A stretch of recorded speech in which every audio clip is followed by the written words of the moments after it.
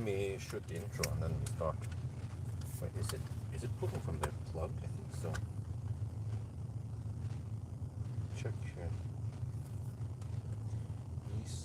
It's pulling. Yeah, okay, that's good.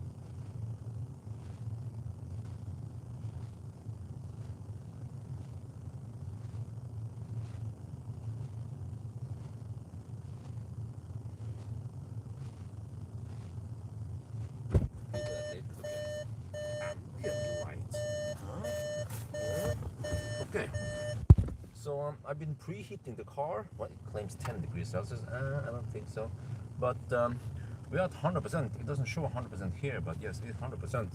So all good, right? Yeah. So if we go to nav here, show you now. Zoom out a bit. So the 500-kilometer challenge actually goes like this. We are at Jesheim, and then we drive south all the way to the Swedish border, and then we drive north again all the way to Rudshögna, and then we drive back, and then that would be 500 kilometers. So it is as simple as that.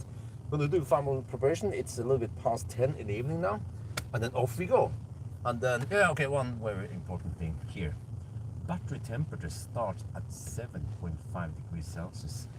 If it hits over 40 degrees Celsius, then we are in deep sheet. Well, what is 45?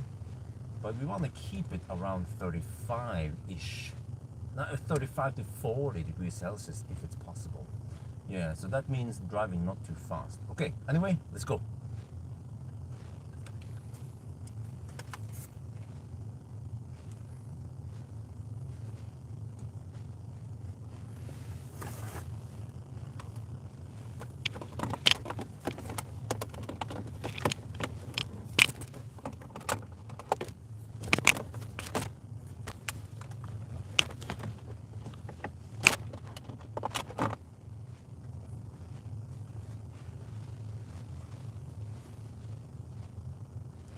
Okay, let me see. So we'll start at 22, I'm not sure when, 22:10. Yeah, that means I need to disconnect soon and then reset. Oh, whatever this.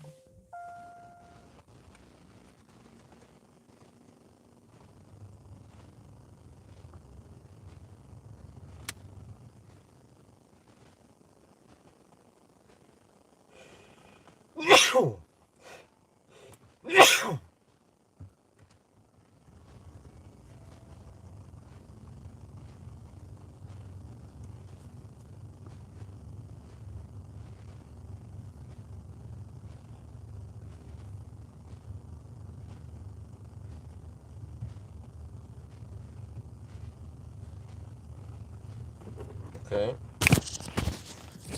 Final preparation.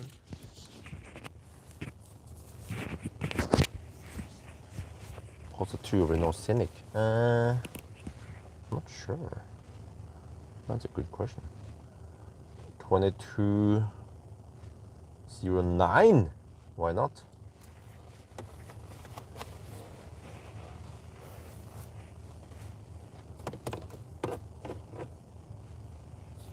So in 1 minute we start. We start 9 minutes past 10.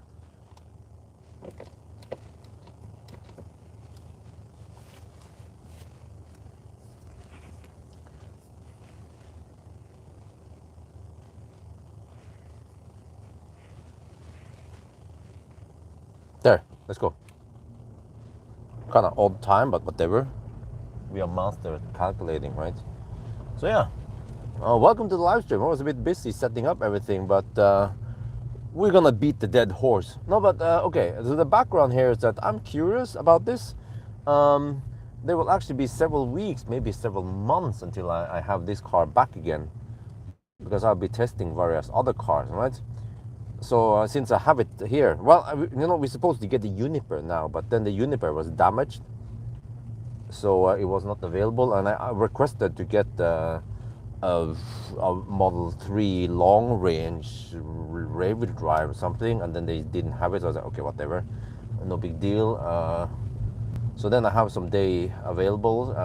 I also pushed the Audi A6 1 day forward, since I'm going to Stavanger on Friday, whatever. But so yeah, since I have this e-Golf here, and it's going to be a while until next time I have the e-Golf back in Jessheim, then I might as well do this test. So I've done the 500 kilometer challenge twice now, but I'm curious about how the car performs, because first time was really cold, minus 17 degrees Celsius, and it did it in 9 hours. Second time it was minus 5 degrees Celsius, and it did it in 8:40. So this time, when it's at least plus 8 or plus 6 degrees, will it then be faster? Are we gonna get in a low 8 hour? But yeah, so we start with 7.5 degrees in the battery, which is good. And then I will see. I will probably drive at 95 kilometers per hour, or maybe 100. Yeah, maybe 100 kilometers per hour. But it shouldn't drive too fast. But actually, we shouldn't drive too slow. Yeah, good point. Because the car, we know that it will rapid gate eventually, but it takes a while, and it's a slow rapid gate. And we still charge pretty fast. 40 kilowatt for old car. It might hit 140k on the odometer soon. It's 139 already. So also need to try to figure out the distance error. I reset the exact counter before we started now. Well, there's still some traffic here. Okay, well, whatever, it doesn't matter too much, because we're not going to hammer too hard. Eventually I need to find a way to get old cars. I want to try a Leaf. Maybe I can try. I wonder if Nissan still has that poor man's Leaf, 40 kilowatt hour stripped down. That would work for me. Yeah.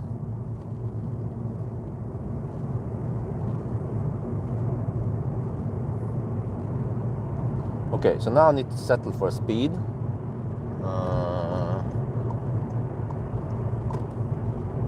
See. Let's go.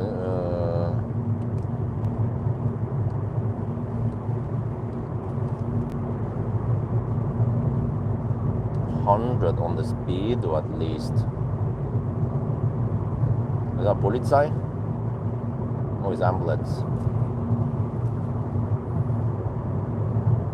Well, Ioniq 5 is the king of the hill now, until I test the other cars. I feel like I want to go at 105 on the speed, though. I think that's 100 GPS speed. Let me check here. That should be a good trade-off between speed versus travel speed versus consumption and so on. Now we should have nice weather. and also not so cold today. It will be the coldest around Hamar, 6 in the morning. Yeah, see now, 105 on speed, or it's 100 GPS speed. So that's probably fast enough. But I also want to keep the consumption low-ish. In general, this Golf not much, huh? Not much use. But I think it's still relevant because there are plenty of second-hand e-Golfs out there. I just happen to have one, or to own one, then I might as well test it. So if I can get my hands on other popular cars like i3, that will also be interesting to test. Maybe I should even buy an i3 if I can sell this, get a good price, and buy one of Valdemar's i3, for example. That would also be interesting to test. Yeah, visit was great, Gothenburg. Just not that lucky with the weather.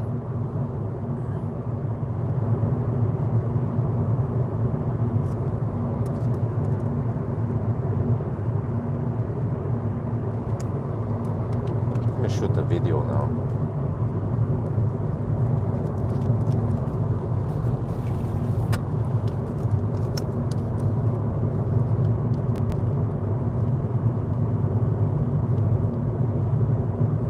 On the move, we start at a really odd time. It was 9 minutes past 10, but doesn't matter, whatever, you know.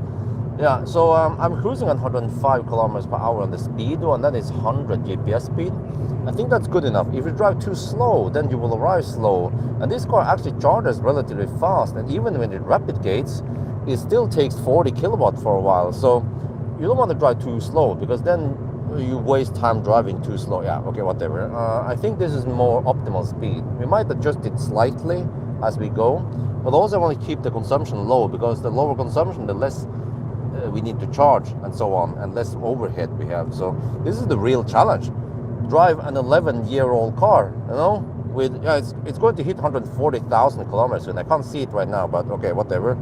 So traffic seems to be okay. The weather today is going to be around, well, this night is going to be around 6 degrees Celsius most of the time. So yeah, let's enjoy the ride and enjoy this nice old car.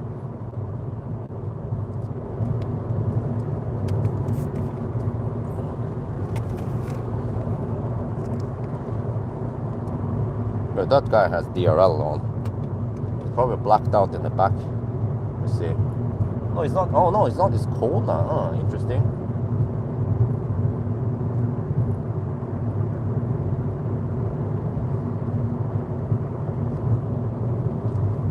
Yeah, it's a 500 kilometer challenge. The real challenge. The real struggle with an old car. And I think another trick I'm going to use is that every time I'm at the fast charger, I will crank up the heat to around 25, 26 degrees Celsius, because I can just suck on the heat there, and that means that once I'm driving, then I need to spend less on heating. So I actually preheated about an hour before now, so it's nice and warm in the cabin. How do you find the perfect? Well, I don't know exactly. But yeah, my gut feeling says that around 100 kilometers per hour cruising speed might be okay now. If it's warmer, then maybe 110 would be okay. It also depends on temperature and so on. Wait, do we have wind for the north? Because consumption is only 187 watt-hour per kilometer. Seems to have tailwind. But also, we don't want to drive in too cold weather, because this car has no heat pump. I got the confirmation from Valdemar. He said, yeah, no heat pump, but less things to break, he said. Okay. I mean, he probably repairs lots of heat pumps per year, so he knows the struggle with heat pumps.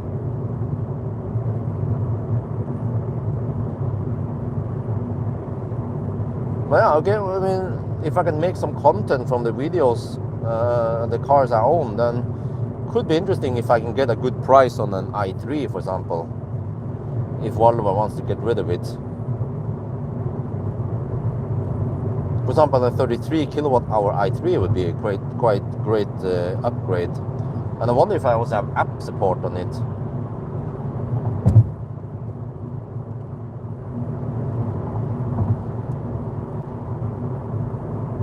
And the i3 has, well, we can code it. It has some auto steer-ish. If I own one, I will be spending time coding it.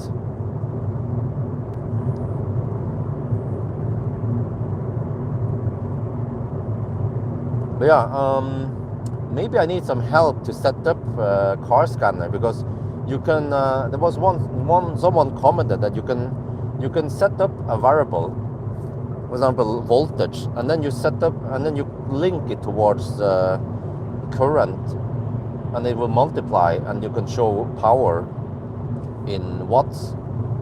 So for charging, right?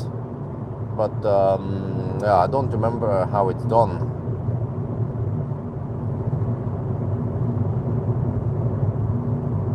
It would be nice to see charging power in kilowatts while we are charging. We only see power when we are discharging now from another variable.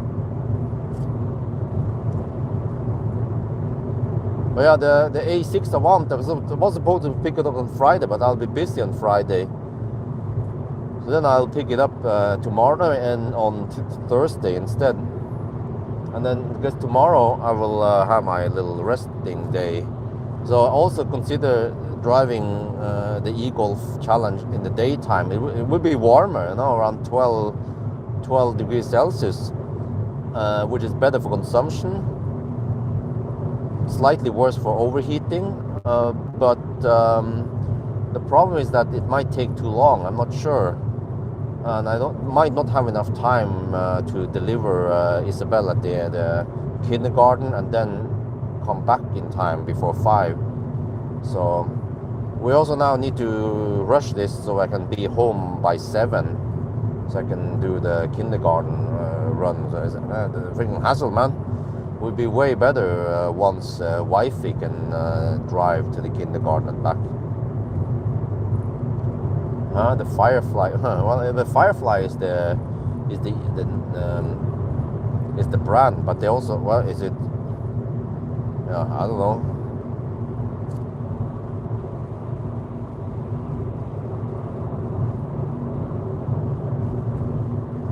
Well, but if you guys saw the Firefly video, I had to take it off.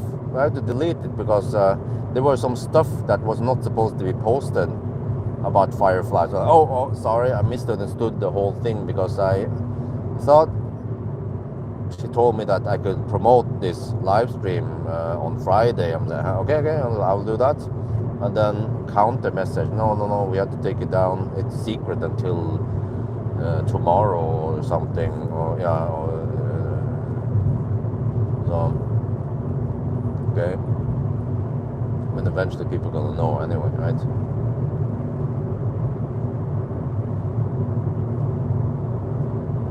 Do I draft behind this dude? I mean, he's driving at 95 kilometers per hour.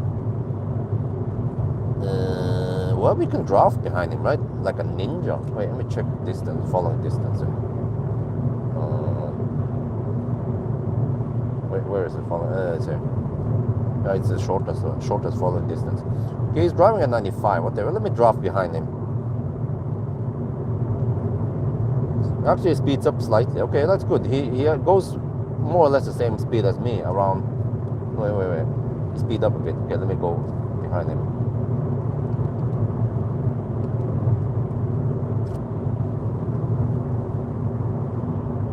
Yeah, I mean, it already had a world premiere, so I don't know what's the secret behind it. Something about that they're not going to reveal that about Norway or Europe or something. Okay, whatever. I just follow what they instruct me to do anyway.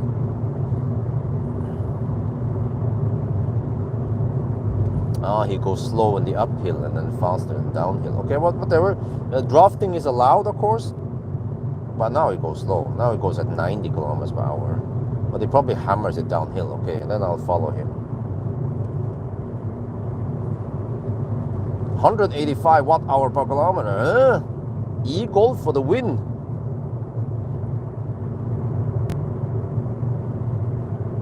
I still try to decide whether e-Golf or the Soul was a better choice. The Soul is cheaper than e-Golf though, and I still feel like the Soul, classic Souls, are pretty good value for money. But I'm quite impressed with the battery tech of the e-Golf, that it doesn't heat up that much, and that is quite efficient. And you actually have adaptive cruise control.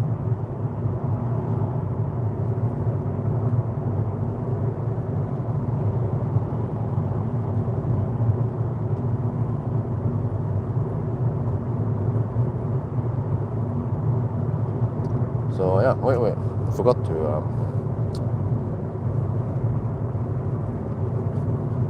plug in some music here. Forgot about that part. Only thing is that it smells like diesel in front of me. Not sure if it's healthy to stay behind this mother trucker van man for too long.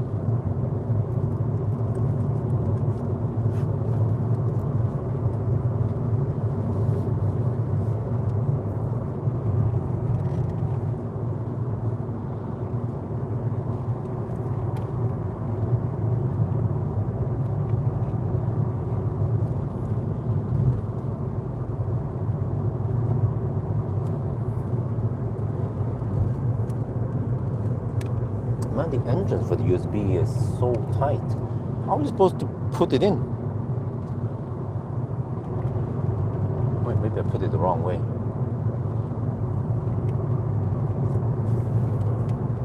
Oh, no. There is literally no auto steer.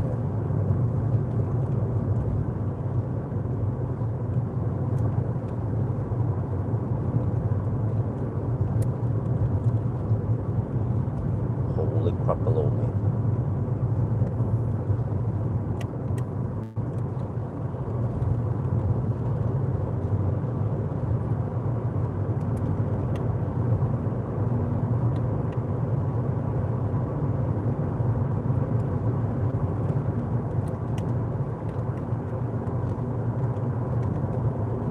There, finally got it in. Okay, I'm not sure if it's is it a good idea to drive behind an EQS? Right now the music started playing like a Chinese car. No, I don't want to play yet. Media. Wait for it.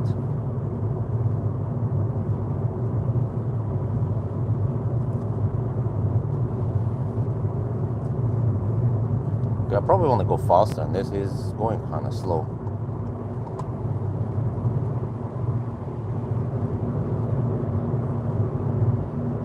If I want to draft behind something, I should find something boxy, not something aerodynamic like an EQS.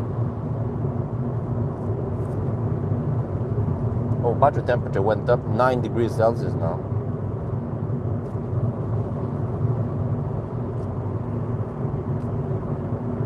I wasn't sure if that was EQS or EQE though.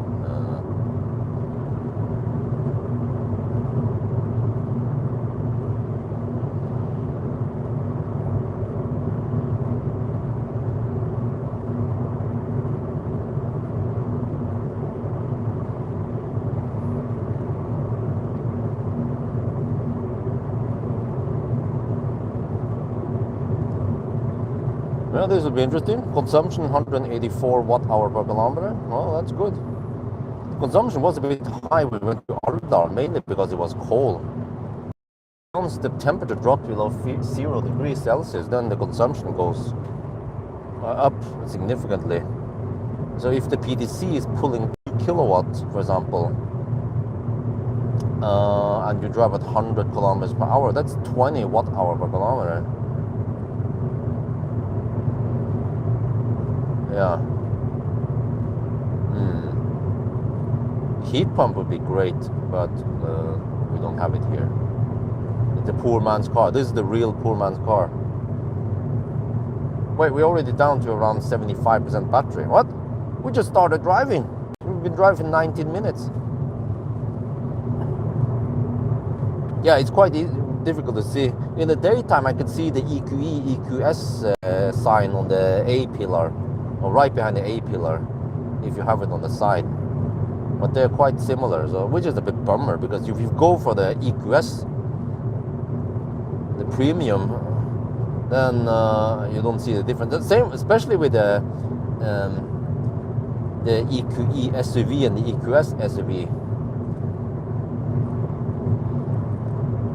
and 2 million new cars.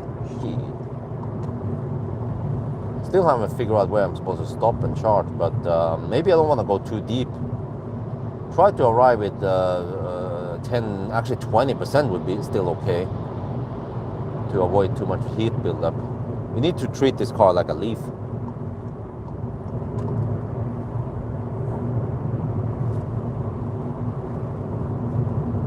PTC heat pump today, huh?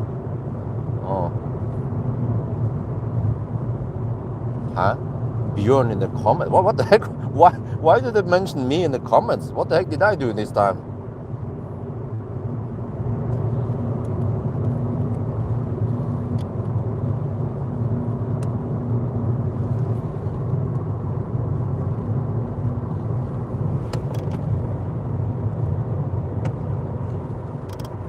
Maybe because I praised the octavalve a lot.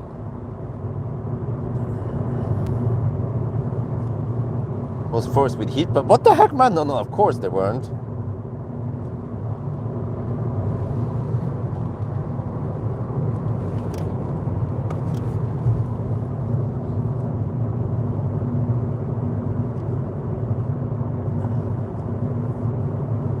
$182 watt-hour per kilometer. Okay, now we need to slow down slightly. Going at barely legal speeds here.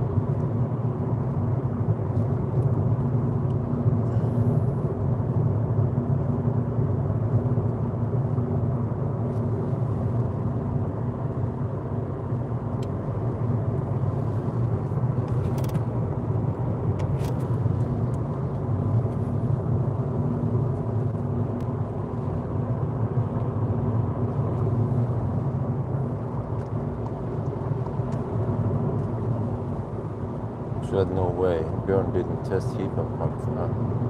Oh, Achtung Polizei donated the 11.99 euros. Good evening, yeah.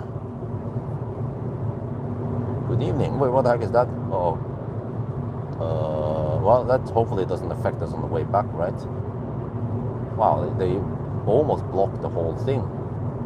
Damn. Okay. Dude.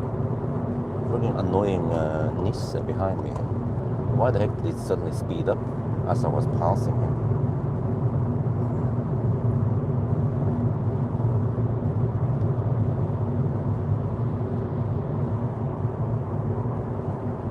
Yeah, and also another challenge is that we cannot use superchargers.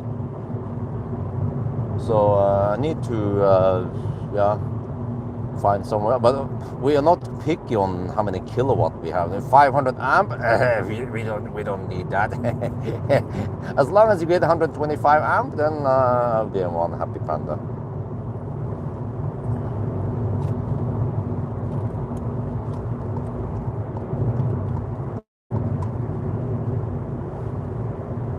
Whoa, what the heck is going on over there? Massive roadworks or some shit. Let's hope it doesn't slow me down on the way back though, but it's going to take a couple of hours by the time I'm back. Damn, that is some massive stau. Holy crap baloney.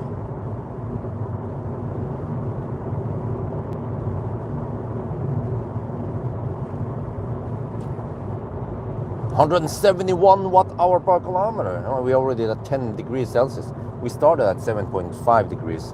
So we gain 2.5 degrees Celsius. Discharge to around 65% now.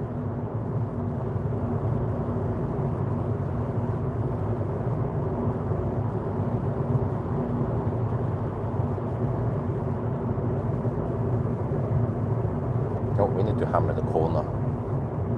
Yeah, okay.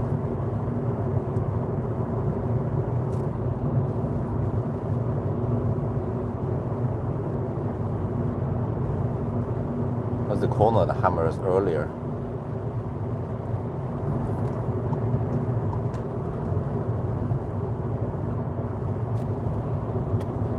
Alright. Easter is over, which means that soon, in I don't know, 1 week or so, the speed limits will be raised by 10 kilometers per hour many places. The winter speed limit will be removed finally. Oh yeah, we can. No, actually, we're not going all the way to the border. We are turning around at Shell, Schweinsund. So there, I bet I'll be charging at a lot of chem power tonight. So yeah, the winter result at -5 degrees Celsius was 8 hours and 40 minutes. I'm hoping that we can improve it by at least half an hour or maybe more. We'll see.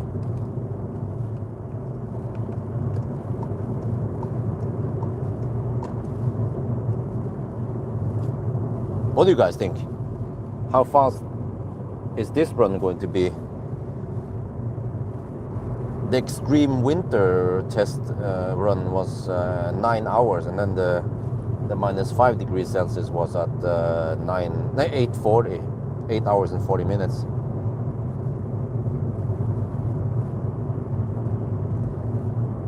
Yeah, I see it's still 60 over here. It's supposed to be 70 in the summer time. And usually they remove it 1 week after, or 1 or 2 weeks after Easter is over.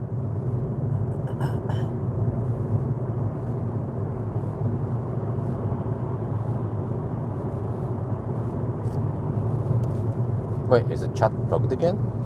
Shit. I bet it's bugged. If it's that crowded, then there's gonna be someone chatting over there.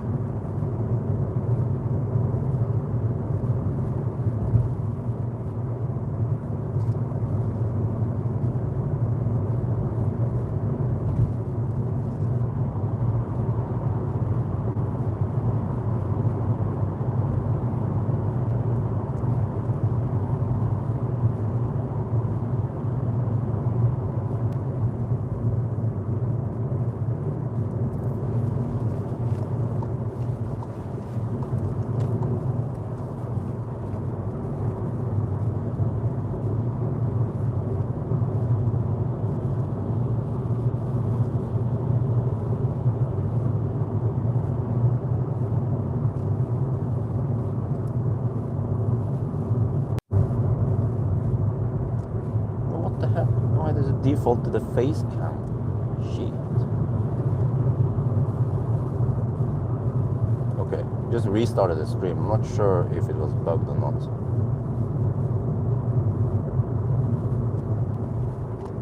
Wow, that mother trucker is hammering it.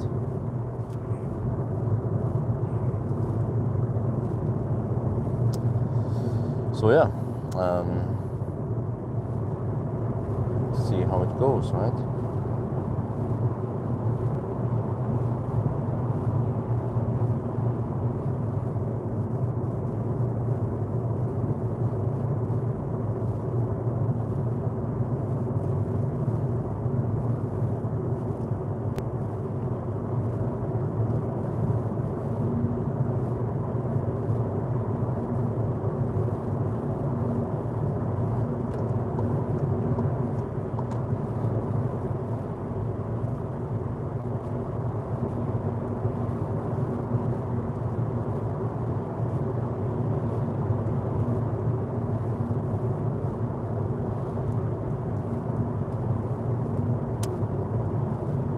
What is going on tonight, huh?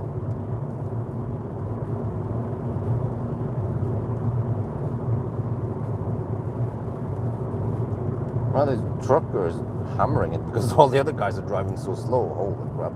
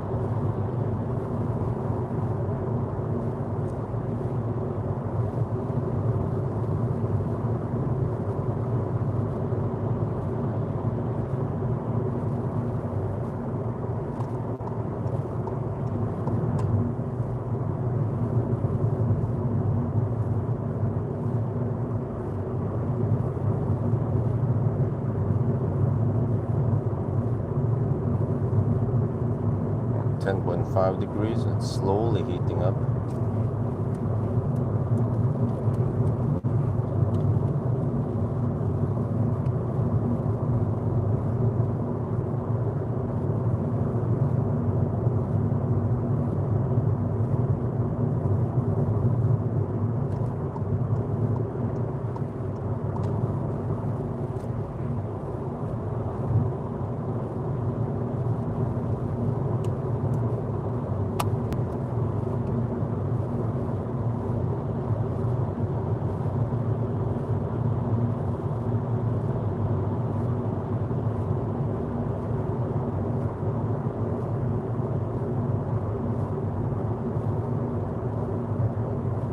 Consumption is quite low, 173 watt-hour per kilometer. Wow. It's 7.5 degrees outside. Well, it's nice and warm at least. That's good.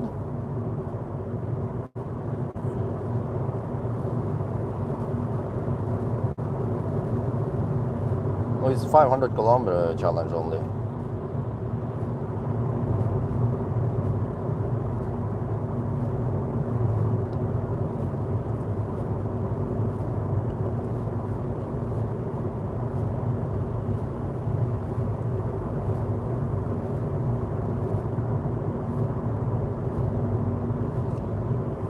Okay, I need to eventually figure out where to stop, but how are we range-wise? 50 kilometers of range left. Shell Ås, maybe? Oh, let me check. We have to plan our next stop soon.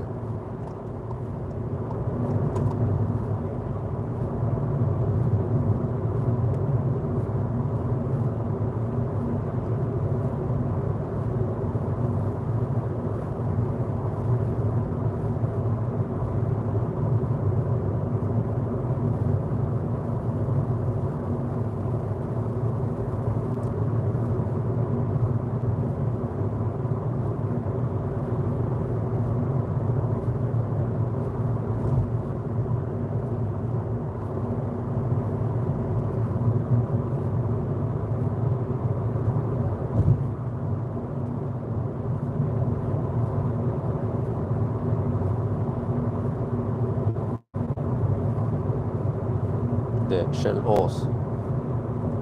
Okay, start. Well, that's only 22 kilometers away. That's too early. Okay, but let's at least navigate to Shell Ås, and then we decide once we get there.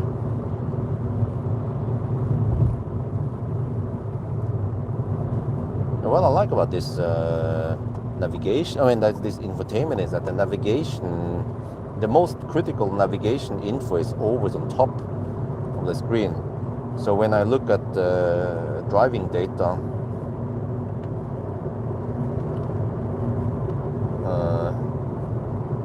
I see that we are 21 kilometers away and that we will arrive there at 22:55. So very useful.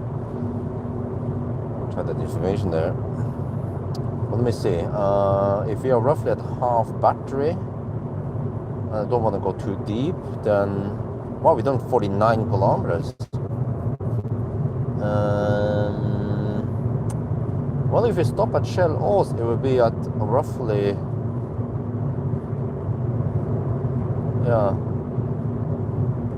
25%. No, I might want to go to Exxon. Yeah.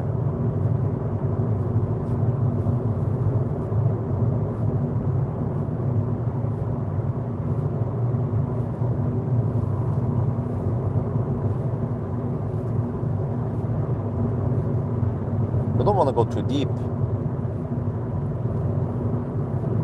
to prevent too much heat buildup. But then,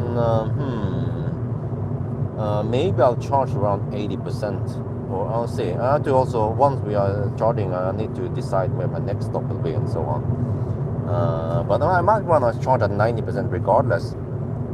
But on the other hand, maybe I don't want to camp on too slow charging. Just charge more often instead.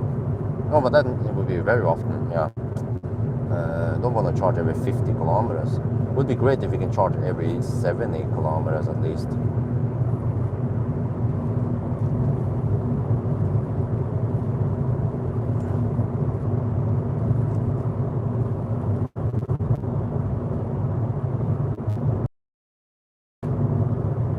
Yeah, yeah, an eagle. Yeah. But guys, I have to tell you guys something. When it comes to data protection and stuff like that, um, yesterday I got an ad on Facebook. I was scrolling through and I saw, it was an ad about, um, I think it was AEG or AEG, right? Actually, I wonder if it's AEG. It's Deutsch, right? AEG vacuum cleaner, the regular vacuum cleaner with a hose. I mean, with a cable, right? And I was like, what? Really? Because earlier that day, that morning, I used that exact, or more or less the same type of vacuum cleaner at the Airbnb house thingy, to clean up the house before we checked out. And the strange thing is that I never use those types at home. Wife and I. Okay, I know that Facebook listens to us, right? But I just said to wifey, "Dut fun," which means clean, so vacuum clean. The B&B Wi-Fi. Yeah, I use the B&B, Airbnb Wi-Fi. Where are they sniffing on it? No, but I didn't specifically say this is a manual cable Wi-Fi thing. Search on, the owner, but how did Facebook know this? Because I didn't film this. I didn't talk about this thing. You know, at home we have Dyson cordless, and we have robot. So we never use this manual. I haven't used one for years. But it didn't look like a brand spanking new, so it was probably purchased a long time ago. But I wonder if Facebook is listening to that. Okay, I pull out the cord, I plug it, started vacuum cleaning, and the algorithm figure out that, oh, that is not the Dyson. And also Dyson has a quite distinct sound, whereas this more like, not like zzz, like a Dyson or the cordless types. So it probably, you could hear that's a regular manual cable vacuum cleaner. But somehow they serve that ad to me. How the heck did Facebook figure out this?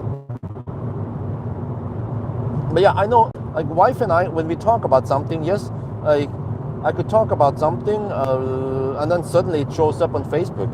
But then we actually say specifically, and they listen to the mic.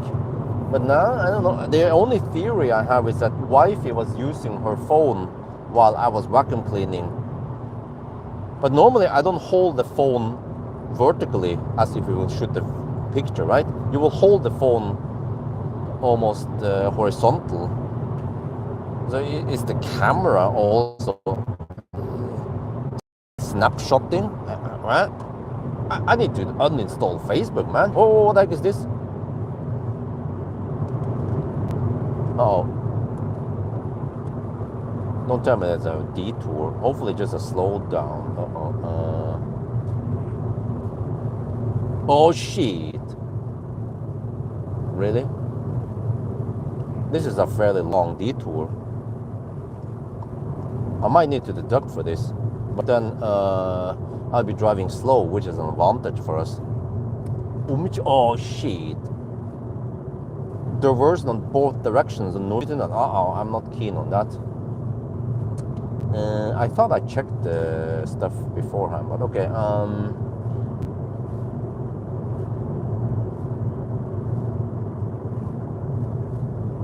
Man, I need to go the detour on the way back also. Okay, I might deduct a couple of minutes here. We need to also, maybe I need to write this down. Okay, I need distance, 59, wait, let's see, the ball, okay. 59 kilometer, wait to go now. Go here, right, okay. And it was 22:49.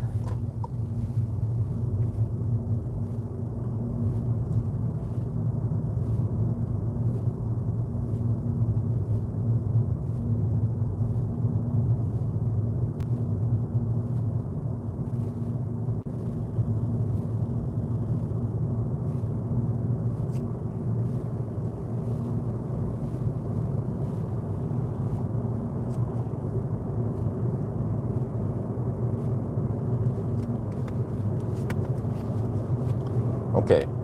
Well, as long as this detour doesn't go too slow or there's any stau or anything, then just consider it more like a cool down. But the only problem is that it's not that hot yet, so there's no cool down advantage right now. Might be a slight cool down advantage on the way back, so in this case we might just purely deduct it. But I have to deduct it against 100 kilometers per hour I would have driven.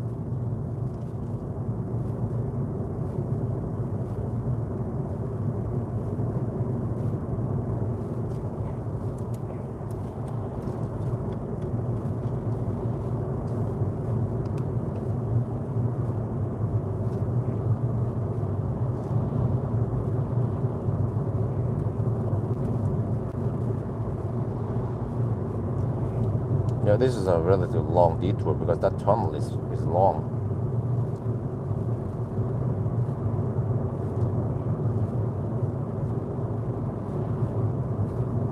Man, trying to figure out the distance error here. That's going to be hard. Well, someone could figure out where we drive and calculate the distance for me. Maybe EVKX could do that. You know where I live, right? So you can, well, you guys probably know anyway. Because they're going at around 75 kilometers per hour in detour stretch. But on the other hand, I mean, it's several advantages going slow because we have lower consumption and we don't build up too much heat in the battery. Whereas other cars, they will have a somewhat significant disadvantage going this slow. Oh, now it's 50 over here. Oh shit. Oh, next over here. Yeah. So this is quite slow.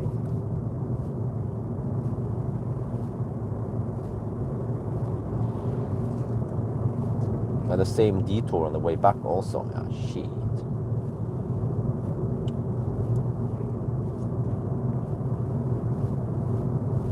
$500 challenge. Okay, not too long. Okay, just feels long.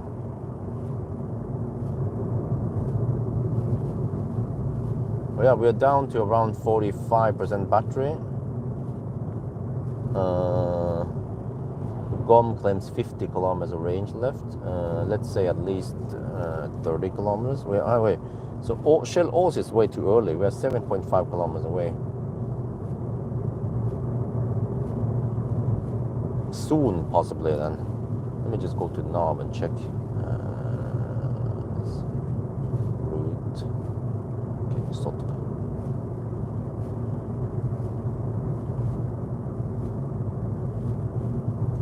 Or maybe I could go to. I could go to Moss. No wait. That's soon. YX soon maybe. I remember I charged it before with the e-Golf during the winter challenge. Then I went quite deep. There, YX Soon, I think that's the one. Yeah, YX 711, okay. Soonsben, okay. Let's see, distance to that place. 24 kilometers, oh, I think that's perfect. Okay, we'll see once we get closer. Consumption has dropped, only 166 watt-hour per kilometer now. Wow, nice. So it is efficient, this car.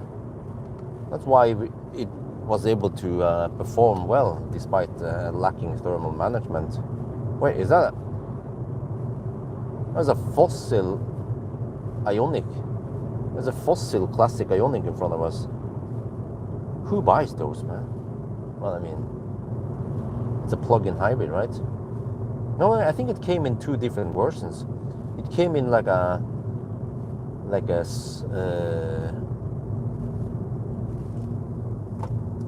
mild hybrid and then the hardcore hybrid.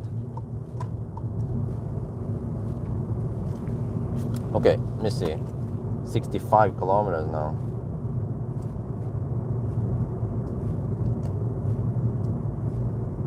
And then time was, well, not exact, but 65. And then, well, are we there yet? Not yet. Are we there yet? Not yet. What? Seriously? And then we have to go in the opposite direction there. Holy crapaloni. Oh, we can just keep counting in the detour-ish stretch. Is that Polizei? Did they pull someone over? Yes, they did. Someone was being a bad boy.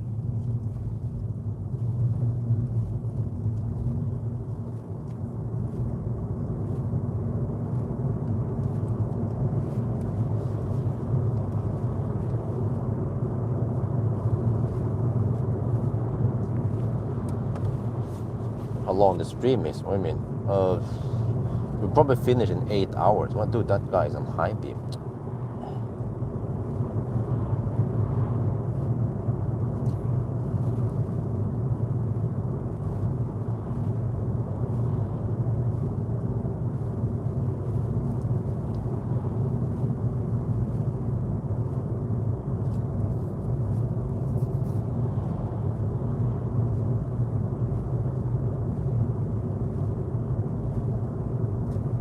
Well, I mean, in daytime we would then not have these detours, but then there may be more traffic, but they are usually not wait. But then the problem is that I might not be able to finish in time in daytime, so that's why we're doing it at night.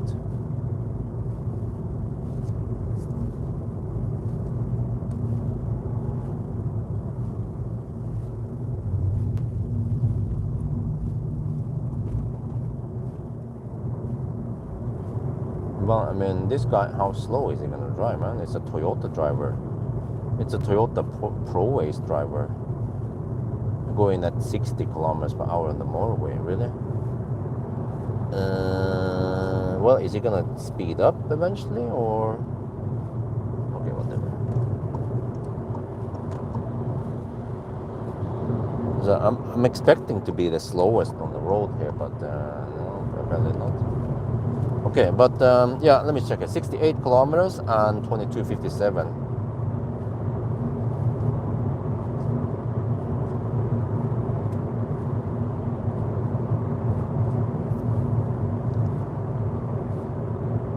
So that was 9 kilometers done in 8 minutes.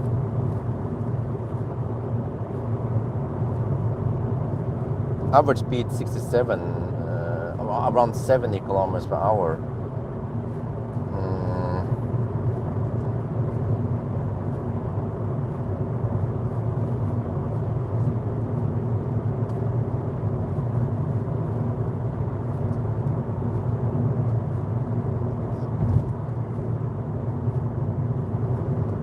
It should have taken 5.5 minutes.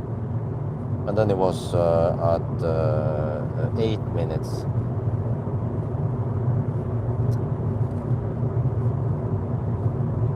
Okay.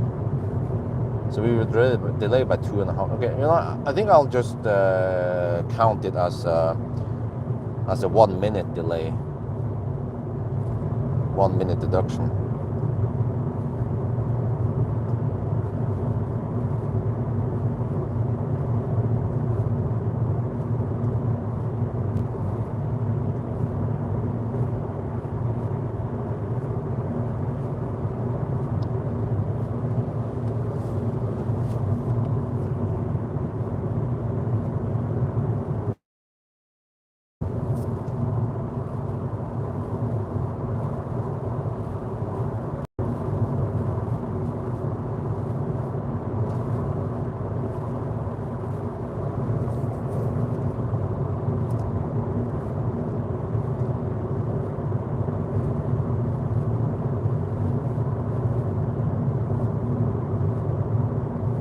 There's a route.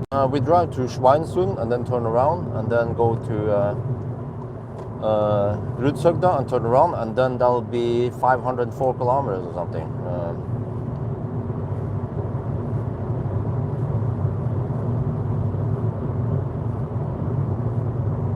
Well, if I navigate on Google now, once I'm at the charger, I can figure out the distance on Google versus the car's distance. And I also have the decimal here.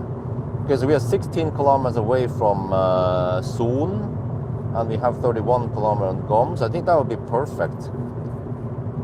Because I think right now there's, well, let me check here. No, what do we have here? Oh, we have Vestby. I could stop at Vestby, but 35, okay, we have, okay. 30% left, roughly 30% left, 33, that's still too early. Oh no, I'm cruising at 100 kilometers per hour.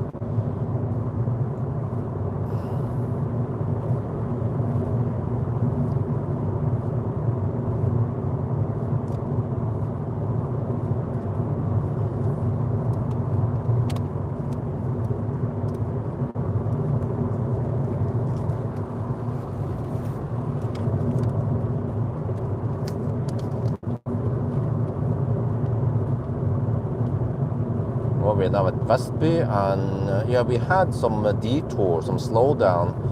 I checked the distance there and time, and I calculated that we were delayed by 2 to 3 minutes. So I will count it as 1 minute deduction, because this car actually benefits from driving slower, because we don't heat up the battery too much. We have lower consumption, which means less rapid gate. But yeah, so here is one bailout point. I will go past it. It's Vestby. There are plenty of chargers over here, Chem Power. We have roughly 30% battery left, so I will go deeper, but I don't want to go too deep because that introduces more heat. So we'll probably go to a YX station 13 kilometers away. What I like about this infotainment here is that when you go to navigation, I navigated to whatever, right? Once you go to car, whatever, other things, you can see very useful information on top here that we are 13 kilometers away and so on. So nice.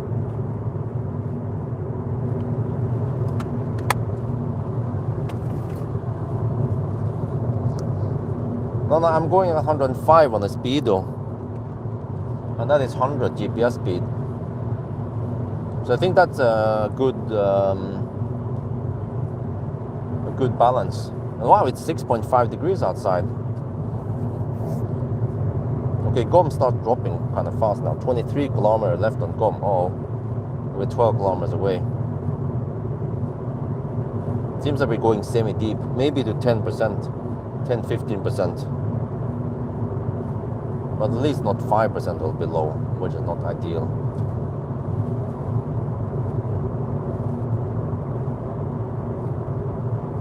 Oh, okay, I didn't see it, sorry. I was busy looking at the road.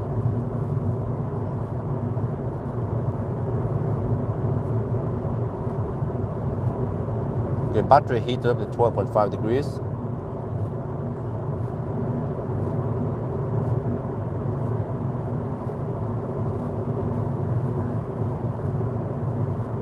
Well, but on the other hand, the YX zone is slight detour from the main road. Well, we just count the distance anyway, right? Because right now there is nothing here. Oh, we could have exited at Vestby earlier now. But then we will arrive with 25%. No, almost. Yeah. That's also a bit high. Also don't want too many charging stops because of overhead. So this is the real challenge, man, to balance everything between number of charging stops, how deep we go, how fast we drive, and so on.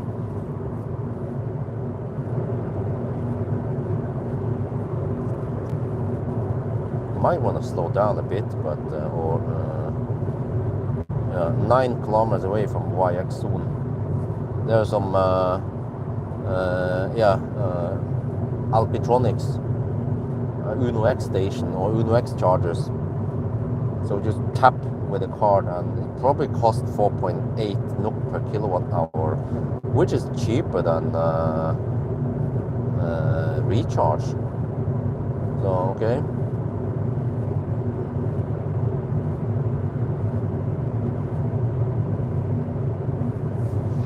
So 20 kilometers on Gom, 8 kilometers left. Oh, you might shut down the heater eventually. Yeah, whatever. It's not off for too long before we arrive.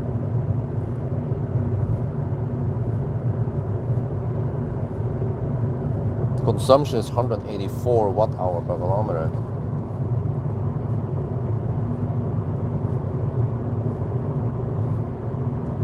we consume almost 15 kilowatt hour now.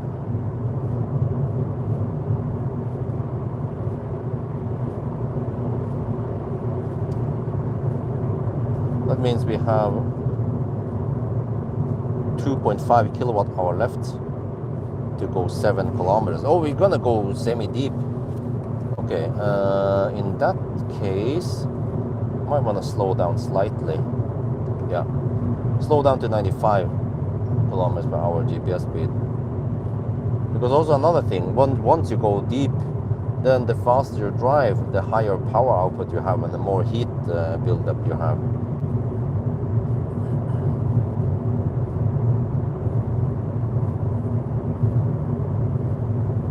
We don't lose too much time by going slightly slower now. It's only 6 kilometers away.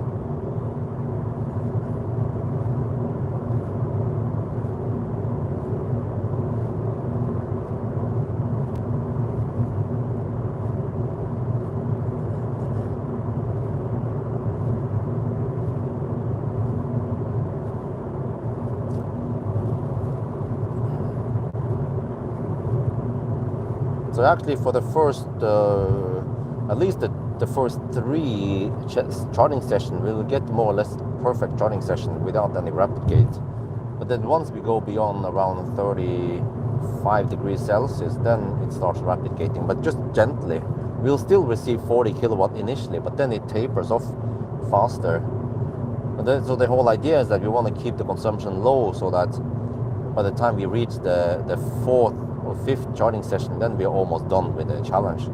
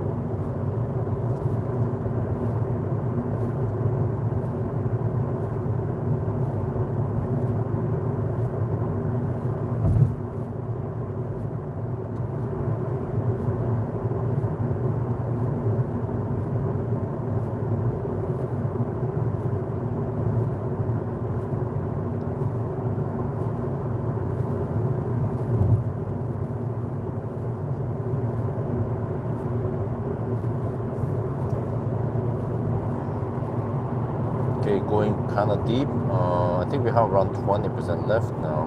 No, actually less, 15% left. We're 2.5 kilometers away. Been in high voltage battery replacement on Model Y. No, I haven't heard about it. Would have seen it in my Facebook feed.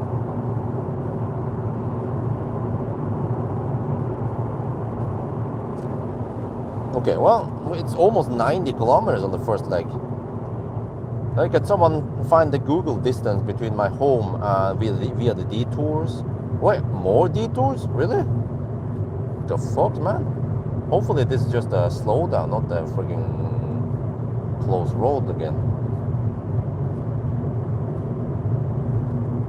Whoa, it seems like a close road. Really? Man. This seems like a bad day to do the challenge on.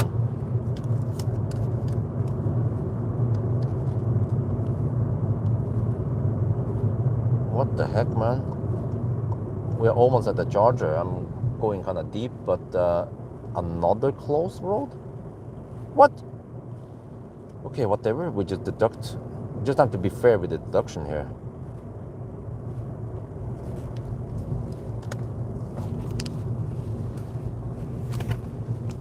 Kind of tempted to just turn around and then do some north loop, but then there would be a lot of back and forth in the north loop. Well, maybe I can do that.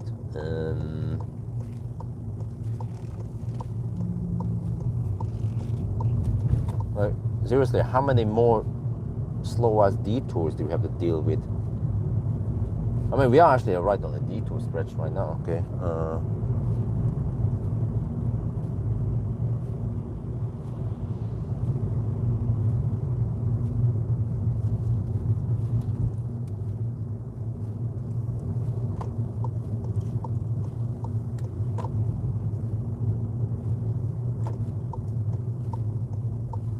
All right, let's go for a 300 kilowatt charger. Noise.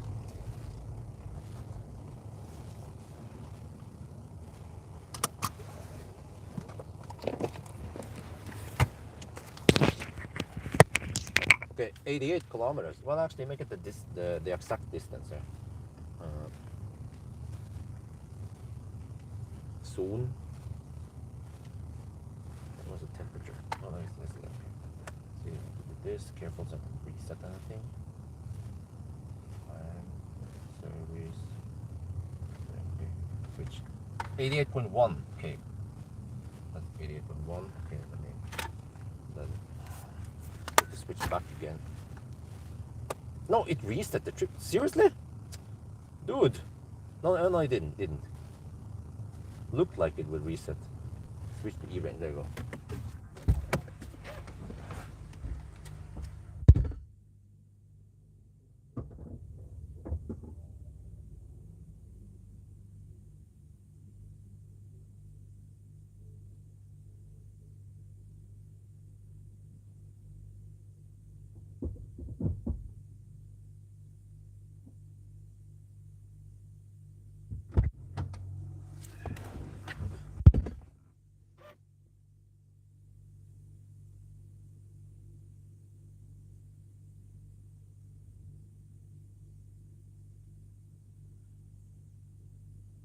So from home to here, no, it didn't count the detour. Seems like. What, no, what the heck? It wanted me to. Okay, it's clumsy.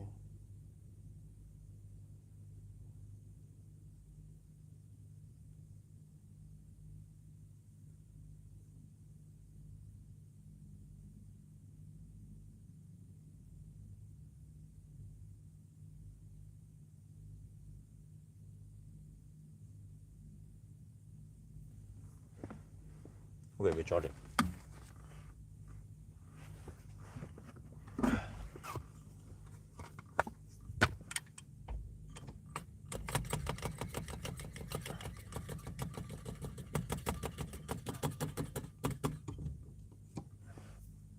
Yeah, I probably want some food, but I have to hurry because this is a fast stop. Oh no, I forgot. I need to preheat now. So here, I don't know. There was some. I'm not sure how to set up everything here. So. No, what the? It's kind of annoying that it plays the music all the time.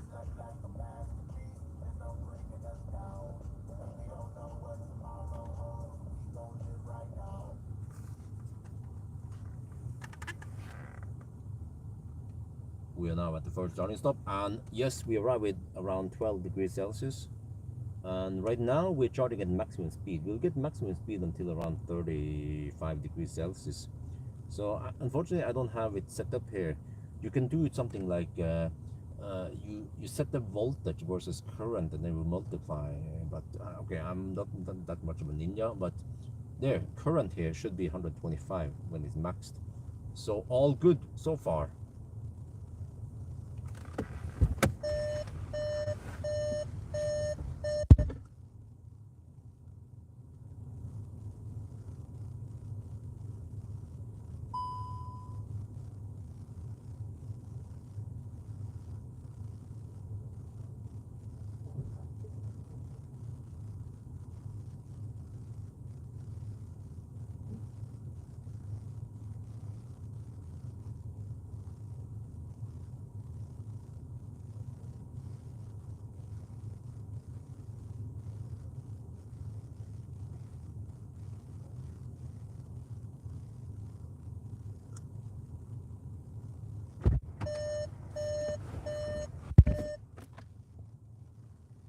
They want to grab some food and stuff.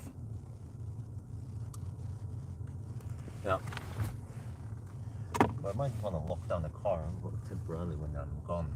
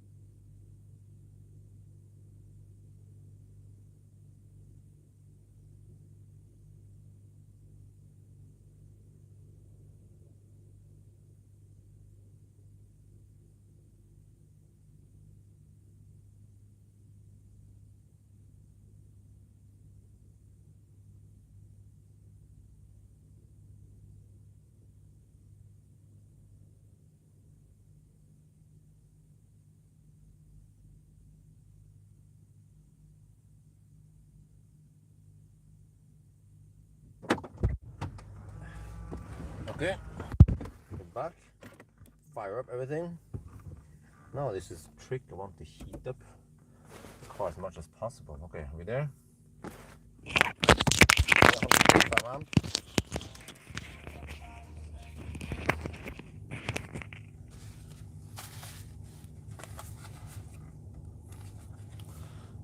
Nav. I want to go to Shell Schweinsund. It's 60 kilometers away.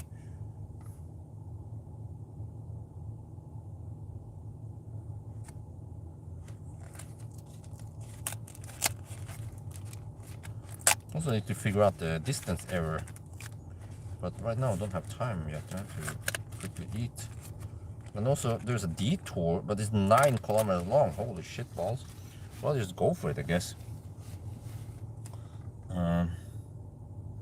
Trying to figure out now. Okay, there's so much stuff I need to do. Shell Schweinsund. Right here. There.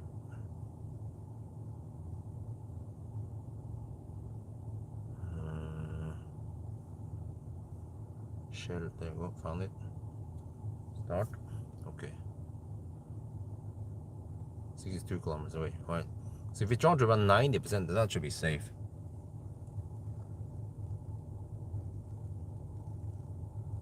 Oh, you're receiving full speed now, so no problem. Well, let me see here. So from home to here, via a detour point at here. Let's see.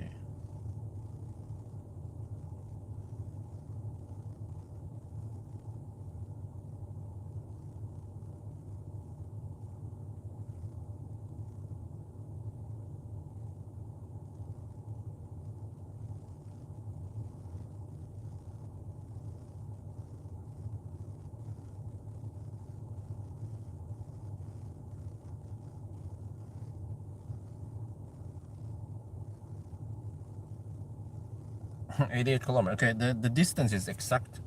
There is no under overporting. It's German precision.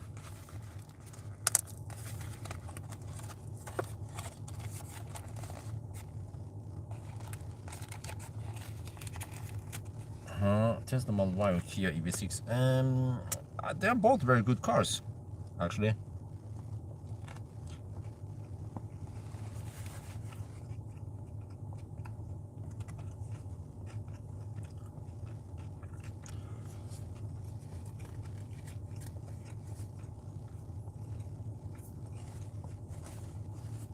Yeah, ID7, good answer.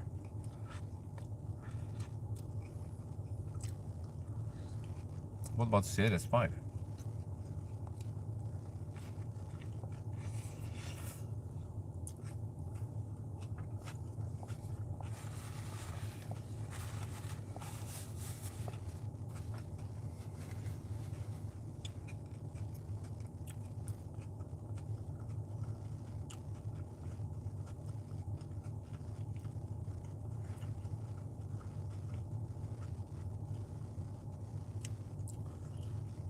No, I'm supposed to take a detour stretch.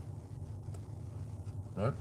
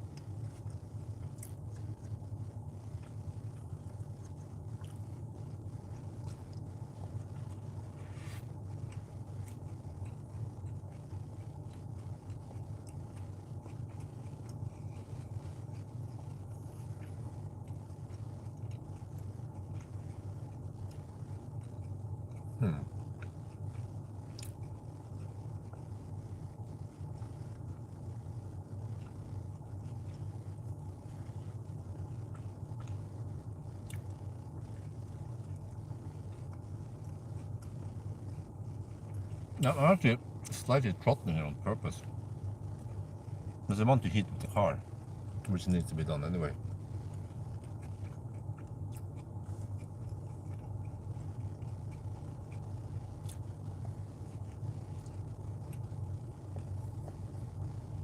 have to crank up the heat to 28 degrees Celsius.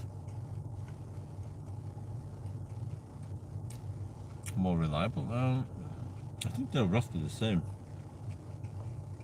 Oh, the detour stress seems a bit slow, but okay, whatever. Kind of sucks, man. And it's gonna be closed at night, but at least on the way back there will be less traffic. It's mainly that slow poke on the road that makes the detour slow. Yeah.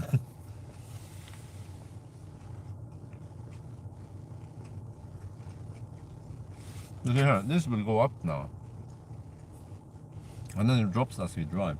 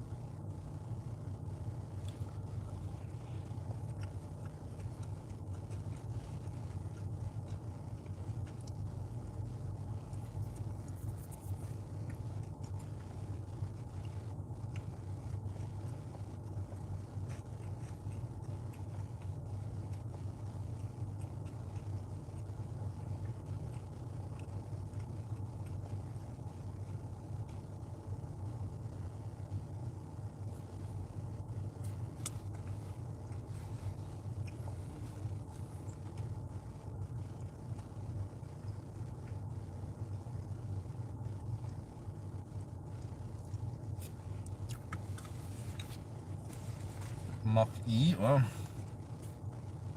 remember that Stanley Munro fainted when he saw the HVAC system and the cooling system.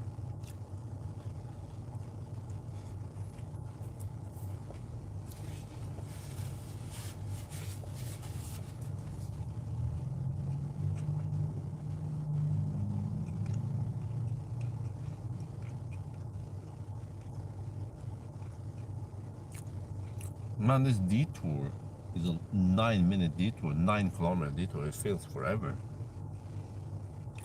We will connect back at Moss.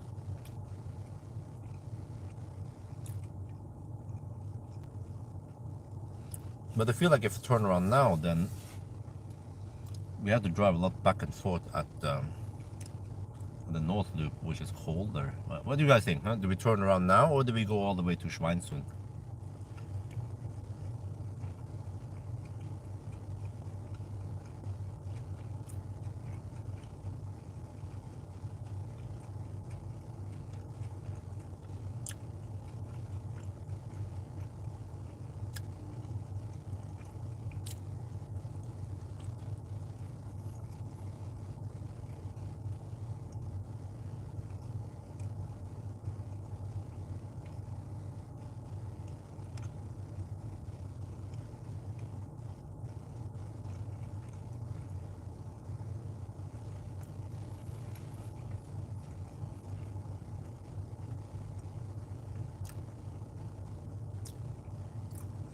Well, you would think the cold is better, but when we had minus 17 degrees Celsius, it was quite bad and slow.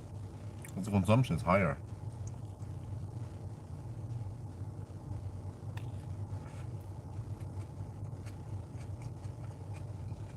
Okay, Schweinsund then.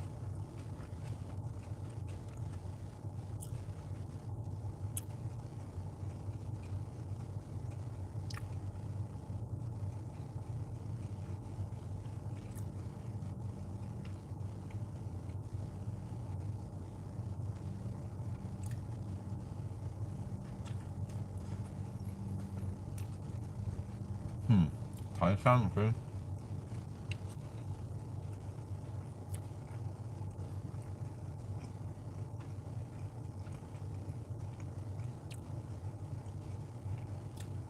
The battery heats up slightly, and I think it will still heat up as we drive now. We'll see eventually what temperature it stabilizes at. I think it's around 35 degrees.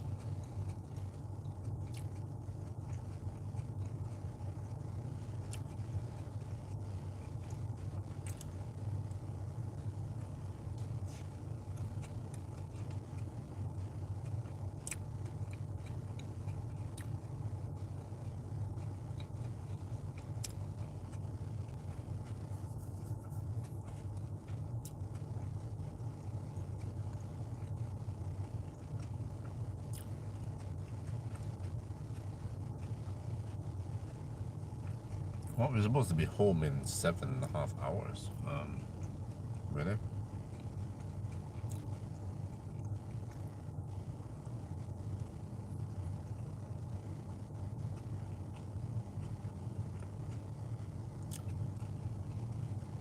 Oh, there's a trash bin here? No? Not sure where the trash.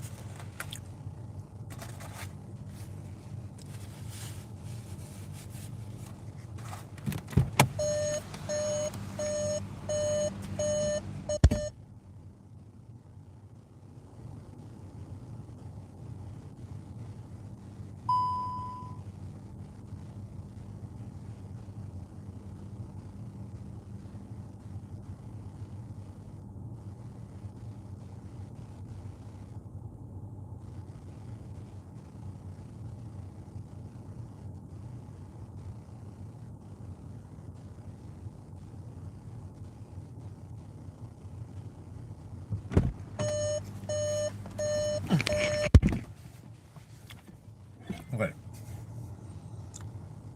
Yeah, now we start throttling.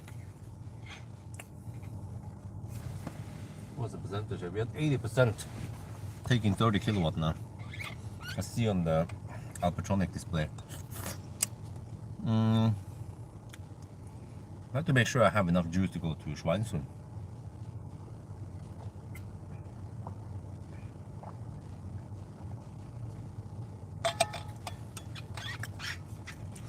Oh, open pilot. Let me think about it. Not sure yet. Not sure if I'll bother doing too much hacks on it.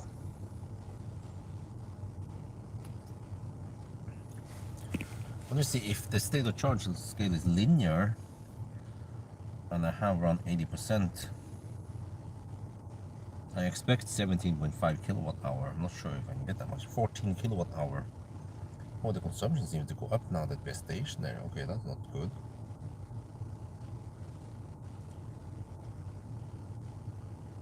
Oh, I need to record before and after the charging session then. Yeah, okay, let me see.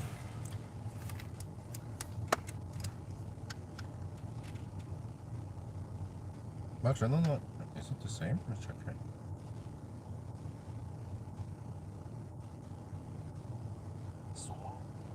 Yeah.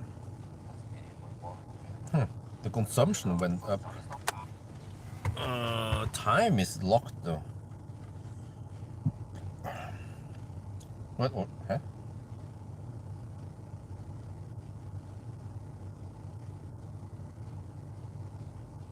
Oh, we should have 80 kilometers of range, according to my calculation. Maybe we should leave soon, because it's going kind of slow now. 24 kilowatt. Yeah, we should definitely leave soon.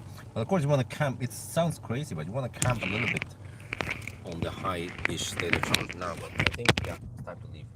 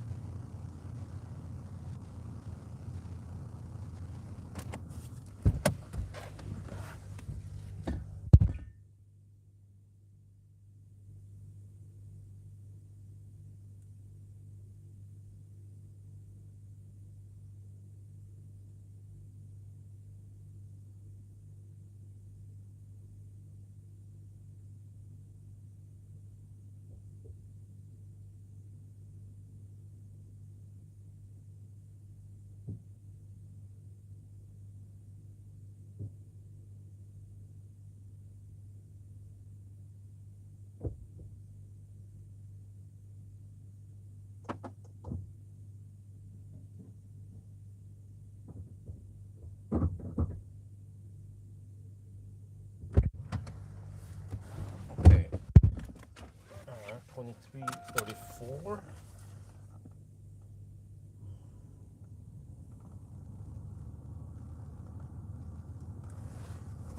I need to station here.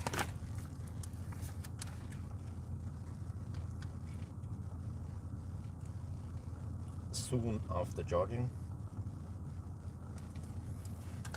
Yeah, this kind of weird. It counts the consumption while we're stationary.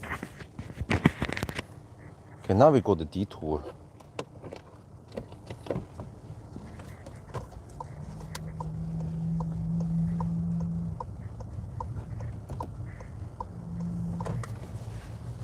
There's more like there, 35 actually. Okay.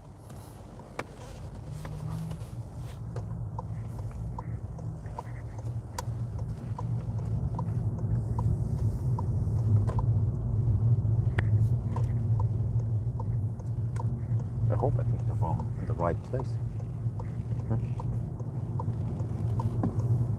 The road is probably closed still, right? E6, yeah, okay.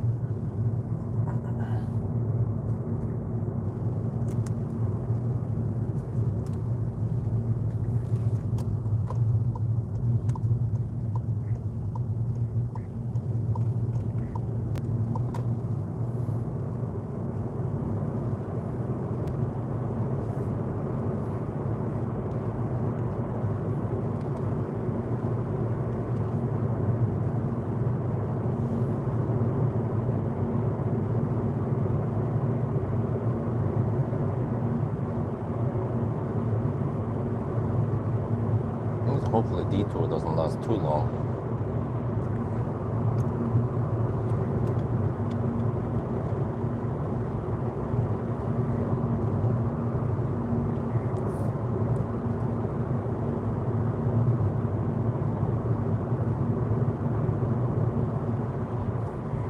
There seems to be some 80 zones at least, that's good. I'm actually driving very close to the speed. I'm cruising at 85. Oh no, here's 60 zone.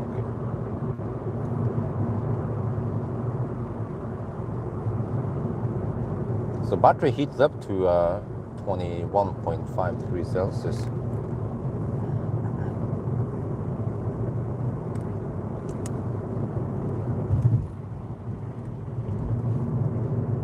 Oh, some twisty roads. Detour stretch. Well, the guys in front are hammering it, so that's good.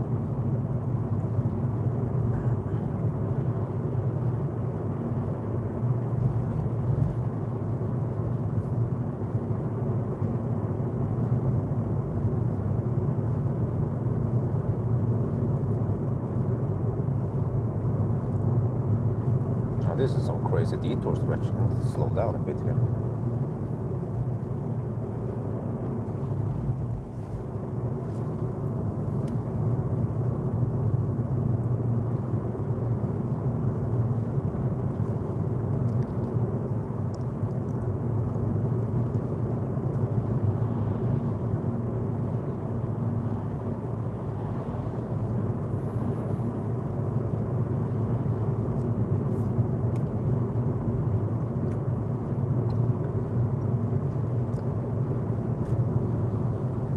Okay, 21.5 degrees.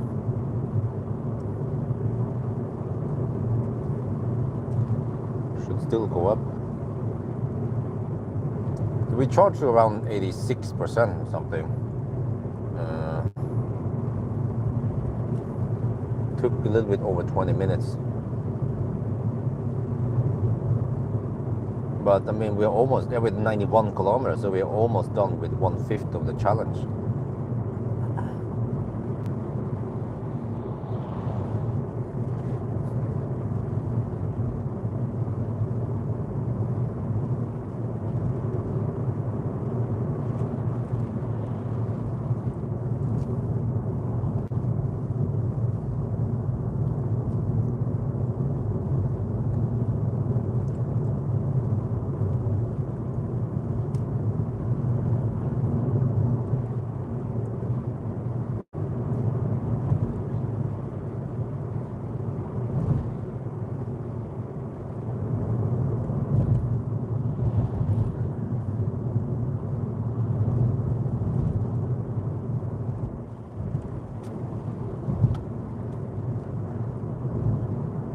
And the real challenge would be to travel from Jessheim to Gothenburg in one day, around 350 kilometers.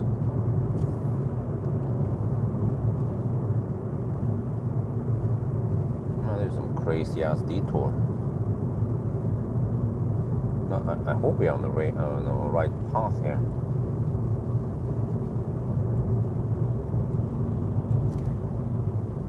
I should see some signs eventually. Where are we? Almost at Moss. Let me check now.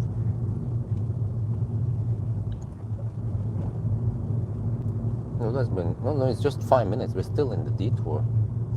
We're roughly halfway into the detour. Wait, but we're getting close to Moss now. Oh, maybe it wasn't that bad.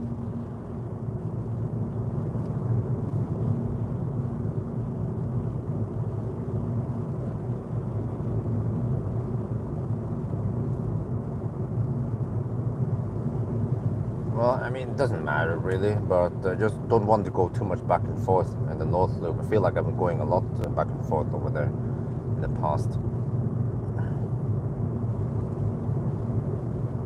But I thought there was a 9-kilometer detour. We're supposed to get back on the main road at Moss, and then hopefully there's no more freaking detours, man. We have to backtrack on the way back also, all the detours. Because I think by the time we get back, it's still still night. Well, actually, yeah, it's probably night, 2 at night, 2 or 3 at night.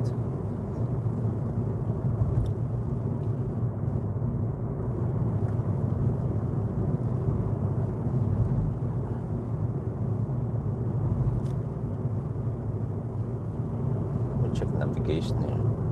I think we're supposed to join in with the main road soon. I haven't seen any signs lately, though. Just go follow the. Well, I mean, we see lots of trucks, which is usually a sign that we have to keep going.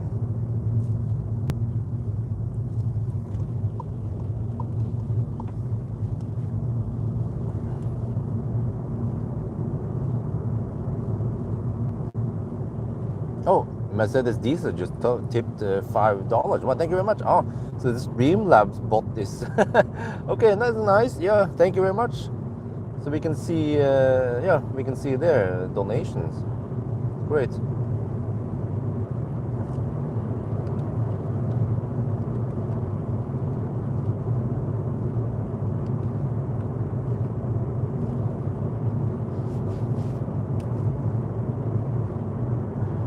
At least the guys in the detour stretch are not slow poking. That's the most annoying thing.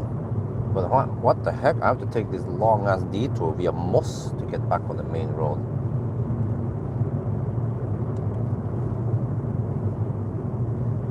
Wow.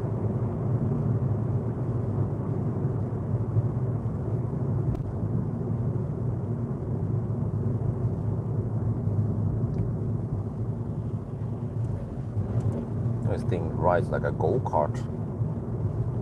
I like the ride on the e-Golf.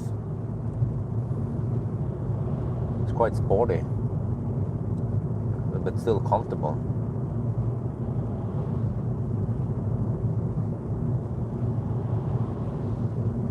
And almost no body roll.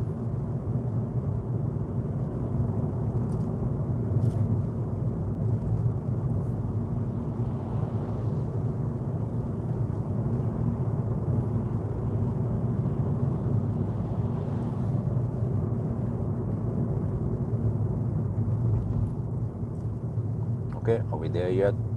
Not yet. Are we there yet? Let's keep going, right?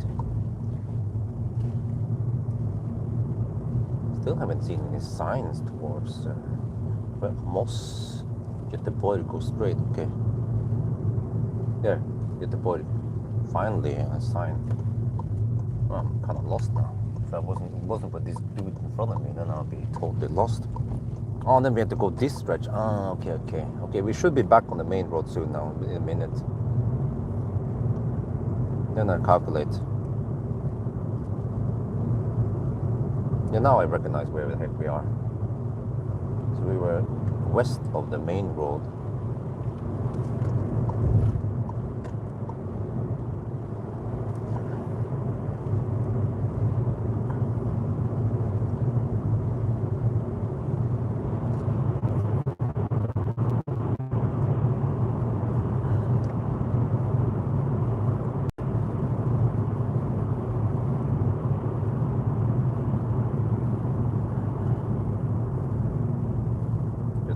Left, okay.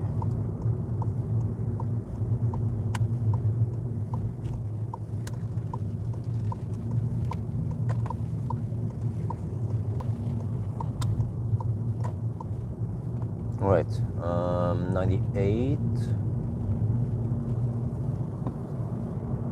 Okay. We calculate. So.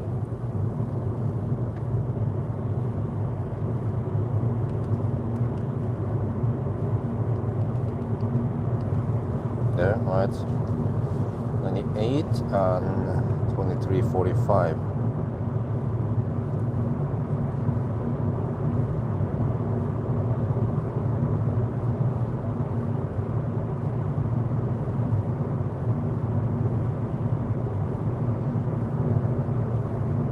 So that's 10-minute drive to drive 10 kilometers. Really? Yeah. That's 60 kilometers per hour average speed.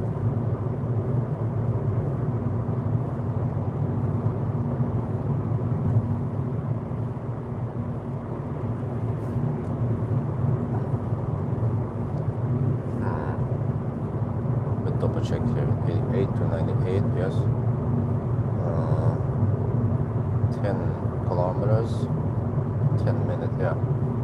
All right.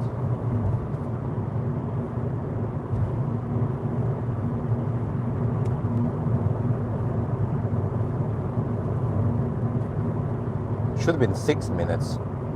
So that was a 4-minute delay. I'll probably count it as 3-minute delay then. Yeah.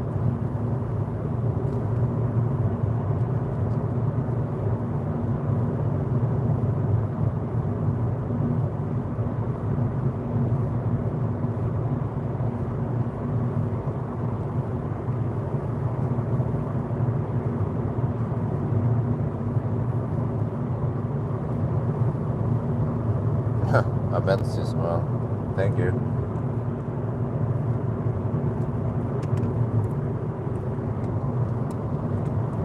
So then hopefully we don't have any freaking detours anymore, at least on the way to Schweinsund for the next 49 kilometers. Well, let's hope we can go 49 kilometers. Since start, okay, we can. Oh, it has a since charging, very nice. Wait, did it count correctly? I hope so, because the consumption is kind of high. No, since charging is not counted correctly, seems like. Because it's really high. It counts from since we started charging, seems like. No, wait. 28 minutes. Yeah, we should be at 13 minutes. We are 28 minutes. Oh no, since I fire up the car after after I came back for food. Okay, so that number is already too high.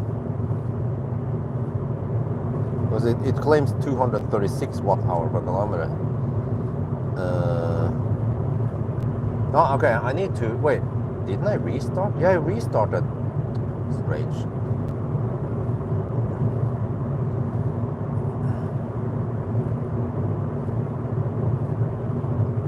So I need to correct for this because we don't want to count the energy we use while we're stationary. It was a nice trip. Yeah, 4 nights. Just not that lucky with the weather, but we did get to do some stuff. Yeah. So actually, Liseberg was very empty or not that busy on a slightly rainy day. But if we went there the first day when it was 25 degrees Celsius, it would probably be super busy and we had to queue up half an hour. We've seen it before 2 years ago when it was nice and warm. You had to wait almost an hour just to get to ride 2 minutes at the carousel. That is madness.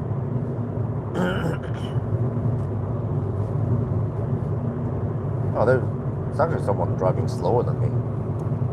Really? How is that possible? Well, apparently it is possible.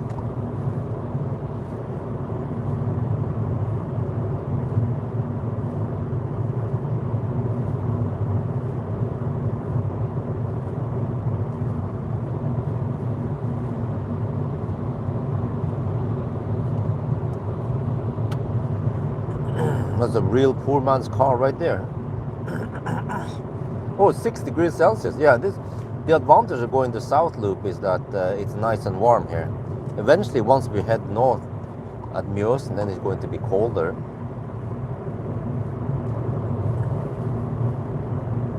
A great town, yeah. Well, it's the second largest city in Sweden, but yeah, anyway. Maybe Göteborg should have been the capital of Sweden.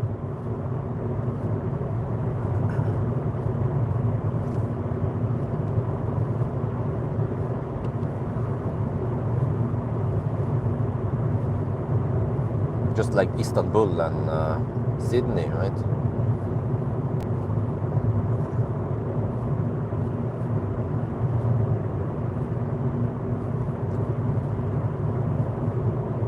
Man, I was looking for some nice, chill motorway hammering at night. But lots of detours. Wonder how long the detours will last. But I mean, we're gonna be, yeah, at Schweinsund around 15 minutes past midnight. More like 43 kilometers.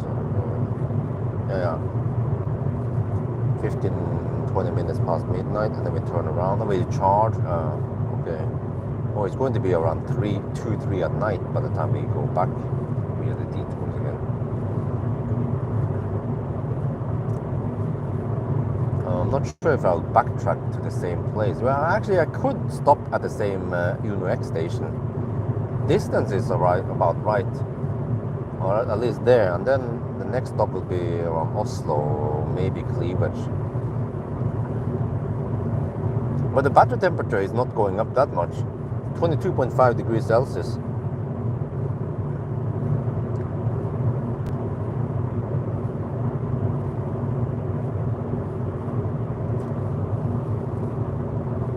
Mitsubishi Imea. Well, yeah, I tried one long time ago from Pawel. I mean, it's a nice car, but yeah, just somewhat underpowered. I was going to buy one of those cars as a press car shuttle, but then, yeah, for around 25k NOK. But then Valdemar asked me, hey, wanna buy the e-Golf? I'm like, oh, you tempted me with a Deutsche Auto. Okay, let's get the e-Golf instead.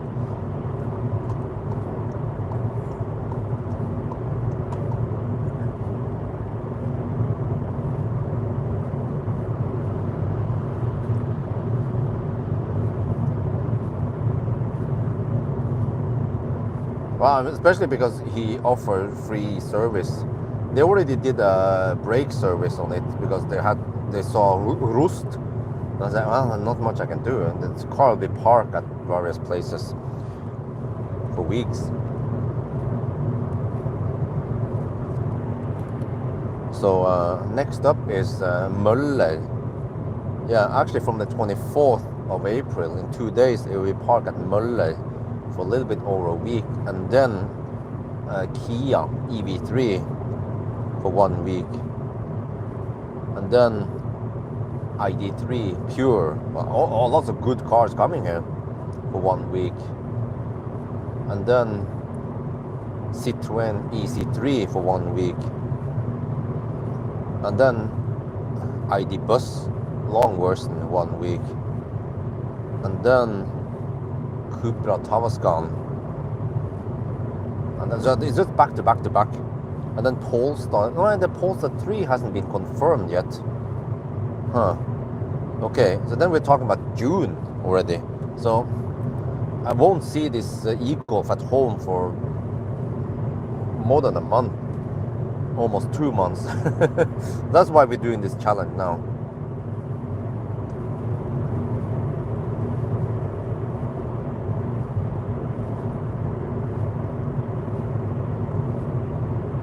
So I'm not sure. I probably just, I mean, in summer, the battery temperature should be closer to 10 degrees Celsius, which means that already at 10 degrees you can receive full speed on the e-Golf.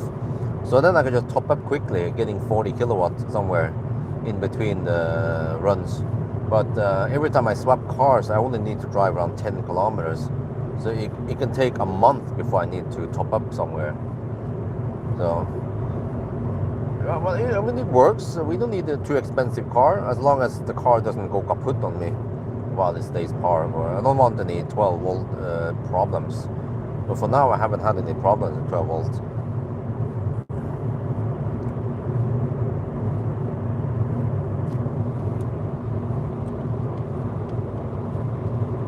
XC40, yeah, it is cramped, man.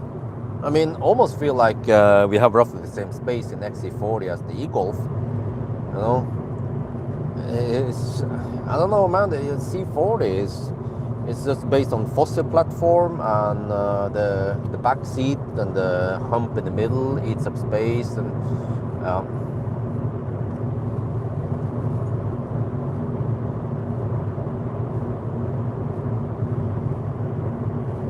I would go for something else for that price. If you can afford an XC40, you can get a way more spacious car like a Tesla Model Y, or the Korean cars like Ioniq 5 or EV6, or if you want to go Chinese, yeah, and plenty of options. C-Line 7, or well, Neo, I'm not sure if that's in the price range. EN6 maybe. I wonder if that's too expensive.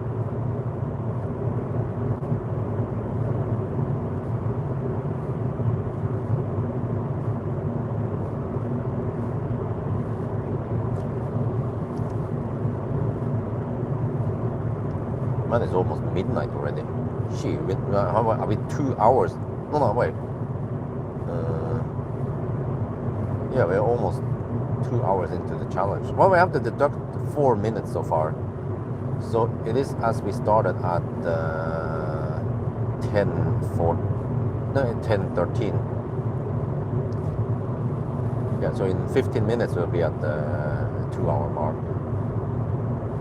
EV6, the model year I should choose. What? Oh, you want second hand? Oh, well, you can get the facelift, but it's not really that great. Well, it's a bigger battery, yeah. The facelift has a bigger battery, 82 something, 81 kilowatt hour, whatever. No, I said 84. Charges at 260 kilowatt hour per hour. Oh, second hand. Well, then it doesn't matter. Whatever. Even the first gen EV6 is fine. I like the ride in the EV6 more than the Ioniq 5. EV6 feels more like a sedan ride, whereas Ioniq 5 is more boat.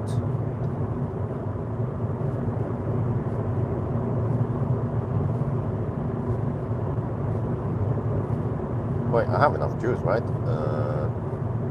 49 kilometers gone. No, we have half battery left, roughly, which means there's no way I get 49 kilometers. Wait, I'm 31 kilometers away, half battery. Yeah, that's fine, that's fine. Half battery is roughly 8.5 kilowatt hour. Okay, 8.5 kilowatt hour divided by 31 kilometer is more than 200 watt hour per kilometer. Yeah. We don't spend more than 200. It's hovering around 185 watt hour per kilometer. That's a Kia EV3. It's a poor man's car. We are now in the era of the poor man's car. Still need to grab the Nami box and the E30X.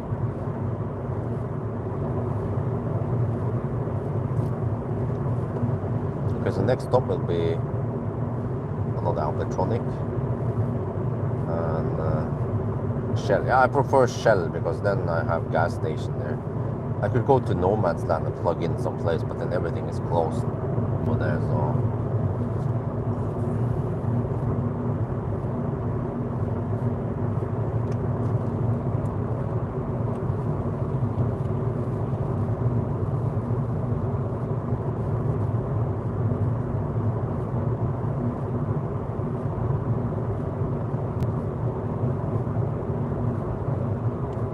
Yeah, and also since this car rapid gates, then I can simply not split the challenge into two parts with a extended break in between. Well, I could have a quick break for a couple of hours and then shuttle Isabel to the kindergarten, then I finish it. But even a couple of hours of break gives this car a great advantage. You can cool down maybe 5-10 degrees Celsius.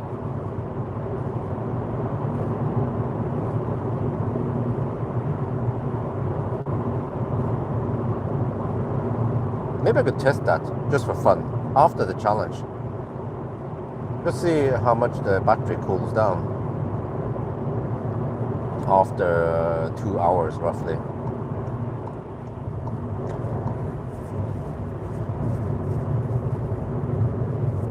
I mean, I'll try to get as much sleep as possible in the midday or whatever. Usually Axel, he likes to sleep on my tummy and he can sleep for 3 hours, no problem.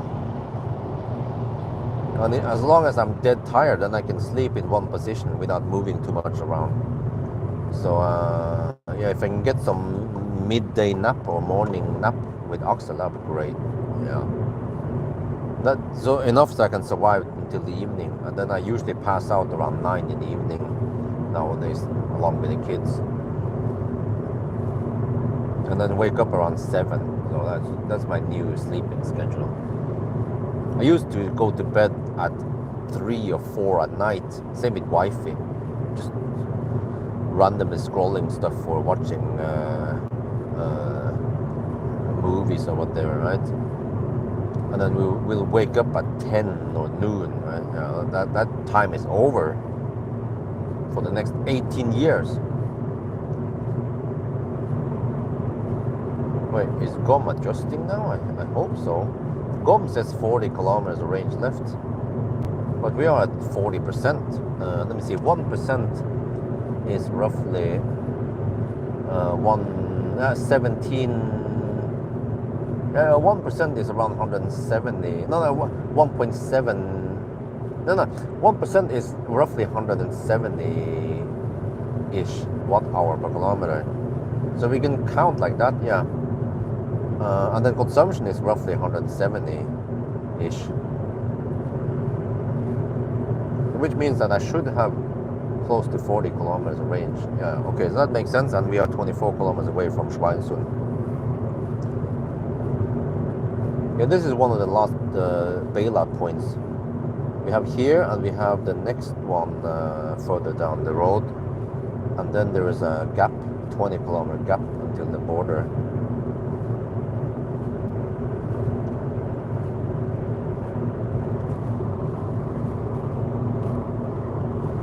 Well, I'm hoping that I can get some of the freedom back once Isabel starts in school, but that will be in 4 years.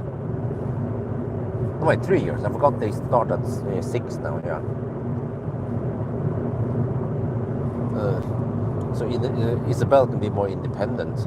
Or if wifey could take care of both kids for a longer time. Nowadays, she can stretch it for maybe half an hour to an hour, but it would be great if wifey can take care of both kids for, let's say, a whole day or 2 days. But then Isabel needs to grow up slightly more, so she doesn't need that much attention.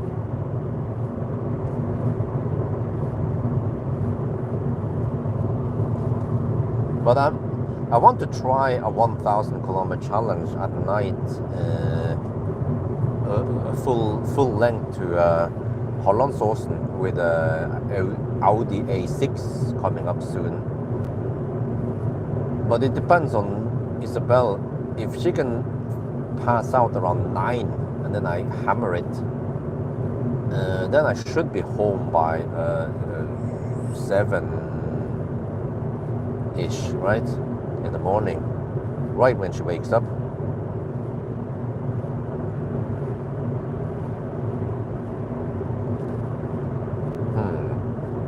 With a fast car, then it should be fine.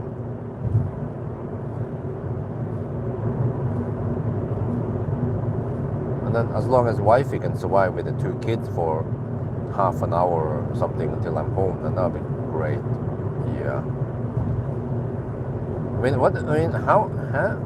How does single moms handle it if they have 2 kids or maybe 3 kids? Ich weiß nicht.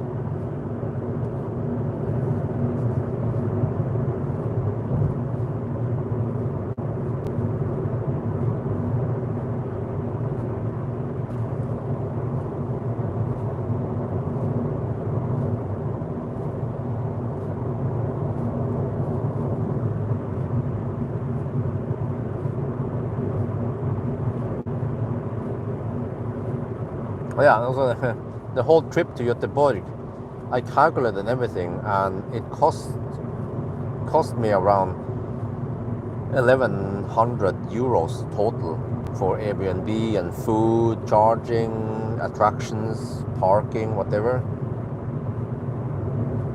So, well, I mean, going somewhere, bringing the kids to some experience or whatever activity is also important. But for 1,000 euros, I could finally get some curtains or blinds or fence, at least by the slope, right? It's not that important to get the fence in front of the house yet. But yeah,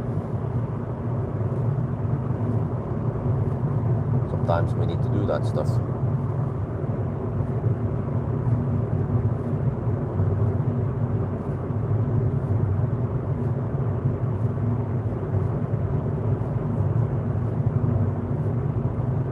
But I was wondering, like, why is it that I have to struggle so much nowadays? Well, it's because of the big house. Because before, when we lived with a smaller house, then driver alert. What? I'm fully alert. Come on. When I lived with a smaller house in Alnabru, we had lots of money left over every month. So yeah, but I have to remember that.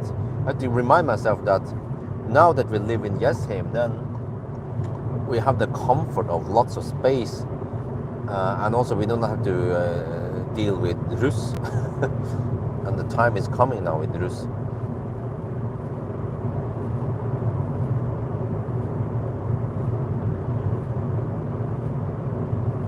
Okay, it's slightly wet over here, not ideal, but yeah. I think it should be mostly dry. Okay, there you go. First warning. Yeah, override it. Oh, that guy's hammering it. I mean, I'm going at 100 kilometers per hour. I'm barely gaining on him. Well, could be a woman. Many times I've been surprised to see that the women are driving big ass trucks. That kills the myth that female drivers are bad drivers.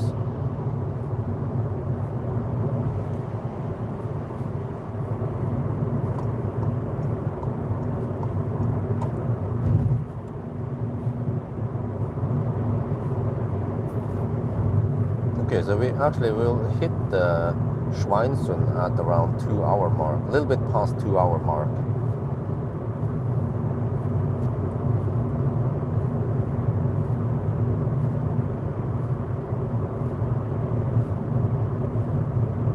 So I have to correct every time I charge. I will spend extra juice. Yeah, I have to take 2 snapshots of the total distance and consumption before and after the charging session. Then that means I can calculate how many kilowatt hours spent during the charging session. Could be as much as 1 to 2 kilowatt hour for heating.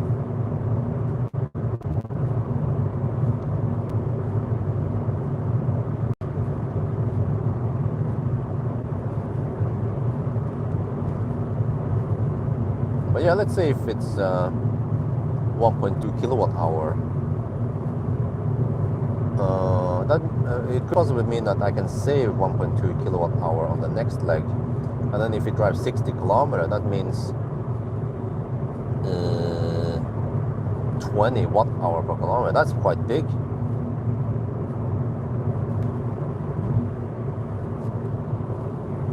How many Norwegian NOK can you save at the year owning EV over fossil?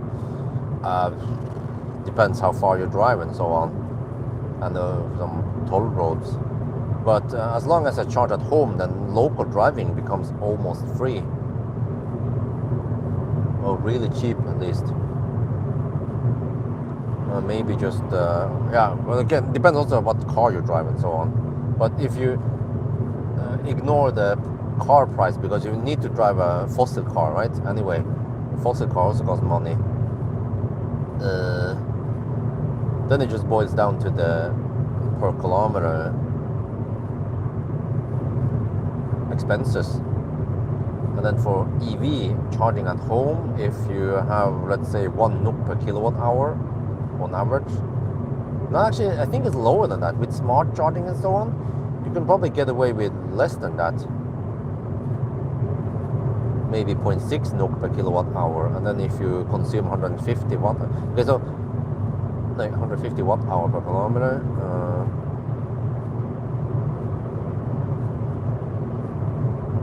What is that? Wait, is that 10 øre per kilowatt hour? 0.1 NOK per kilowatt?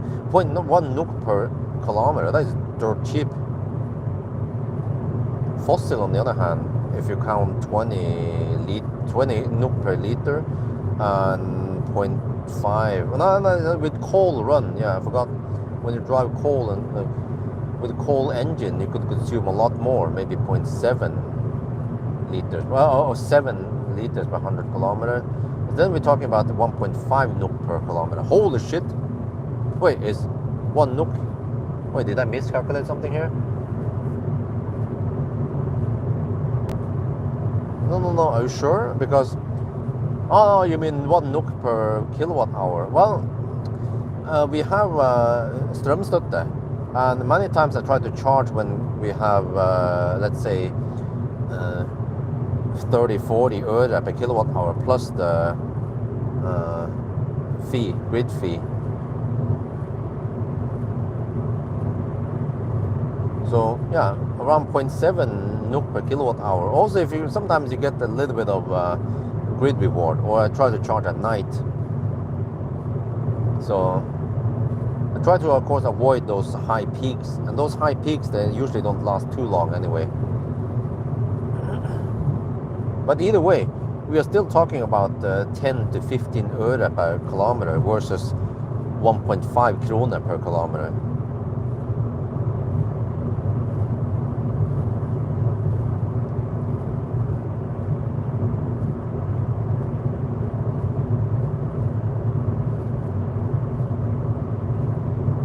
So maybe rough calculation, you can say 1 NOK per kilometer. So if you drive 20,000 kilometers per year, then that's 20k NOK saved. But then EVs, they require very little maintenance versus fossil cars. And the more you drive, the better it becomes for EVs.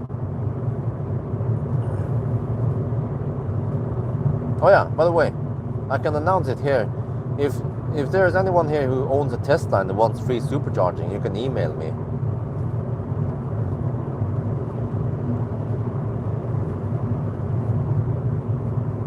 I think I need to connect to some UK owners. They will greatly benefit from this, because supposedly supercharging price in UK is quite high.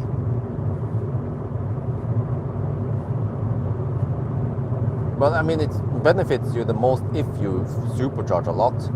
If you only supercharge occasionally, then yeah, well, you still save money, but not that much.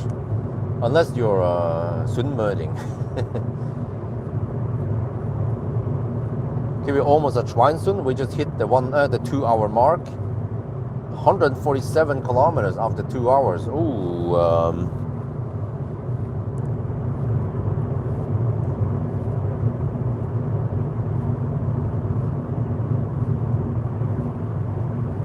70 kilometers per hour. 73.5, okay. If you assume 70 kilometers per hour,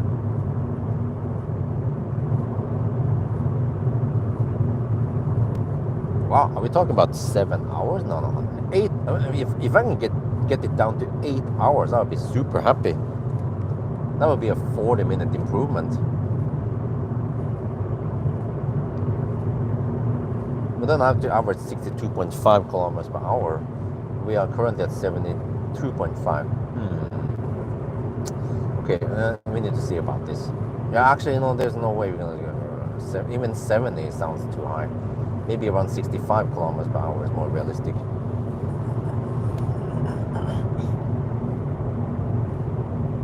Big bacons. I just had some sandwich, so I'm fine. I might buy some snack at Shell and go to the toilet over there. Try to avoid those sausages, man. They tend to give me bad stomach. Okay, but we are roughly at 15% again, so that's good. Let's get ready.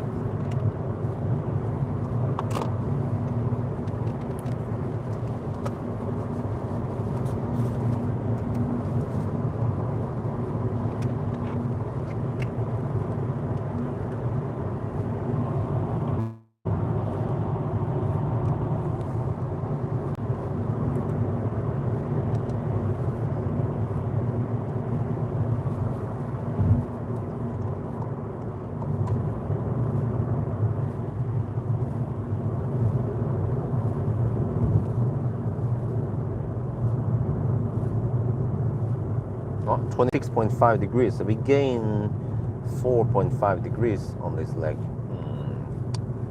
It's still fine, right? But then it means that we will leave here with around 35 degrees or more. Let me check the flags here. Where's the wind blowing? I think we had tailwind on the way here.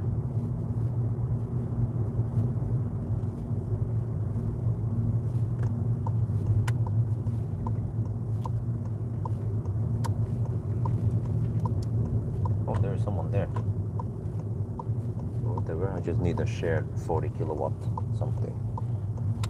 Okay. Okay, there's another charger. Oh, the tritium charger. Oh, wait. Oh, the new tritium. Oh, I see. Well, I can use those then. Okay. The new tritium chargers. Why not? 50 kilowatt max. Okay, that's fine. I can only take 50 kilowatt anyway.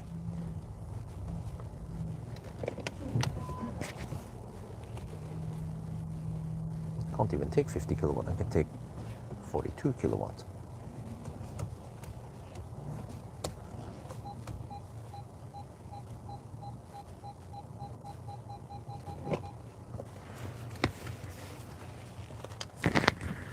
There's a BMW i4. I think it's an M50. Yes, M battery. Okay. Okay, so this is Mike.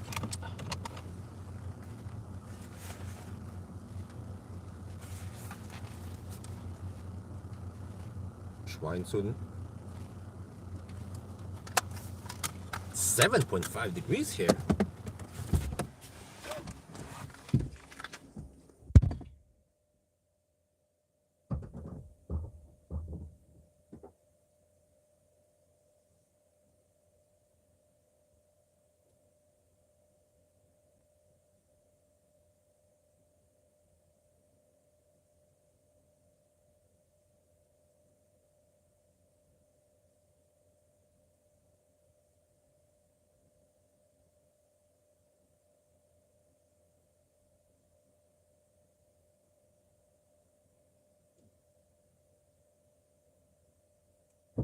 Okay,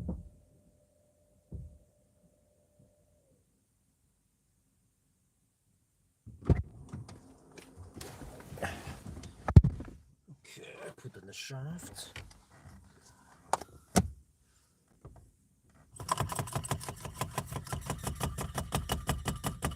The new tritium chargers with 50 kilowatt, hopefully they're more reliable.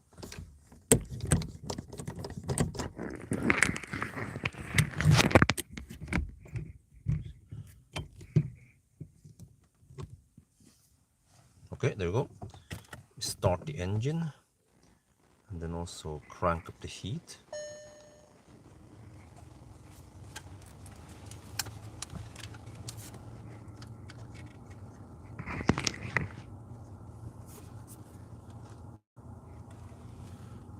We're now at the end point, at least on the south side here, Shell Schweinsund, and it is 7.5 degrees here. It's actually a nice and warm night. But yeah, so far we've done 150 kilometers. You see, this is what I'm gonna do. The trick here, the ninja trick, is that once we are charging, I'll crank up the heat.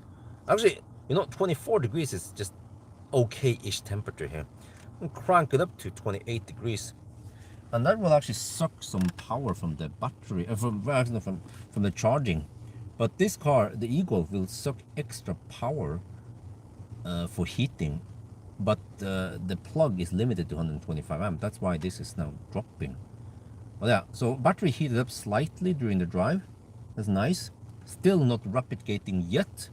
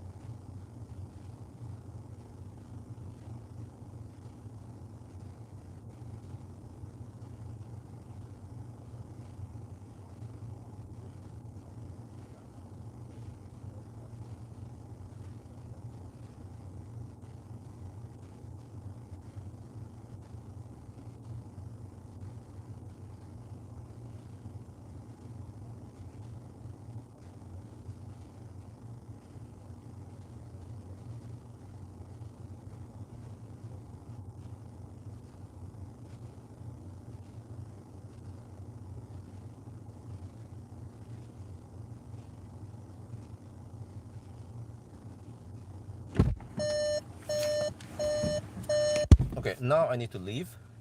And then the start will be slightly delayed or some weird stuff. Or mode, I forgot mode needs to be back on normal.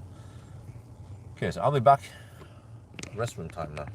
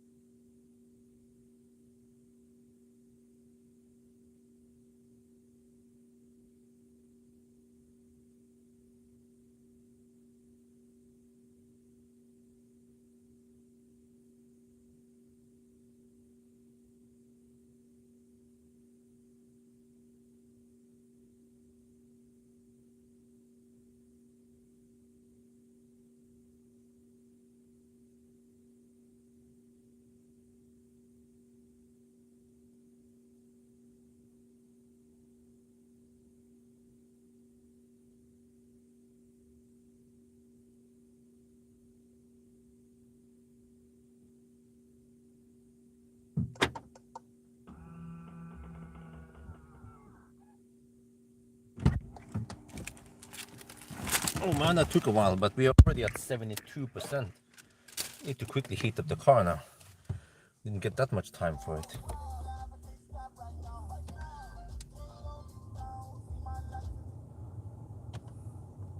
And then we just go back to the same place again.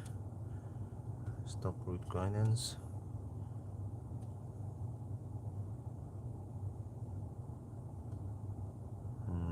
There. No, it must be. Right. Yeah, 61 kilometers. Okay, there we go. Oh, Kansi Silverland donated 10 euros. Dankeschön. Okay, so I have headwind on the way back, so I should go for, you know what? I might want to go for 90% this time. Or I could stop somewhere further south. No, actually, it's nice to stop right there. Yeah, stop right there, yeah. Because we're on the D2 stretch, so I might go for 90%. Or I might go deep on the next one. Oh, 31.5 degrees now, okay.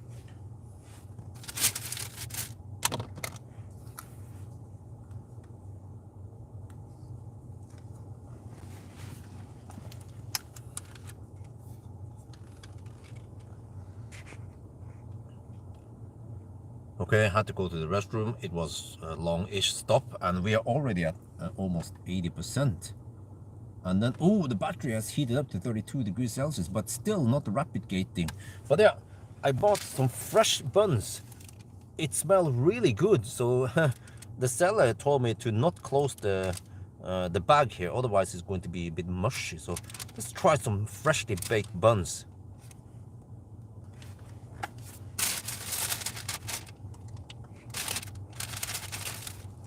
Wow, they're warm and soft.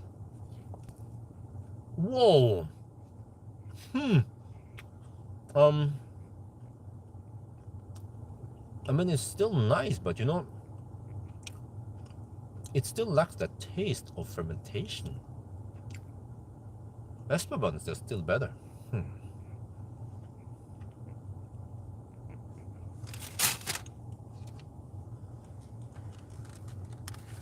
Oh, now it goes kind of slow, right? But then it means that I can just crank up the heat.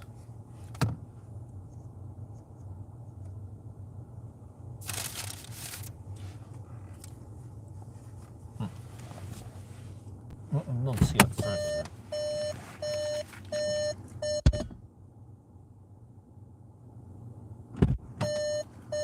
Okay.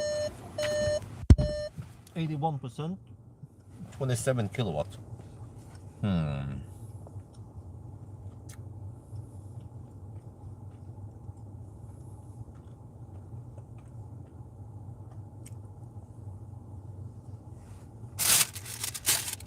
Okay, well, I could go deep-ish, but I might go deep-ish, but let's stay a couple extra minutes.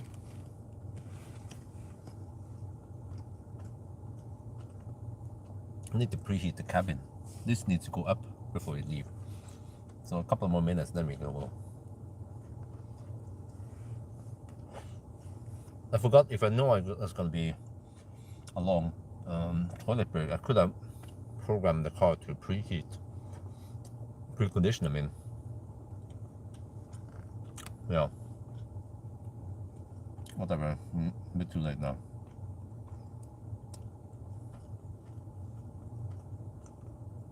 So you go to the same YX station.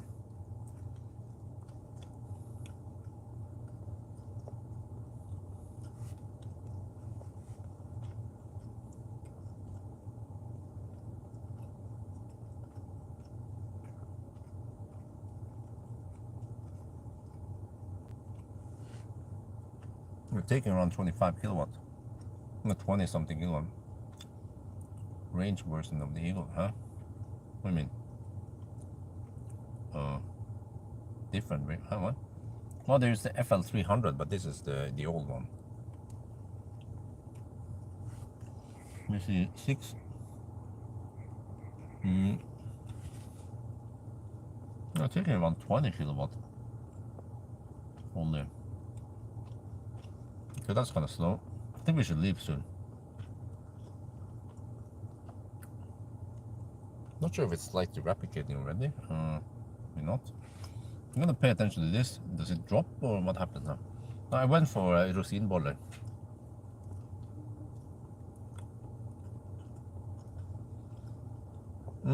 It has a nice texture, soft and juicy-ish, but doesn't have that fermentation taste because it's been fast fermented, fast ripened, unlike at Espa where they rise it overnight. And the slow fermentation gives it time to give some taste to the buns.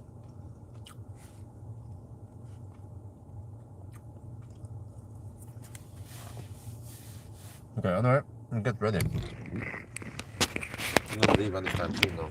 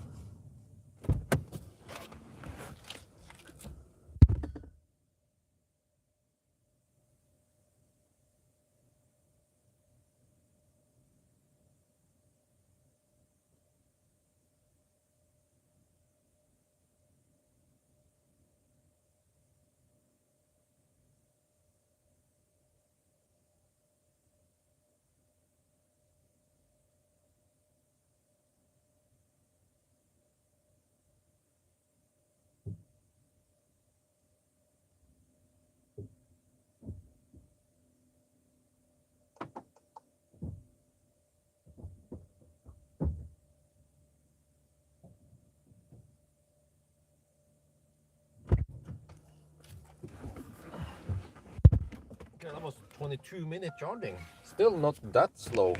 Well, it was just a bit slow towards the end, but it went quite fast to 80% at least. Well, I had to e-display. Well, whatever, you can just do it now. Driving data. There.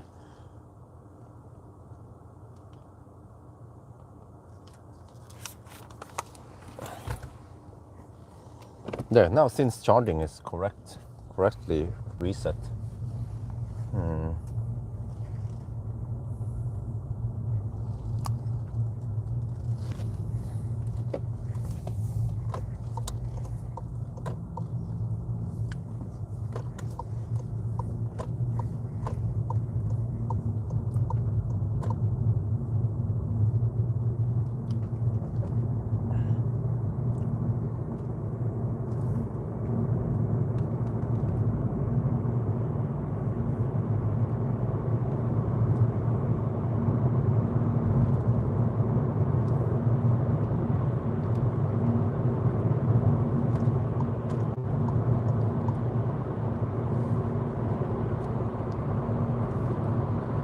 Power! Yeah.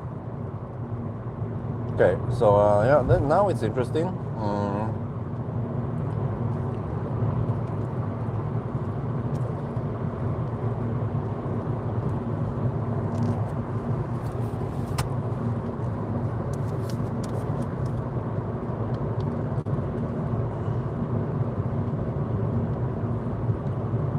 Okay, that was around 23 minute charging stop. Still not that slow, but we charged to around, I think it was 89%. So I need slightly more now on the way back because we have headwind. But the battery has heated up to 33 degrees Celsius. We'll see now if it drops or not, or yeah, what happens. But all good, right? Still nice and warm outside, 7.5 degrees. Yeah, it's 40 midnight. The consumption is a bit high now as we started, but then it will drop.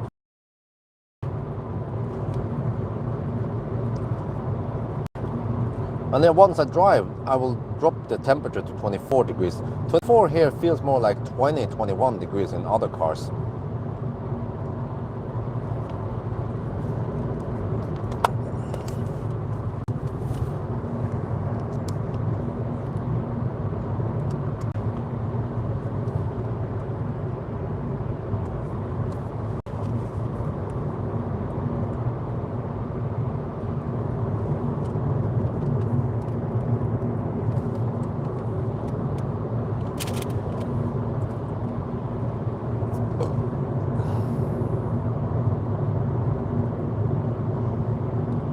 Yeah, we still cruise at 100 kilometers per hour on GPS, 105 on speedo.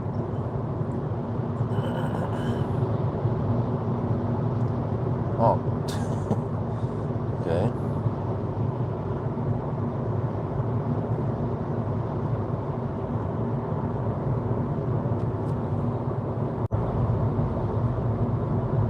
Yeah, I'm going to soon again. Just backtrack to the same place. It works best distance-wise. It's good, and also we are literally driving right past it. And the problem is that if I want to stop somewhere before, then I'll be possibly be in the detour stretch or around Moss, right before Moss. Storebø could be a place, but that's roughly 50 kilometers after this stop. So maybe somewhat early. Maybe I'll try to go for around 60 kilometers between each stop.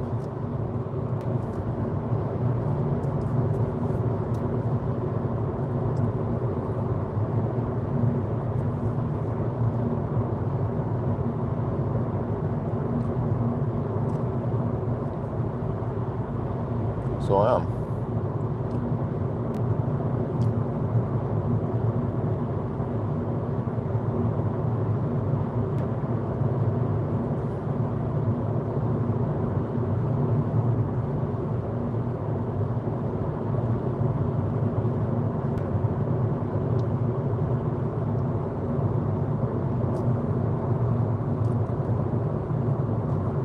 Not sure how long that the closed roads last, but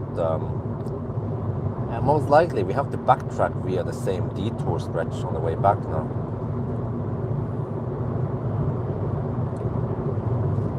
Ja, det är Stad so far. 158 kilometers done. Shit. After 2.5 hours. Uh-oh, we just charged, of course, so average speed is low right after we charge. Then it goes up as we drive.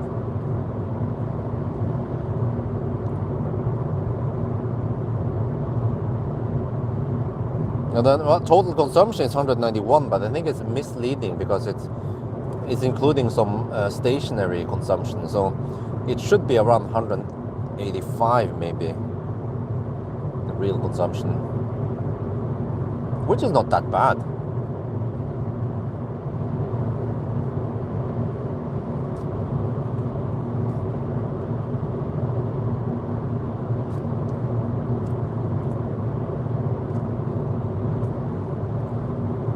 The planes from Gardermoen make a lot of noise. No, actually, I almost never hear them. Especially not inside the house. Outside, I might hear them briefly or gently, but actually, I was never bothered by the airplane noise, really. They don't fly right over my head because, you know, it goes north-south, right? I know roughly where I live, so they are usually approaching or taking off in the north-south, and far enough away from me to hear it.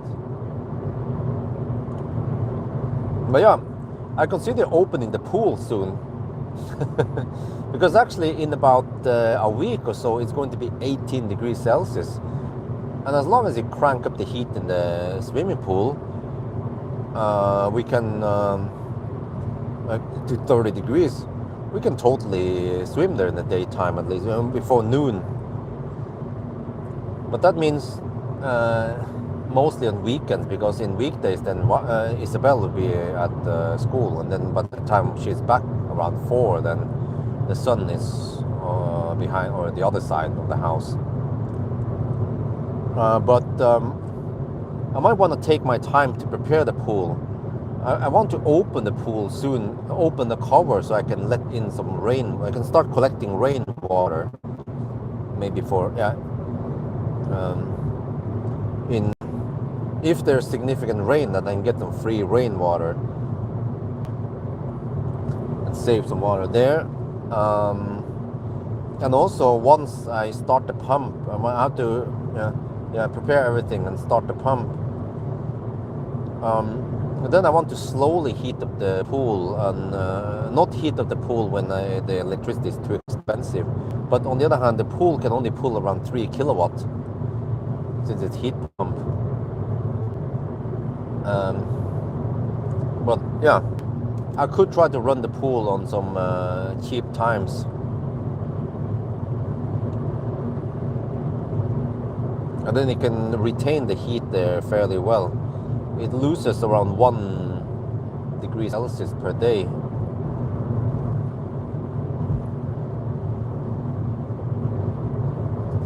And it might gain some heat, when the sun is blasting on that side in the morning until 4 in the afternoon. Then we get some free heat also.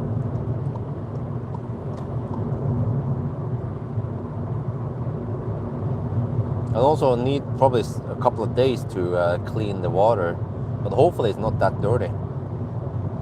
So maybe I should make a video, see how it goes. You know, the pool season for 2025. The crazy part is that I might get more views on that video than the 1,000 kilometer challenge. Oh, the longest drive without stop. I think it was possibly Mercedes EQS in Thailand. I drove around 500 kilometers from Bangkok to Thun or somewhere where I've charged for the first time. It was the Bangkok challenge even. Yeah. I remember I prepared the day before. I had to drink little water, very little fluid, so that I could stay, avoid peeing for some 5-6 hours.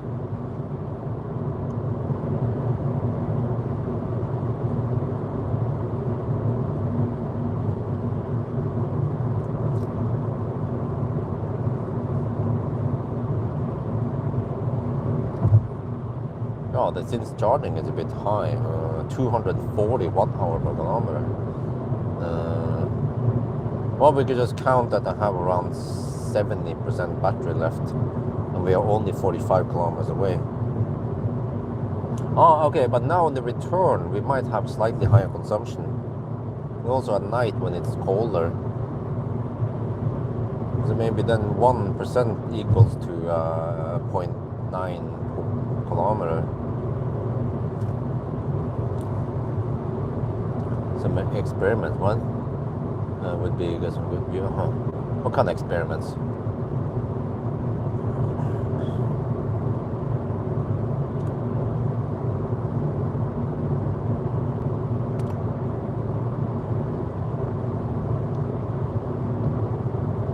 Well, it could be interesting to just see how many millimeter of water I could gain after a couple of the rainy days.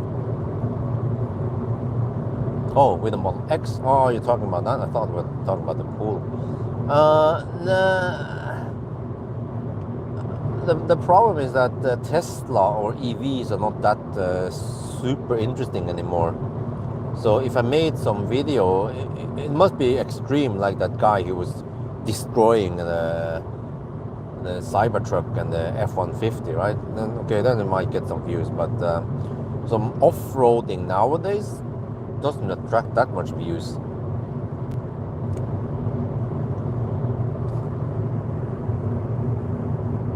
It was totally different many years ago when EVs were still new.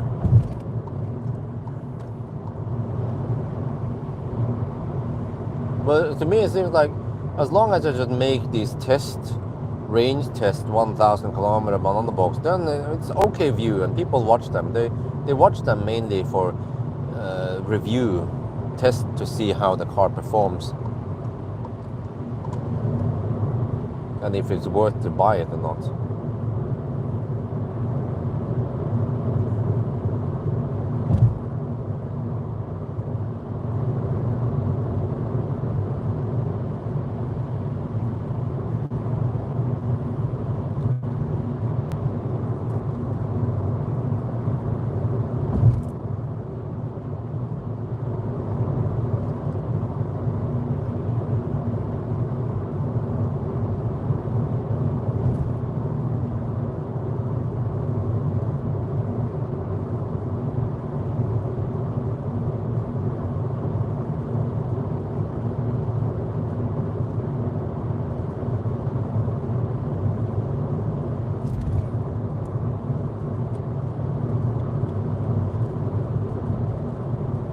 Oh, 33.5 degrees, so it's slightly heating up. I wonder if the heat will stabilize at 35 degrees, which is actually not that bad for rapid gate.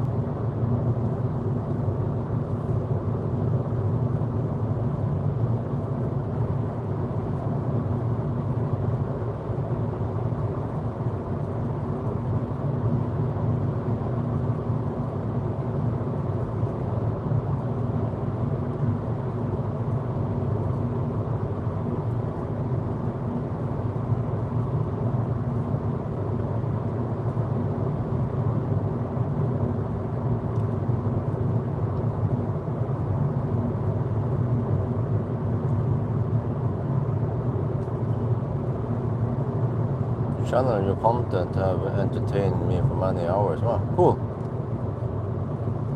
Yeah. Well, thank you very much.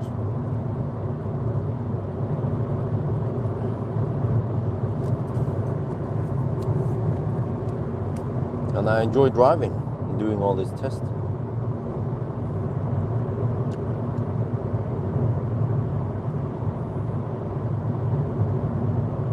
And I don't know, strange enough, I find this rapid gate test interesting. See how stuff works. It's a good challenge.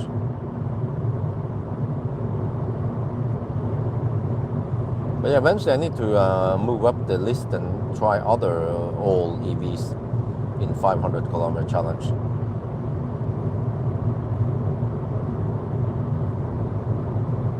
It's nice consumer test for people who consider second-hand cars.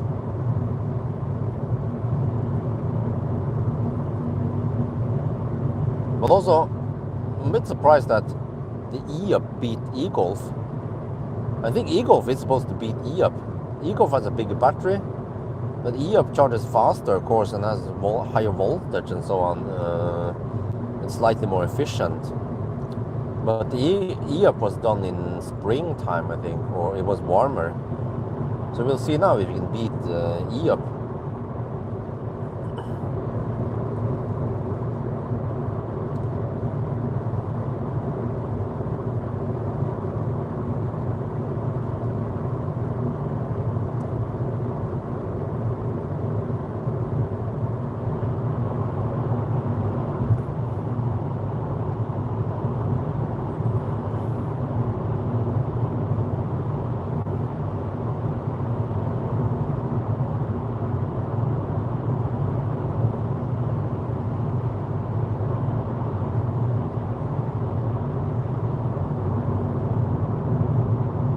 Yeah, iPace had lots of problems. I saw, I think still, I saw lots of posts in the Norwegian iPace group about I-Pace getting stranded and have to I-Pace on a flatbed. Lots of problems that left you stranded, which is not good. And then we had the battery fire and so on. So yeah, it seems like Jaguar didn't try too hard.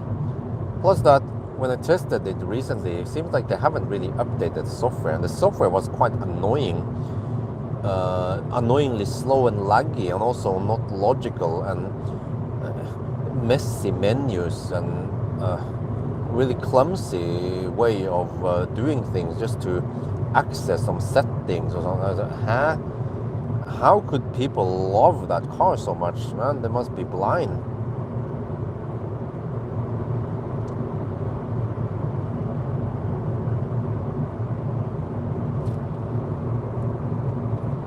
Well, I heard that it was made by Magma, the same company that built Fisker Ocean. Where is that? Austria?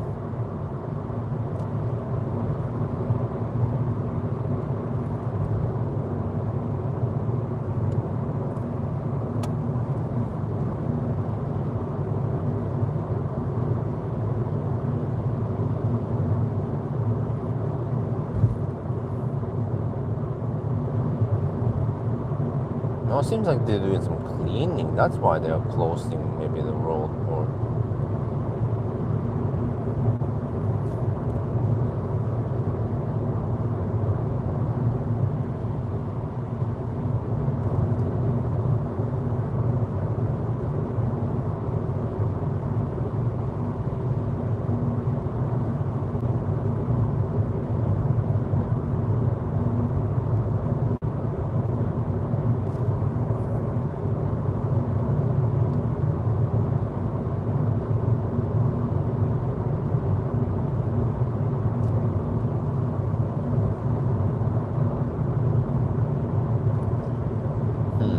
okay. So the next session will still be a non-rapid gate session. The third session. But then we might see slight rapid gates. And then I have to figure out what to do. Probably, usually what I do is that I don't charge to 85-90% anymore. I have to charge around 70% and then charge more often. Drive only around 40-50 kilometers.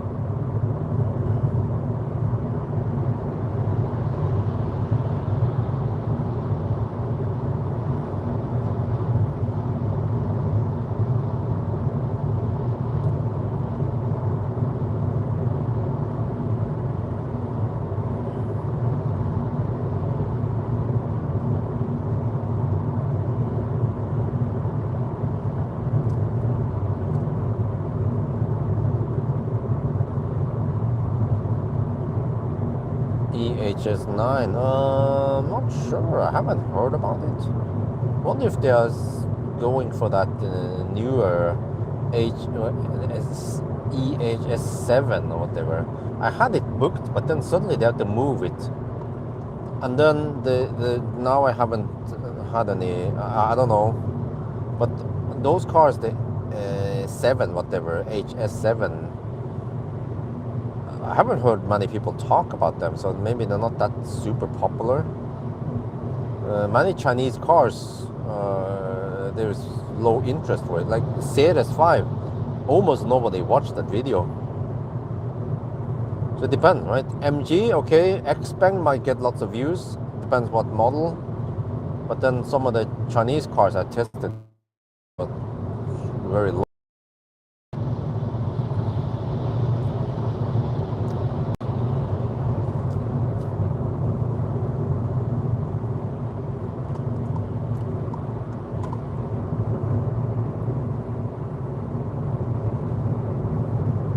But the Hongqi did get lots of views, I remember.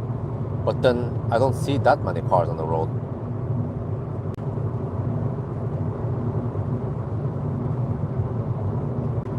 Oh, the range. Well, it is quite thirsty. The drag coefficient is abysmal. 0.34 or some crazy shit. So the range is, I mean, it has a big battery, yeah. but range is not that good because it's so thirsty, even thirstier than Fat e-tron. But the seats are nice and comfy, lots of space in there. It's a big family car, 6 or 7 seater with proper space.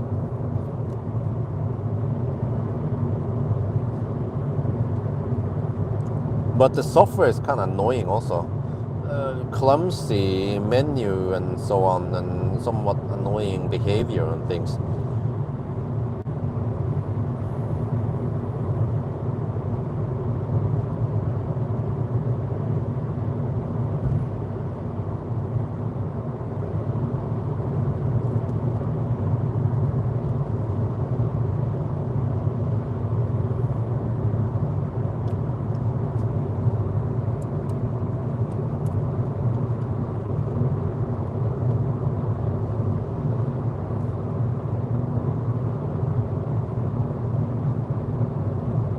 But I wonder if Ceres is one of the worst Chinese cars I've tested in terms of bad software. Man, there is so much. Unfortunately, I returned the car tonight. So I was wondering if I should make a video of like everything that is bad with the Ceres 5. The importer might not like it, but man, where do I start? Yeah, when I open the hood or the frunk, and if I close the driver's door, by the time I get over to the frunk, it locks. It is so aggressive and locking, but then it tries to lock, but then it honks at me twice because the frunk is open. I'm like, dude, the fuck, man? And the same thing, by accident, I bumped into the key fob while I was entering the car. That could happen, you know. And I bumped into the unlock button on the key fob. Or on the lock button. And he also honked at me twice. Quite loud. You try to lock the car, but then the door is open. I'm like, dude, don't honk at me like I'm some idiot. And then also, you cannot open the charge port from outside. You must go inside the screen and then click. And then, okay, it will ask me if I want to open the charge port, which is fine. But then, once you press OK, then ding, you know. And also when you want to, just changing the car into drive, and then once you're done driving, put the car in park, you know, the fuck, man? Wow, what's up with all the chimes? And you cannot turn them off and you cannot turn them down lower. The list just goes on. Lots of annoying things with the car. Like, for example, every time you enable cruise control, it defaults the following distance to 4, the longest. Every time. And then every time you start massage, it defaults always to 1 intensity. I want 3. I want it to remember. And every time you turn on the fan, ventilated seat, it always goes to the maximum fan. And then you have to tap it down because the maximum fan speed is a bit too loud and sucks a bit too hard. I don't. I could make a 1 hour video showing all the bad things about the car, mostly software problems. Yeah. And also, I figure out more about the regen. So when I have it on strong regen and I let off the pedal, I will get roughly 50% power on the 50% regen. It shows on the screen. I don't know why it doesn't do 100%, but whatever, just a weird thing. But then, once I tap gently on the accelerator, I mean really tapping it really gently to go from 50% regen to, let's say, 40 or 30% regen. It doesn't go there. No, it goes to 0% regen, and you can feel that it's not smooth at all.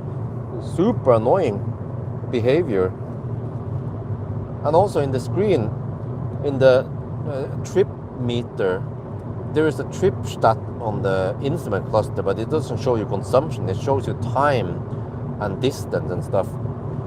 That is not, I mean, it's useful, but the consumption would be useful to have in the instrument cluster.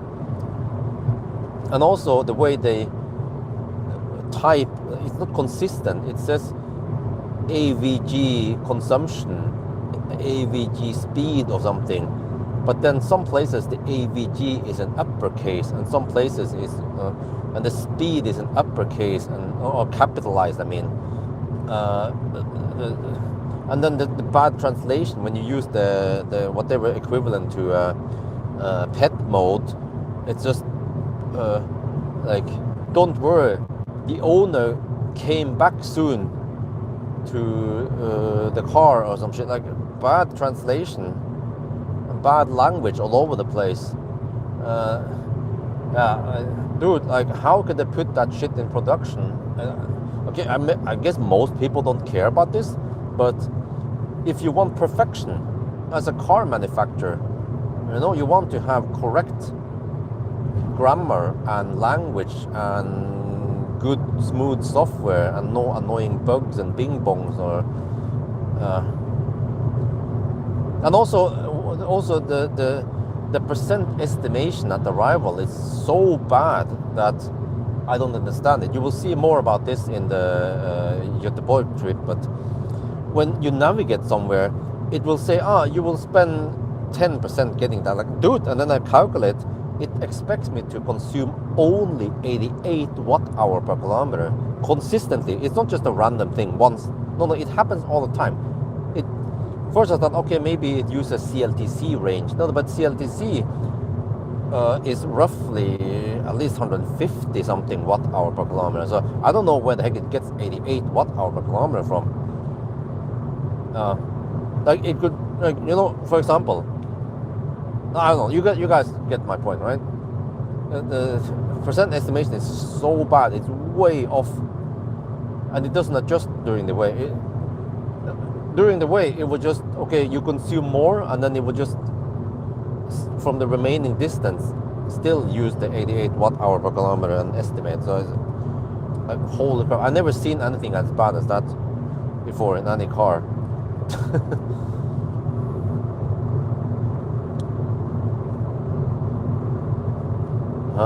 Best brand.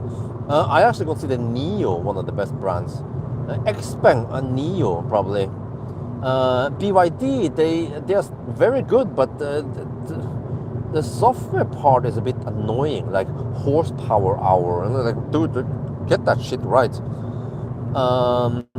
Neo is very good software-wise, lots of features, also nice and smooth the way it works, but also some annoyances.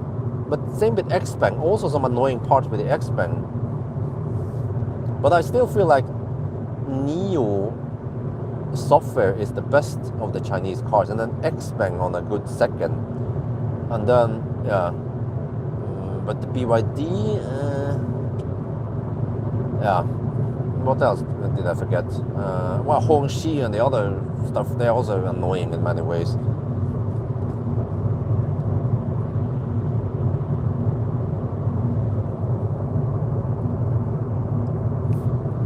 But this Xpeng, they've charged fast. Neo, they are not right there yet.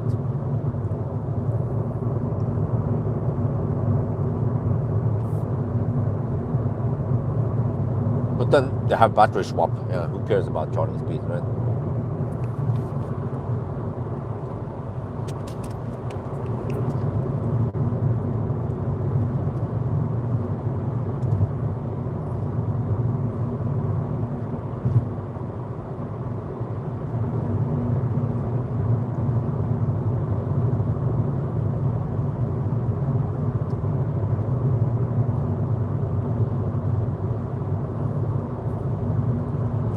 Okay, we need to check the checkpoint at the exit here again.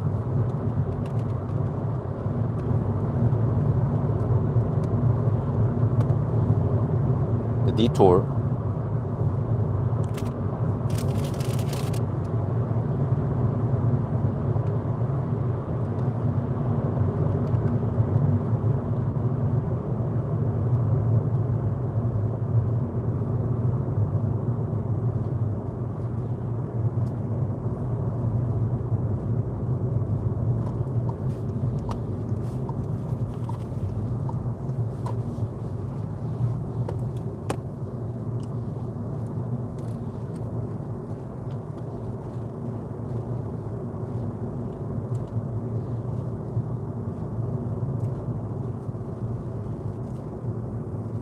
Tesla will go the same way and Neo with the future battery. Nah, I mean, battery swap has somewhat limited. Holy macaroni, is a big russetreff over here. Holy crap balls.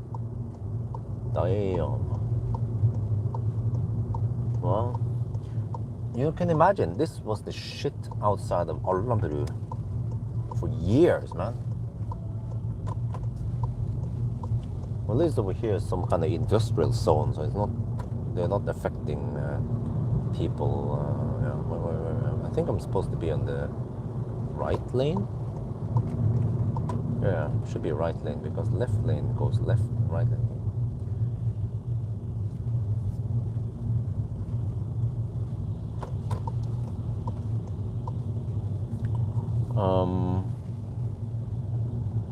Well, I mean, I already had a video, a long speech about battery swap.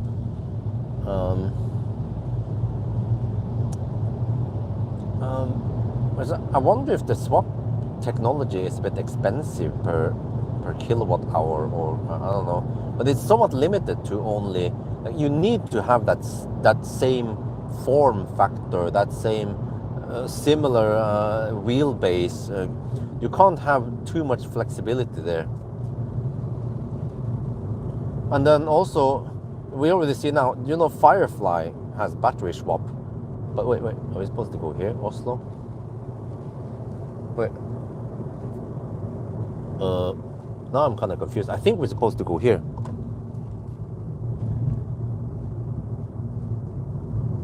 It didn't tell me, but let me check now here. Yeah, now it says Oslo. Yeah, I think that's it. The mother trucker is not going that way, but I paid attention, unfortunately. I kind of recognize this, that we have to go on the parallel. For a long time. When you see battery technology be what they call it. Yeah, exactly. I mean, just look at the, like, okay, the Chinese cars, the 800 volt hyped up shit, but just look at MEB platform. They are really good, and they are in many cars. Okay, forget about Stellantis cars, man. They kind of suck. But like, you can already fast charge to 80% within around 20-ish minutes, which is good enough. As long as you are preheating and it charges pretty fast, then that's good enough for most people. And the problem is that, okay, Firefly sounds promising. It can battery swap, but it's a different system than the other Neo battery swap. They are not compatible, you know, simply because it's smaller battery.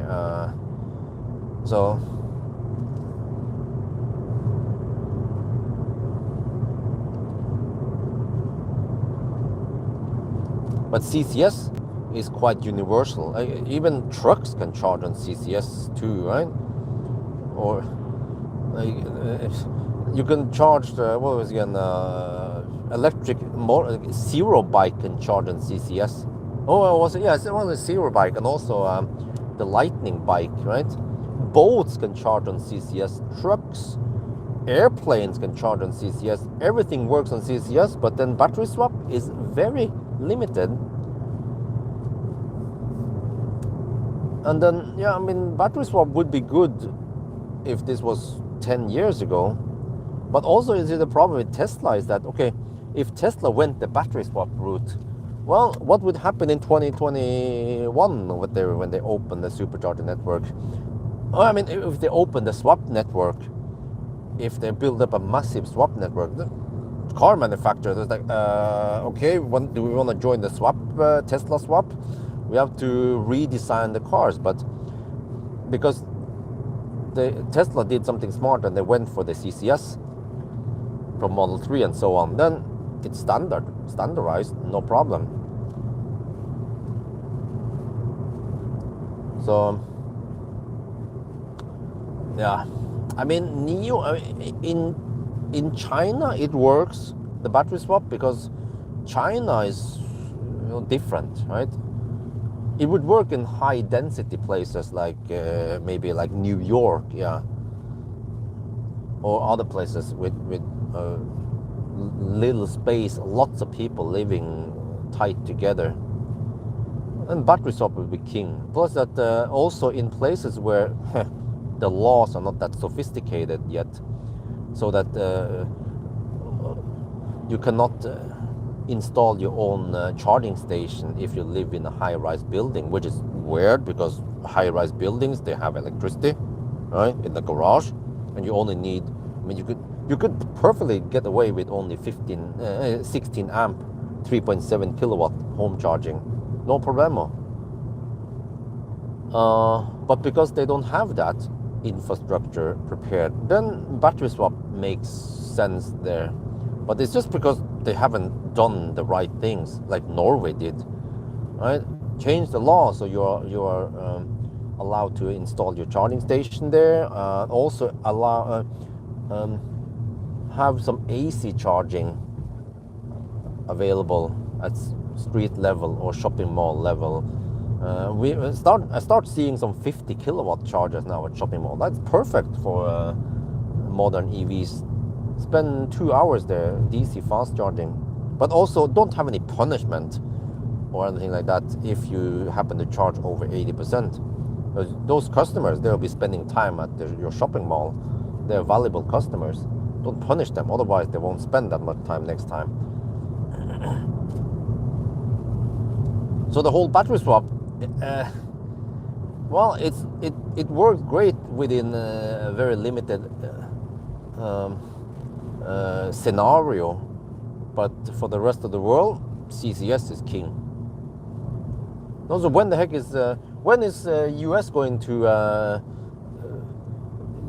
come to the common sense and switch over this to CCS 2 and Type 2? And also China, when are they giving up GBT and go for a standardized CCS like the rest of the world is going for?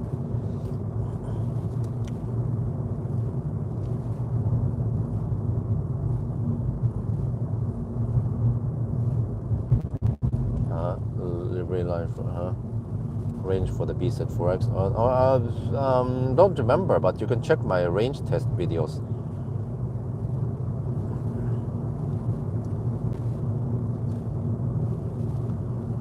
Chinese car, blah blah blah, charge, yeah.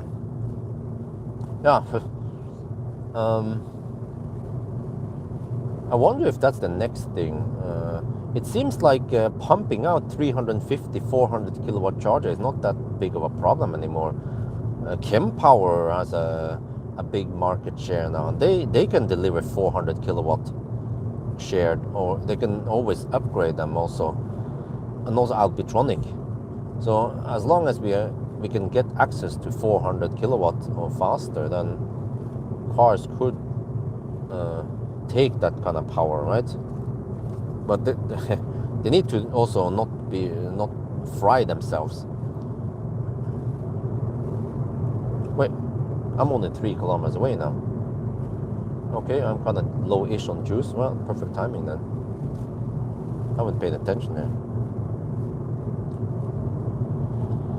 But I mean, I already explained this many times, many years ago already, when Taycan came out, and I calculated when they claimed 350 kilowatt on Taycan. Well, before it came out, when they announced Taycan was coming, I was like, huh? It's going to take 10 minutes maybe. But I mean, what kind of use case do we have here? Are you gonna fast charge a Taycan locally on your way to or from work? Nah, probably not. You will just, if you can afford a Taycan, you can also afford home charging most likely. And then as long as you have home charging, then no problem. And that means that on long trips you need to charge. Yeah, but on long trips you want to stop and do something after 2-3 hours anyway. So then around 20-30 minute charging is no problem. You're not going to wait for the car will be waiting for you. So actually the whole race for the faster charging. I'm not sure if it's needed.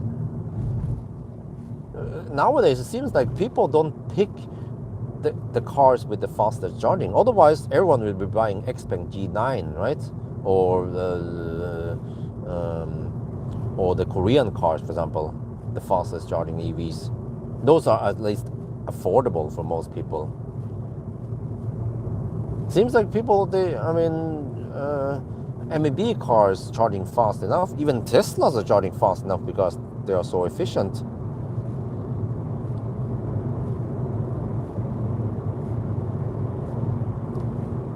Okay, anyway, I need to focus here. We're gonna arrive soon. Prepare for gate arrival.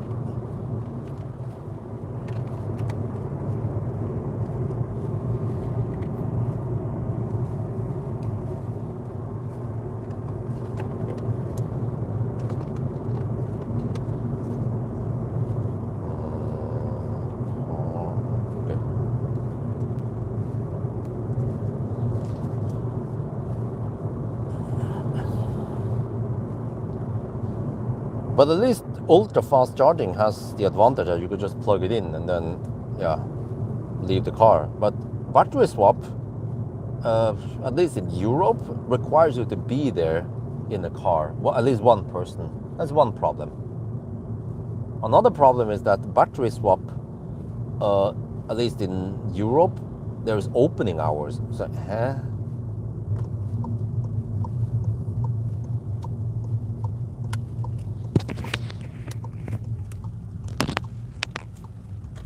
Okay, I need to pay attention now because I need to count the detour time and so on. It's probably the same as the one on the way here. Then we're gonna have another charging. Oh, 34 degrees Celsius. It only gained 1 degree Celsius. So in a way, it was a slight advantage that we drove this detour. So I will of course not deduct the full time. I hope they're not blocking the charger. There's some trucks over here, you can see.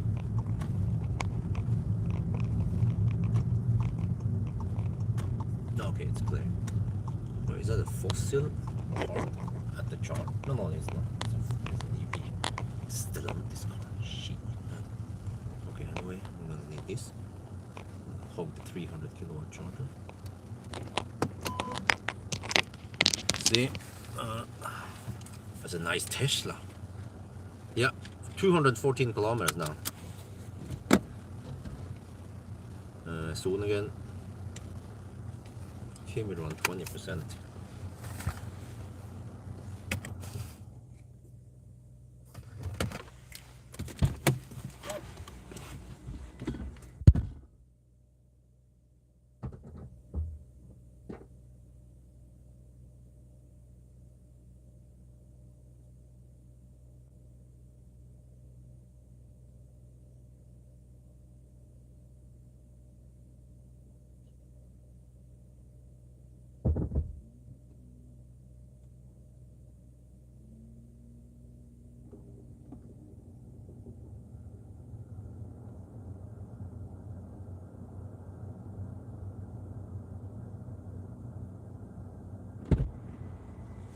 Wait, let me see. 127. I need to check the stuff here. Oh, it's doing the preheating for me. Oh, it's not gonna fail handshake, is it? Oh, not. No, it started now. Okay, good.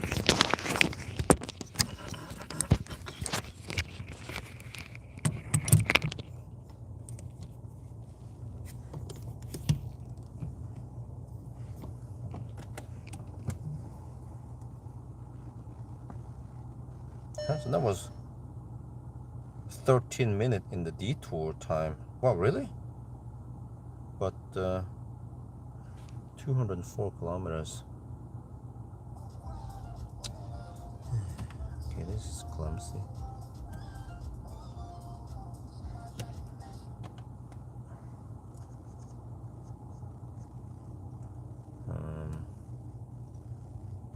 Driving data. Okay. 214. So 10 kilometers. Why was it slower this time? We spent 13 minutes in this detour. and then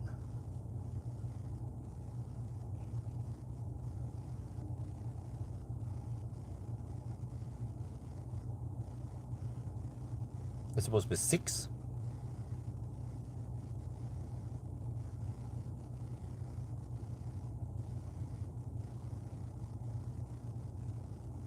That was a 7-minute delay, really? I need to count it as at least 5-minute delay then.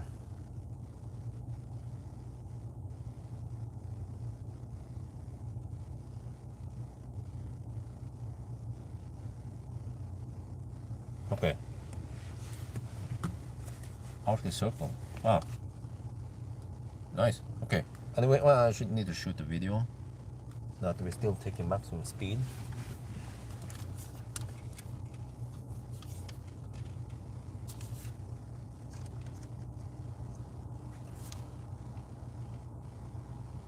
We are back at YX soon, and then as always, I'll just crank up the heat now. Yeah. And then, yeah. So you see the battery only gain 1 degree Celsius. Okay, nice. But then we had a detour again, so I had to calculate and deduct some time we lost there because we actually drove slower, but there was an advantage, of course. But okay, so the delay was as high as 7 minutes here, but then I deduct 5 minutes. Fair and square. So, but it seems like we don't have any throttling yet.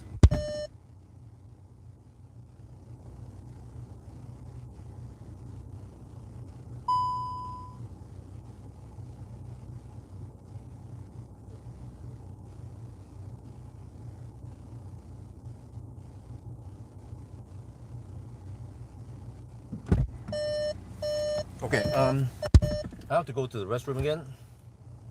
I'll be back.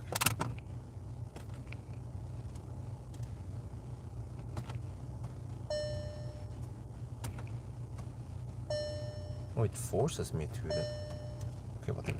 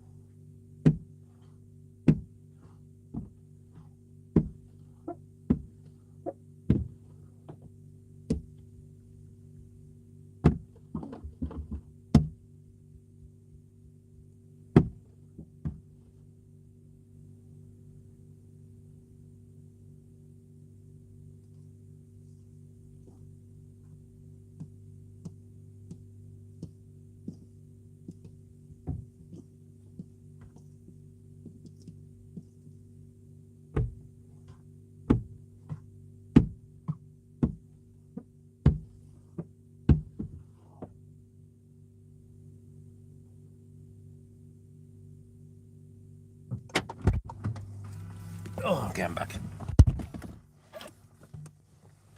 Let me see. We check the stats thing.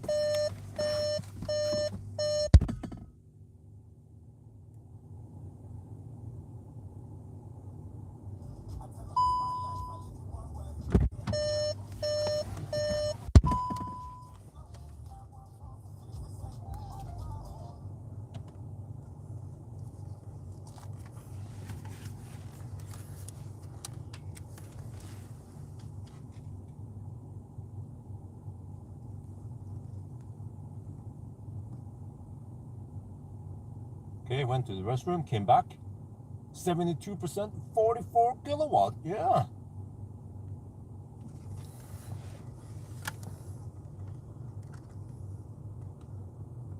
This is where it gets interesting because the battery is heated up to 38 degrees Celsius.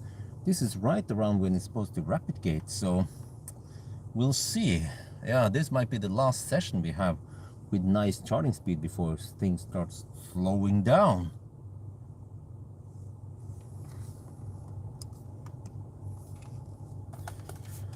Okay. Yeah, sorry, back. There was another restroom break.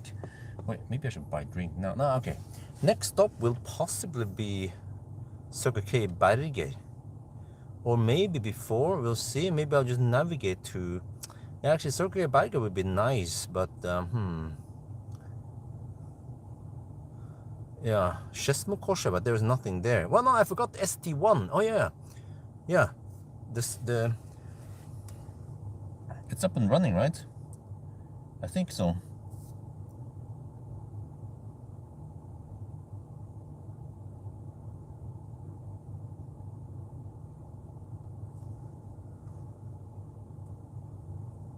No, it's 500k.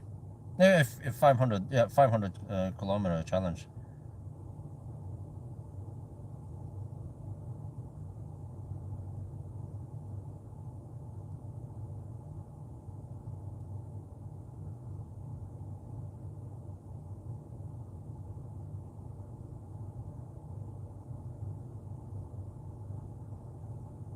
Yeah, it should be up and running here. ST1. I think you can just pay with card. Yeah, that's quite neat. I don't see any price here though, but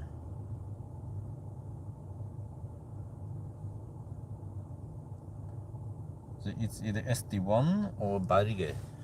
So you just go to Skedsmokorset now. Yeah, one of these, Shell, yeah, that one. Okay, start. Let's see, how far away is that? That's 60 kilometers, 67 kilometers. Oh, yeah, okay. Well, I might be able to reach it. If not, then I could go to Olavsgård, but then we'll see. No live data on charge finder, huh? Right? I mean, let me check here.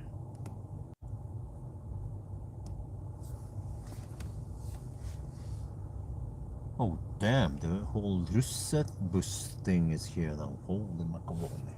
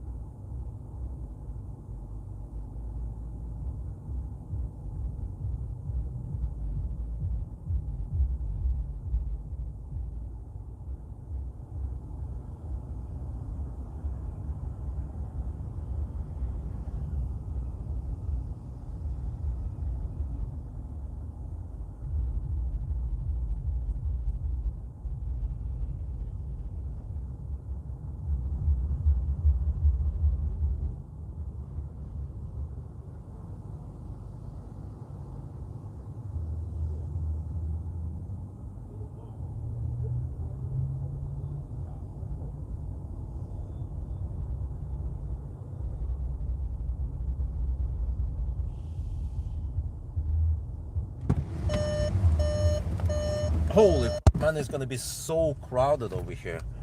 Better get going. The whole Russe army just arrived here. But it's charging slow now, so I'm not sure where I will stop next. But I'm getting ready to leave, get the heck out of here before the Russ just pour out. But there's one toilet only. I wonder if they're gonna ban the Russ from entering here. I'm not sure what they do. Holy shit balls. Okay, but yeah, 39 degrees Celsius now, but we're charging slow, so we shouldn't stay here too long. I could stop earlier. We'll see what we do. But let me see. Okay, get ready here. Turn down the heat. Stop. And disconnect.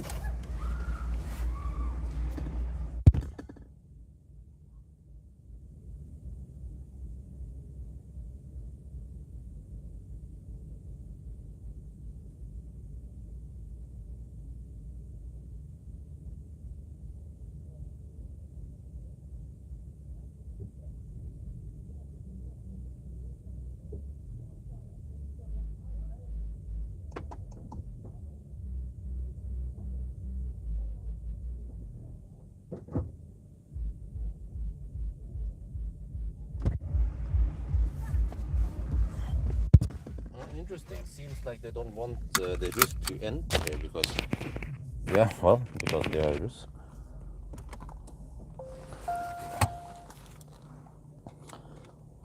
Car. Okay, there we go.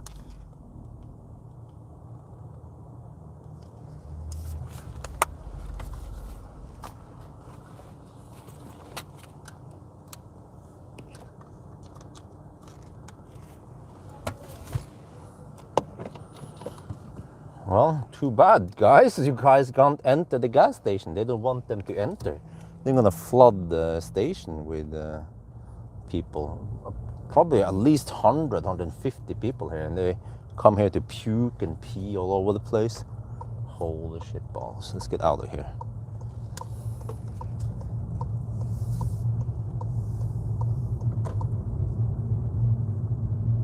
Okay, now we enter Oslo.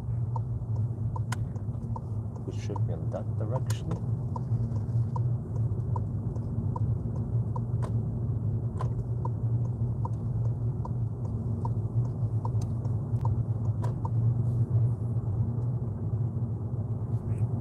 Okay, that was another 85% something. And let me see, I'm not sure where we go now.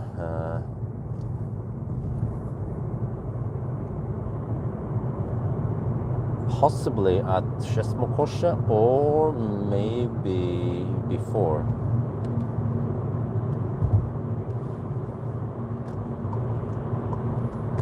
Still want to go schnell-ish. 100 kilometers per hour on GPS. Yeah.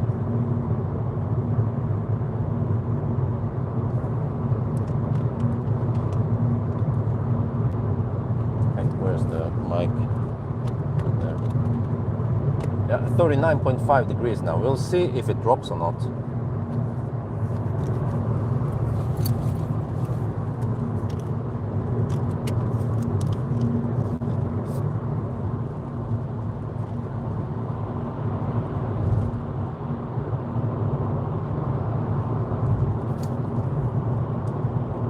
Okay, back on the road. I'm still, oh shit.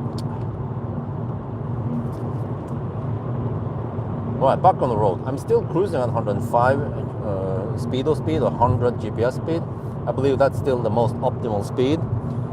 Next stop is going to be, well, I'm not sure if I can make it there. A Shell station or ST1 station at Skedsmokorset. It's 64 kilometers away, but we have to pass through Oslo, so the consumption will be slightly lower there because we have to drive slower. It's still nice and warm outside, 6 degrees Celsius. The battery though is starting to, well, I wouldn't say cooking, but 39.5 degrees Celsius. So now I want to know, when it was colder, the temperature went up as we drive. Now the temperature should drop. I want to see what the equilibrium temperature is. Does it drop to 35 degrees Celsius and stay there, or what's gonna happen? Well, let's see.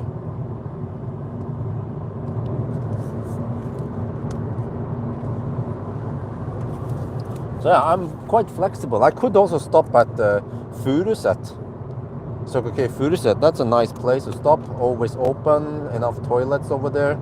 The zone here, I realized, was not the best spot because they only have one toilet open at night, which sucks in case someone is there.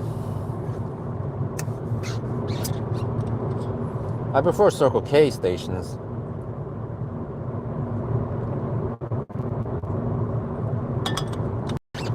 Or Shell. In general, they have enough toilets and they're open 24/7.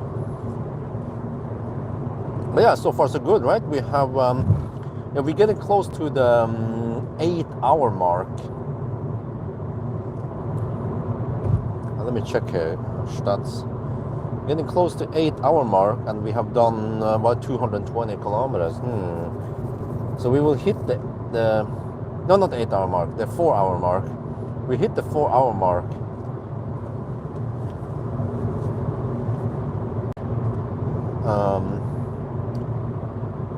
No, wait, I haven't checked here.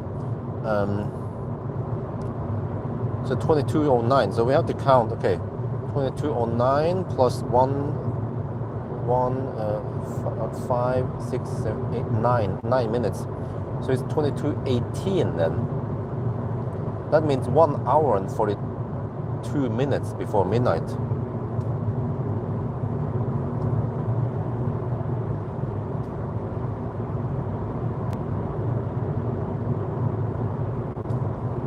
Okay, 1 hour and 42 minutes before midnight. Plus now, so yeah,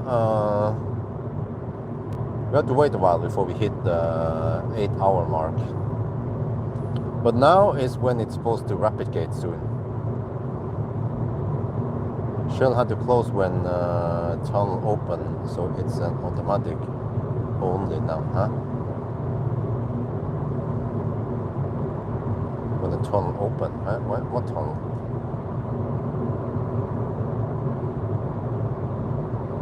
Skedsmokorset, what? Only charter for Skedsmokorset, that is not detour. Where is this? See, huh? There's west of Bergen. Oh, okay.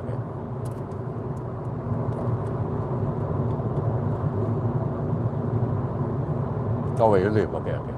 Didn't pay too much attention there. About 24/7. Yeah, I know the Bergen route. Holy crap, man. No joke, but Shell Gol is the last outpost where everything is open. When you travel from Oslo to Bergen, right, at night, like I tend to do, Shell Gol is the last outpost, open 24/7. From there, Auland closed, Gudvangen closed, Voss, actually the Esso at Voss is open 24/7 if I remember. Wait, or is it? Actually, maybe not. So pretty much everything is closed at night. Trengereid closed, closed, yeah. Dal, what is it called again? Dale closed. Everything closed at night.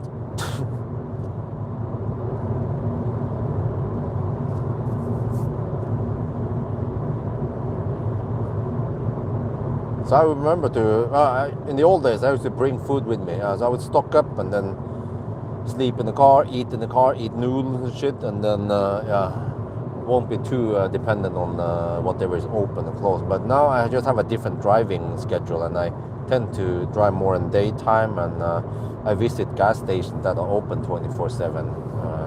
And I don't drive that Bergen-Stavanger route that much anymore. Vossevangen is closed. Okay, I see. Everything is closed. But there's also not that much traffic there. Also, even the YX Skulestadmo, not sure if it's open 24/7 or they close at 1 at night or 11 in the evening or something. I don't know. But yeah. weekend, so the hotel people left. Okay. Oh, over here is dry. Nice. We have a slight headwind. So yeah, 226 kilometers so far. So we're 20 minutes away from the 4-hour mark. Looking pretty good so far. Wow, if you can do it in 8 hours, that would be big improvement. Maybe 100 kilometers per hour is the optimal speed, or close to the optimal speed for this car. Well, it actually depends on the temperature and so on, but you know, it's just like a general rule of thumb. Okay, go for 100 kilometers per hour and then you are fine. But of course I had an advantage because I've been parked outside for days and the battery cooled down to 7.5 degrees before we started. It would be worse if we started with 15 or 20 degrees in the battery.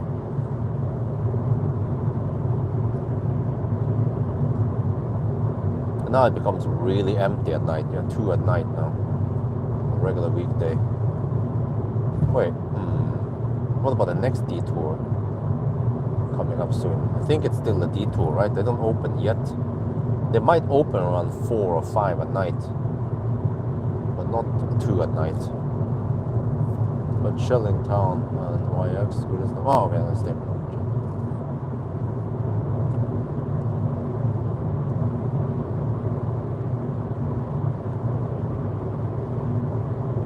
So I didn't charge to 90% this time, around 85 only. But we are passing through Oslo, which goes slow for a while. So hopefully we can make it to, yeah, we'll see. Not sure yet. Because actually now in the rapid gate situation, then the longer we drive, the better it becomes, kind of. Because then we allow the battery to cool down more. Where is this? Something here. Nordbyten and Stang. Ah, okay, yeah. Okay, we have to take Nordby detour again. But then I don't want to go too deep. Maybe go to around 10%.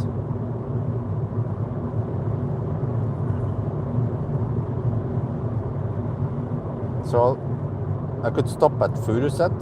So okay, Furuset. Or Skedsmokorset. But I don't want to stop at Wham or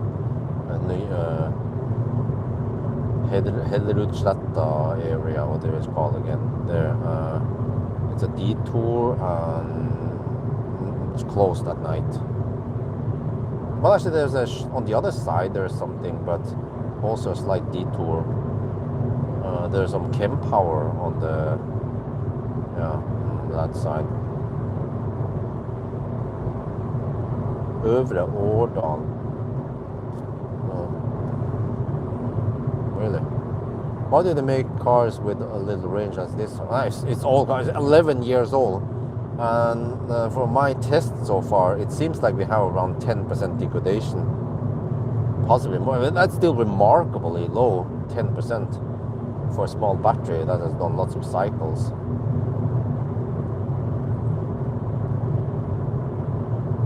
I mean, back then, yeah, you could buy a Tesla that cost 2-3 times more, which is actually a pretty good deal back then compared to this car.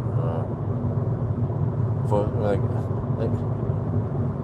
Tesla Model S back then wasn't just twice as good; it was at least 4 times better.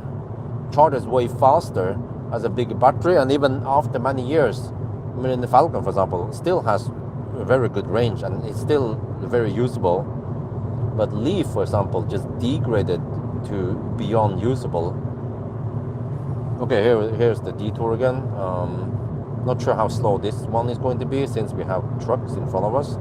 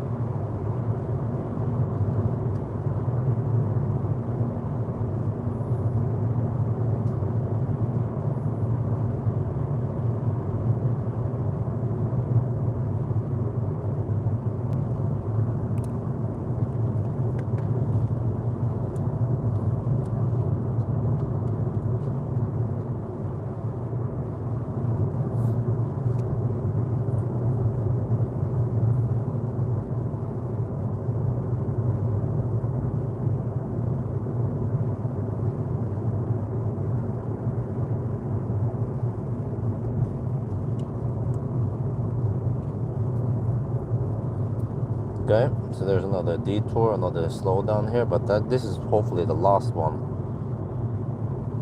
And I should be home in 5 hours, right? Around 7. That's when Isabel is supposed to wake up. But of course, the earlier the better.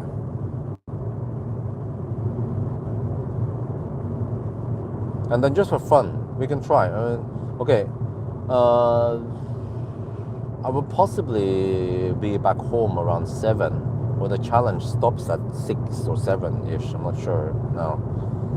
And then around 9 is when I'm done with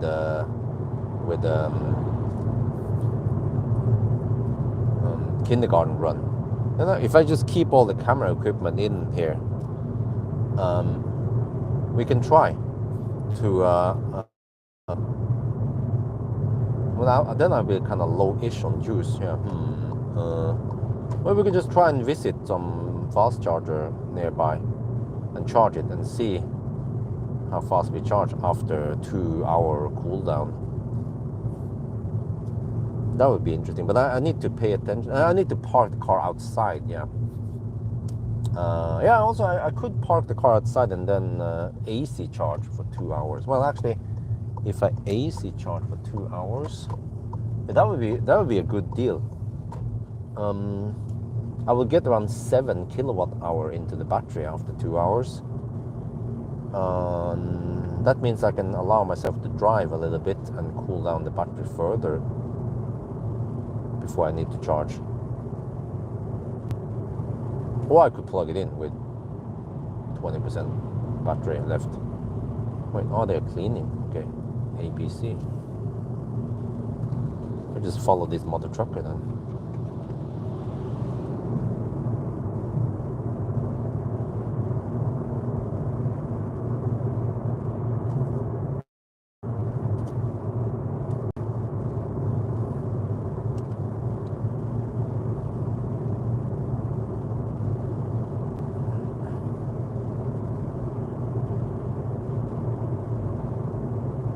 Well, but the interesting part is that if you charge the car, it might gain some heat. I've seen it. The temperature goes up when you're charging it only on 3.7 kilowatts. Yeah, we can try that just for fun, see what happens.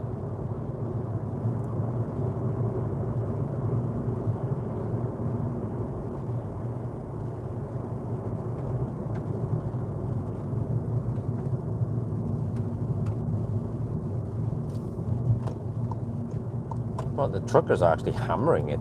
Damn. Oh, okay.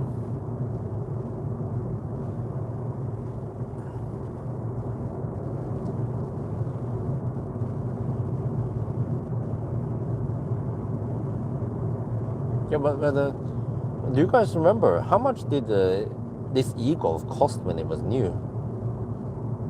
It must have been around 300k NOK, right?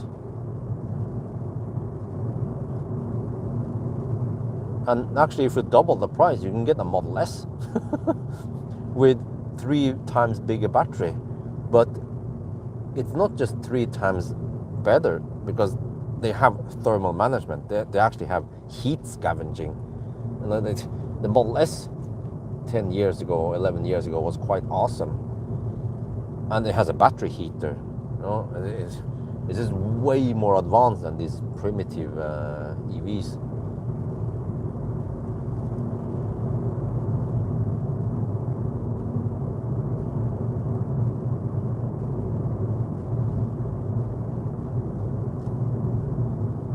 So, I mean, like leaves, these old leaves, they are almost useless. I experienced Frankenstein. Like leaves, they will get more and more degradation, and they will be worse and worse. And they charge so slow, and also because they have CHAdeMO, makes it harder to live with. Well, you can get the adapter. Yeah, I forgot about that. But you know, that brings up the cost again, 10k extra or 1,000 euros extra. Then you could move over to a better tier, like an E-Up, for example.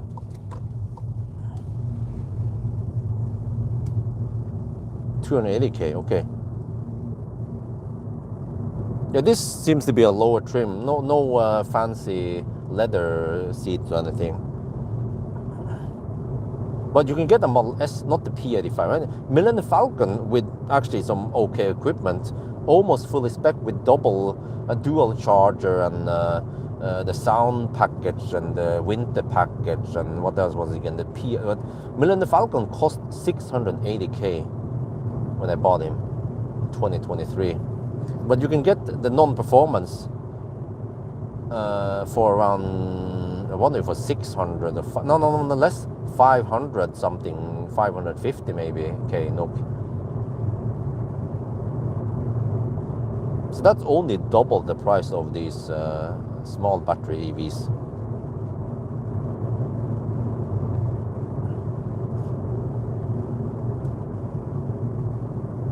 And while leaves are almost useless or somewhat limited use, the e-Golfs can actually go on some trips. Let's say Oslo to Gothenburg could work. Just, okay, take some extra time. Yeah, true. But it still kind of works. But then Millennium Falcon, or that generation, will work just fine. They have reduced range, roughly 10-15 degrees, 10-15% degradation, but they can go on long road trips. Okay, they charge slow, yeah, true, but still, around 70 kilowatt average speed to 50% is still okay. And they don't rapid gate at least.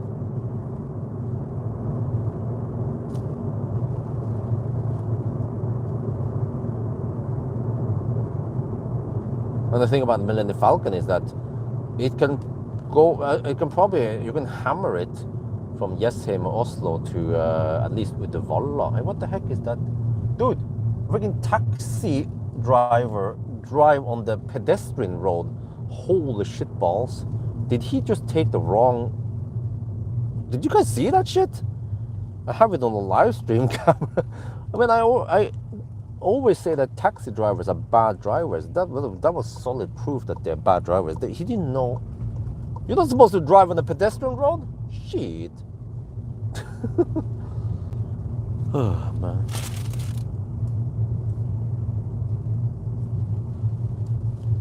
But yeah, I'm saying that Millennium Falcon could probably go from Jessheim to, not sure about Uddevalla, but at least Tanum or Schweinsund or somewhere, right? Strömstad, and then top up, and then get over to Göteborg. Well, I actually haven't done the calculation, but yeah, around 60-65 kilowatt hour left on those cars. And if you average 250 watt hour per kilometer, then you can go at least 200 kilometers. That's Strömstad, right? Yeah, Strömstad-ish. Okay, now I can hammer it.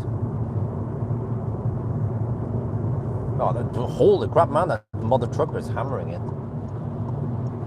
Almost accelerates faster than I want to accelerate because I don't want to introduce too much heat. Wait, I have to check here. 244 and 213.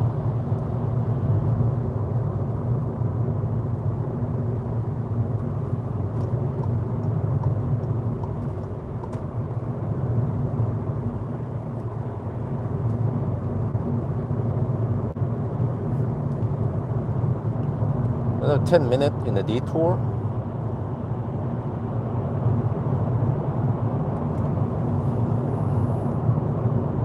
Nine kilometers.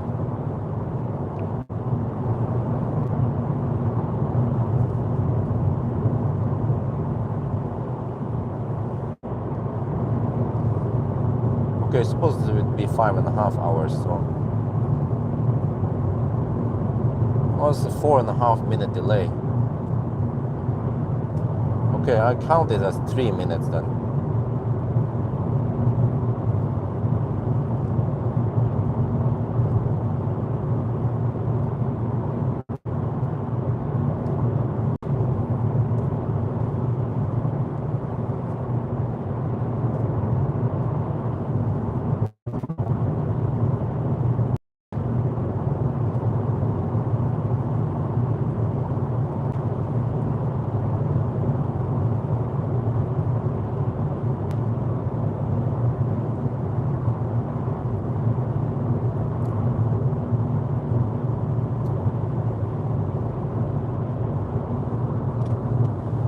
So we're still not at the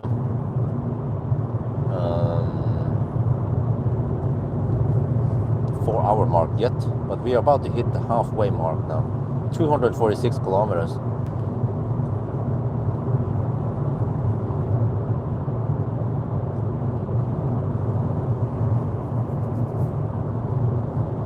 Wow, I'm pulling 36 kilowatts going up the hill here. 38 kilowatt. Oh, that could introduce some heat.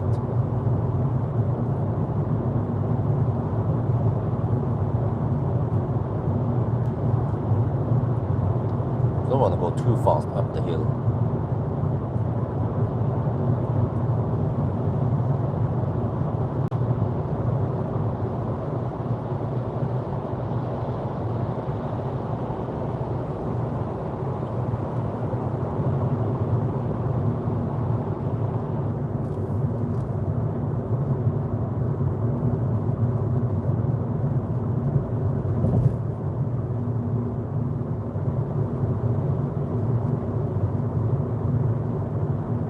Okay, 27 kilowatt, that's better. Now it flattens out.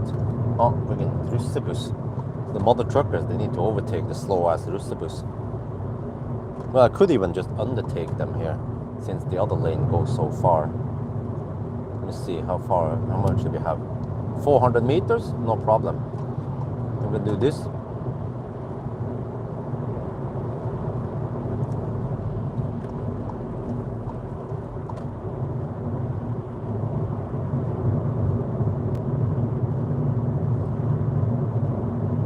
Okay, that was one of the longer uphills. So I want to take it easy in the uphills to not introduce heat. At least the longer and the steeper uphills, like towards Skedsmokorset.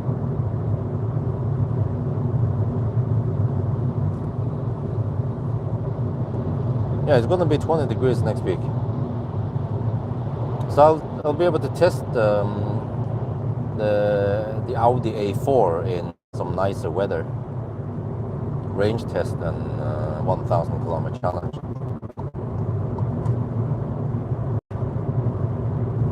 Okay, 39 degrees Celsius in the battery. Yeah, it will cool down soon via Oslo.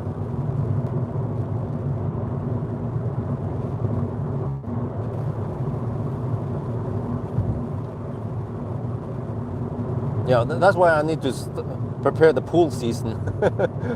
I have 1 week to prepare everything. I'm gonna document it, make a video about this, what I do, and then bring some nerdy stuff into this.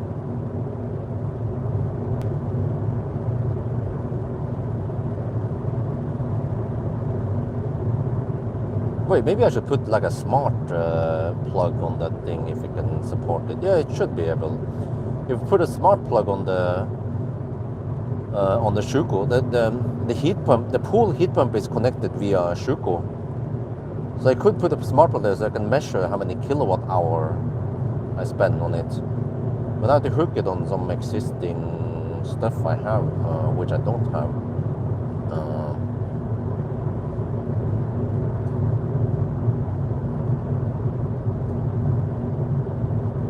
Maybe I can ask Tiber if they recommend me something I can use, so I can see the stats in Tiber. That would be the easiest.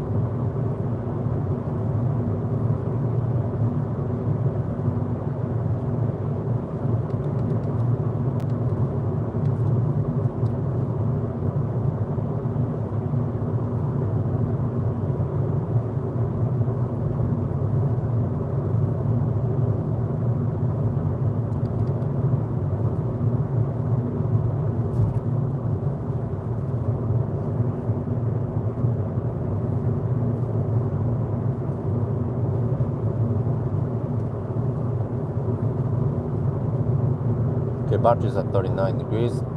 more Rus over there. Rus activity is quite high nowadays.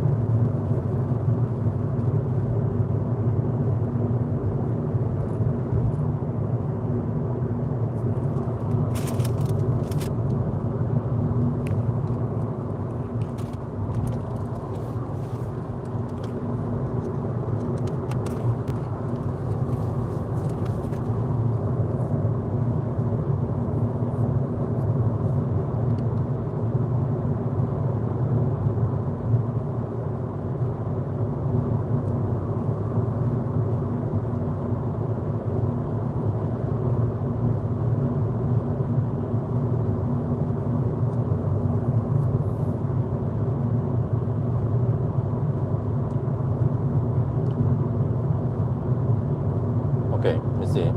We're about to hit the 4-hour mark.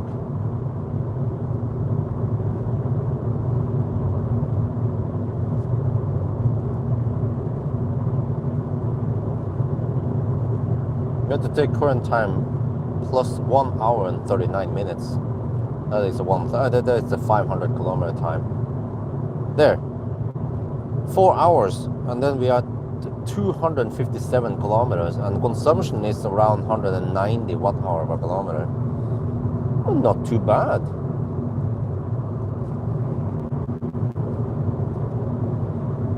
Battery temperature is 39 degrees Celsius. Now we go downhill, regening slightly, 6 kilowatt regen. I think that's fine. Also don't want to regen too hard, because regen also means heat into the system. So ideally want to coast downhill here, but oh, that's deer. Holy, oh dear.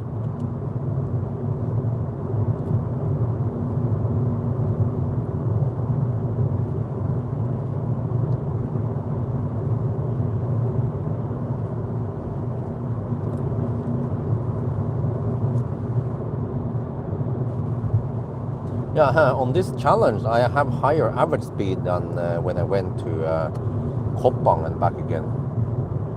So that's probably why the battery temperature is slightly higher than that trip.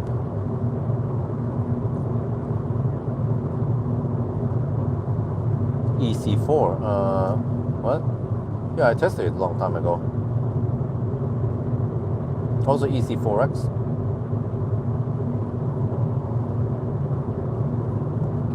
But man, I would personally stay away from Stellantis cars. They're not that great engineered.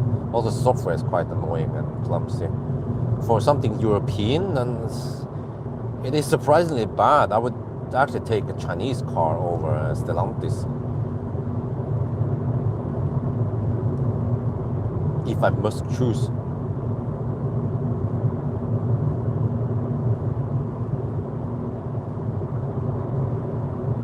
Yeah, I mean, if you've seen the menu system, it's so clumsy and very limited what you can do there.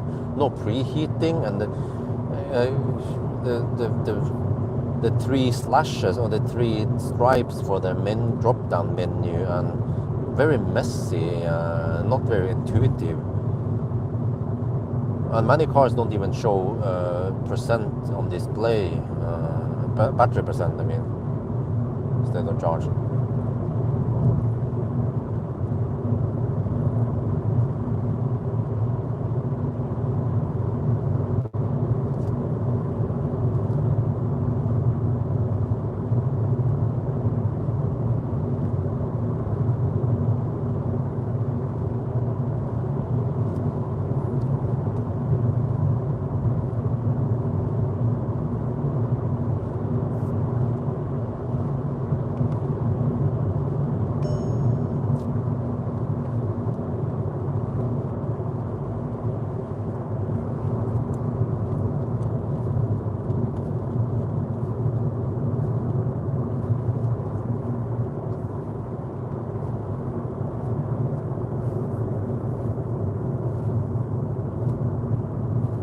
Well, the seats are remarkably good.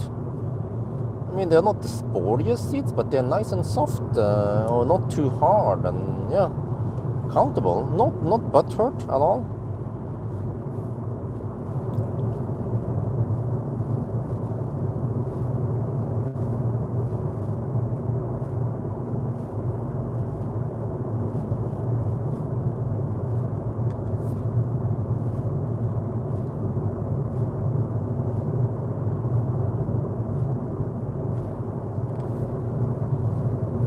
battery is still at 39 degrees Celsius. That was the same temperature when we left.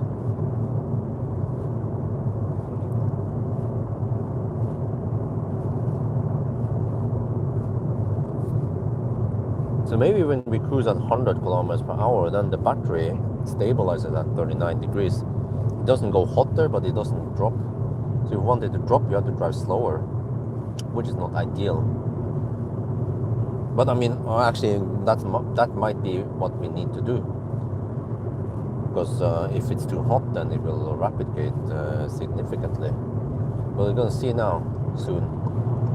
We are down to around 25%, no, 30% battery. And I still have, 28 kilometers on GOM. And we are 19 kilometers away from Teslabjorn. Well, I could go there. Shell station is always open. It's a very short detour to stop there.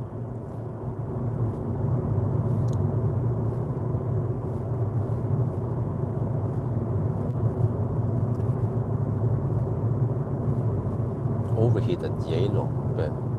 But you were probably driving quite slow, right?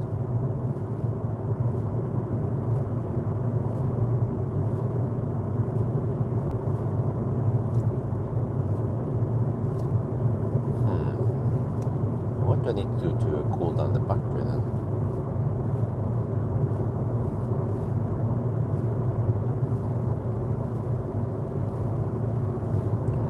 Ideal. I was hoping that the battery would cool down more.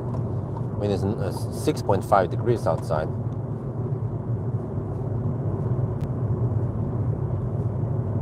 So I checked the weather forecast. The temperature is supposed to be quite stable. It's been hovering around 6 degrees throughout the challenge, which makes the need for heating not that much, and consumption and also drag part is not that high. So consumption is relatively low, which benefits us. Oh.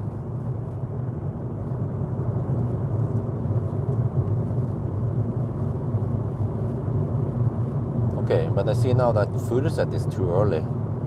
But then Teslabjorn is a bit scary because it's uphill.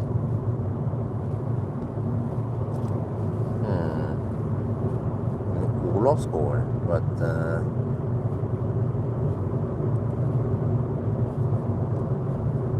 no, I think we should be fine. Teslabjorn, yeah, let's go for it. I could bail out last minute at Olavsgård if I see that we are cutting it too close.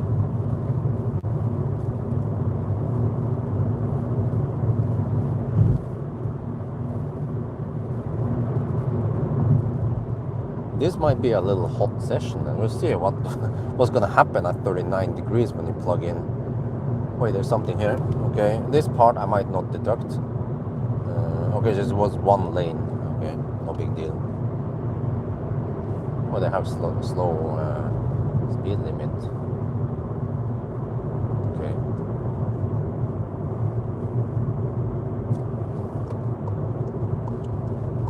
Alright, I think you're supposed to go on the rightmost lane. Wait, oh, no, not.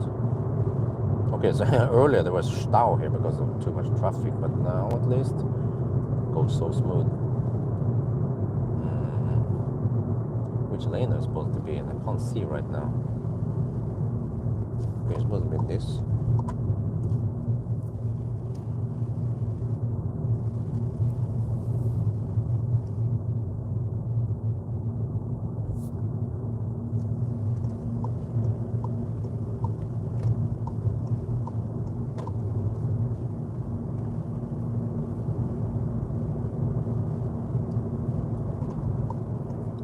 Okay, so I could stop here and charge, but we still have around 25% left. I feel like that's too early. 39 degrees in the battery still. Yeah, I'm not sure what was going on over there, but yeah, we'll keep driving. 26 kilometers on GOM and 14 kilometers away from Teslabjorn. mean, if I reach Teslabjorn, I could go beyond that and go for Bergen. It's slight downhill actually towards Bergen.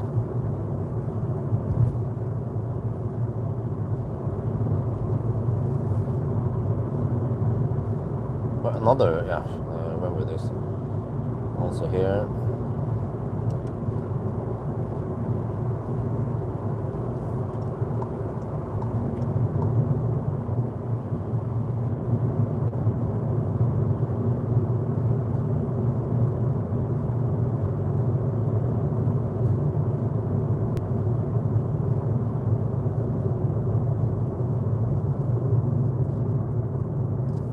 Not sure why that guy is going so slow, because maybe I should have hammered him. Whatever. I don't want to accelerate too hard right now. It goes so slow over here. There's no need to go that slow. Hey, dude, come on. Are you supposed to go in there? No, I don't think so, bro. No, come on, go. Okay, either you go or you, don't go. No, you're not supposed to go back on the main road there, bro. Come on. I think I know where you're supposed to go. Just take the little exit there and then you're back on the main road. Don't worry. This guy must be confused. He doesn't know where he's supposed to go.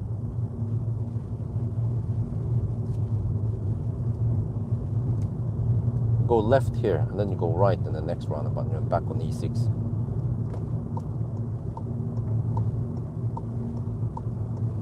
Now he's in the wrong lane. And he's gonna cut in front of me.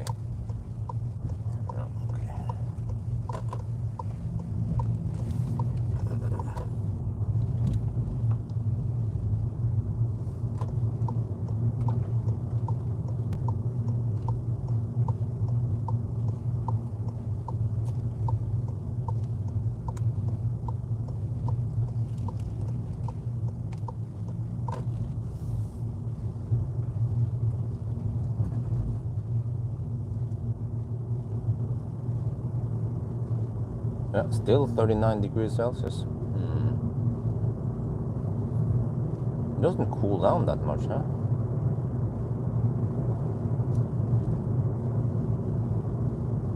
Man, I should have gone in front of him when I had the chance.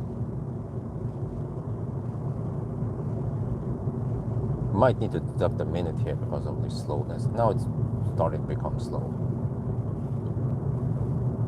Especially with this guy in front.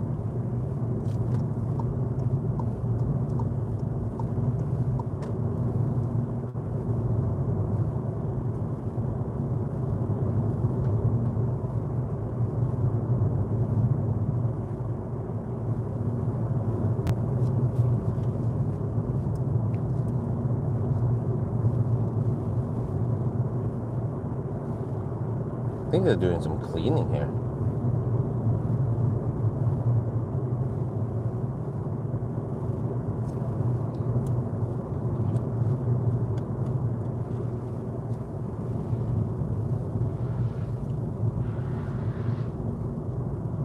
Yeah, there's some guardrails, yeah.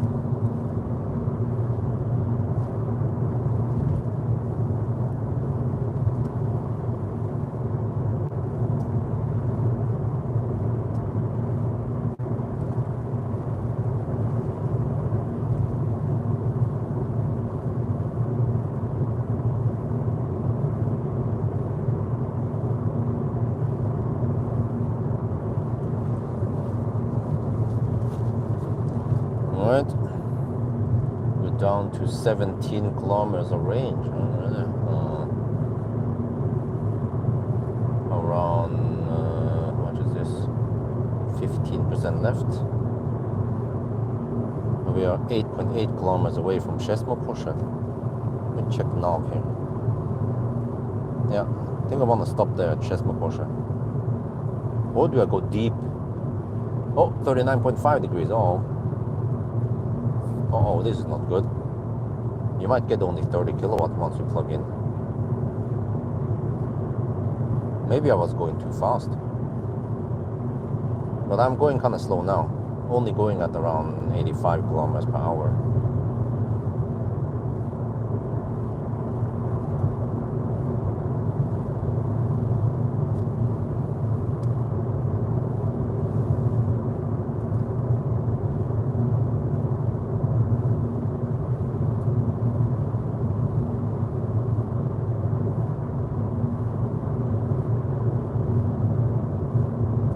I could stop at Olavsgård, but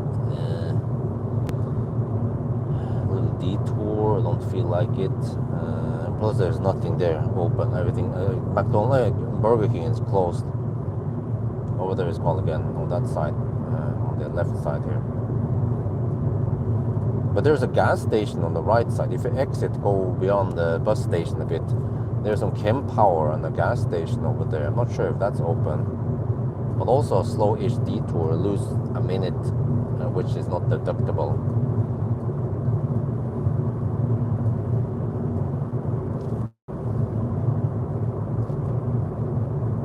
Maybe I should try to coast.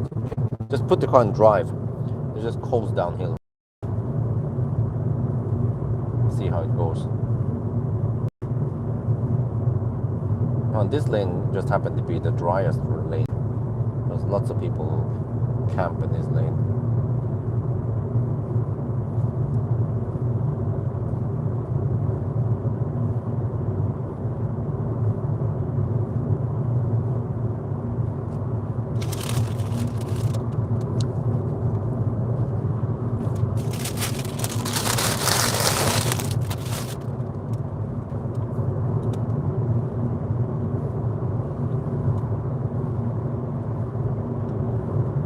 I need to restock on drinks at Shell.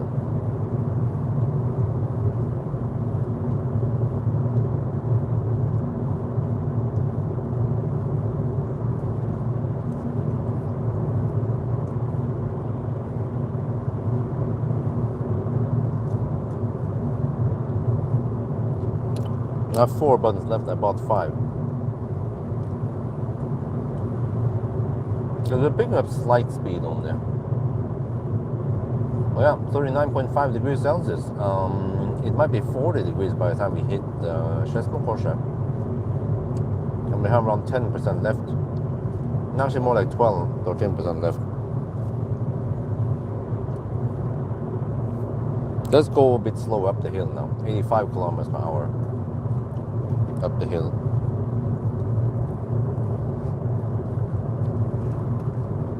We are just 3.8 kilometers away from Teslabjorn now. Let's see what happens with 40 degrees in the battery. Oh, how much will replicate then? I think it was when I hammered it and I had 45 degrees, then it was quite shitty speed. What about now then? If I get only 35 kilowatt, I mean that's still okay. But then it might throttle earlier, so I might have to leave at 70% instead of 85%.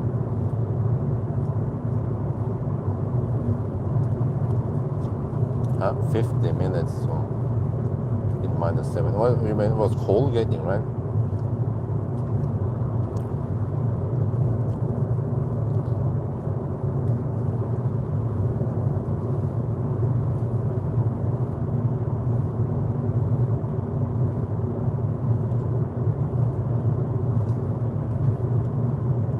I have to pay attention to power limit.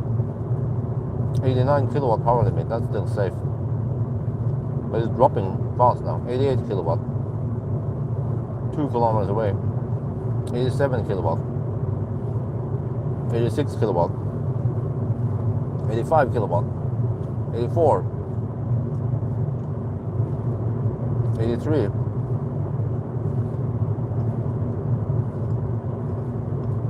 81. Oh, there we go. Comfort restricted. Another warning, 82 kilowatt. This is the scary part when you climb up the hill like this. 80 kilowatt.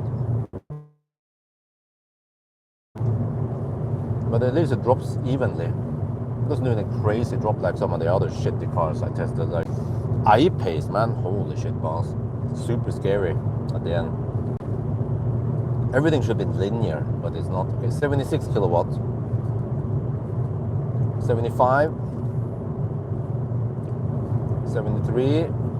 That's fine, I can now start slowing down. Yeah, we can stop here. Well, or do we proceed to the next? Yeah. Actually, the next Berger is a slight detour, so this is a very nice pit stop, and we can take a look at the. Yeah, we can look at the chem power stats. Oh yeah, chem power. They actually put the power module right there. Wow. Okay. Interesting. Let's just park here. Lynrask lading, yeah. Wait. I must use the one. Wait, okay, actually, that's too close to freaking Rus. Okay, I don't wanna. Wait, let me see. Here, that's out of service. Okay, this. Oh, wait, they closed the thing for the Rus, right? Here, okay. Man, they're everywhere. I wonder if they will let me in because I'm a regular customer.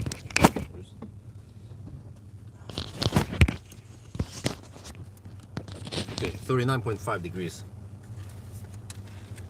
283 kilometers now. Sześć korset.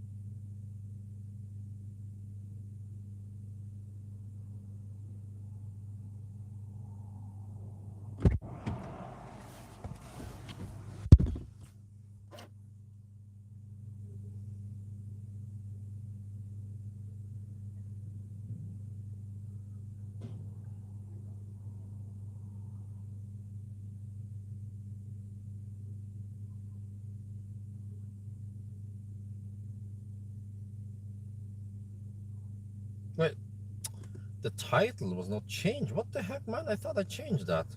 It just says Teslabjorn is live. Oh, that's clumsy. I could have sworn that I changed the title. Okay, whatever.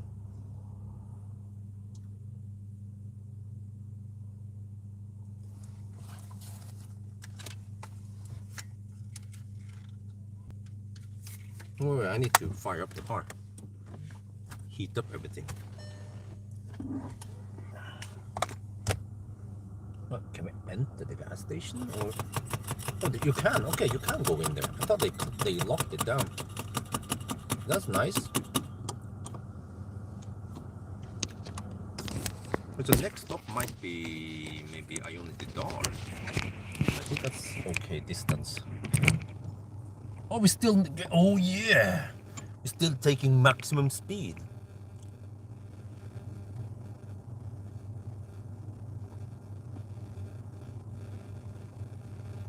Yeah, at least I get some cheap charging at Ionity. I can't get any cheap charging at Tesla with this car.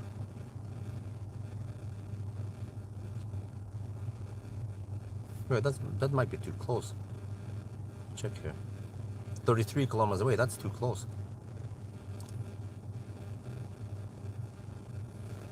Okay, whatever.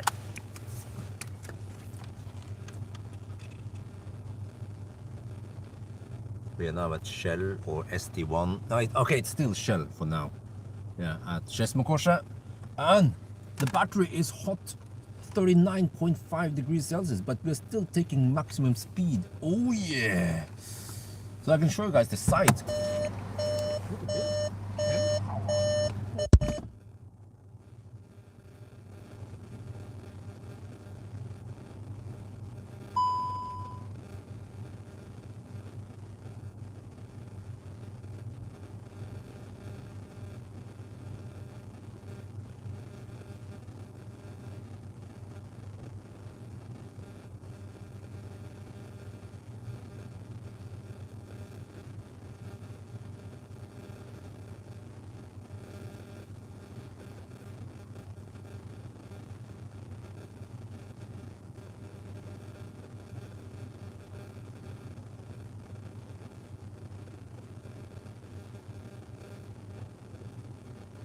I also check out.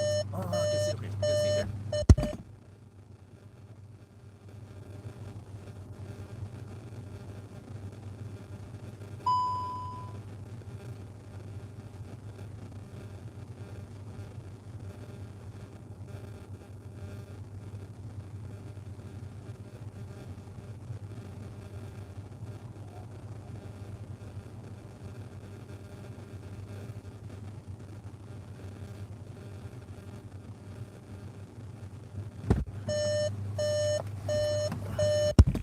Oh, I forgot. I need to crank up the heat, but I also need to get out of the eco mode, which I cannot do yet.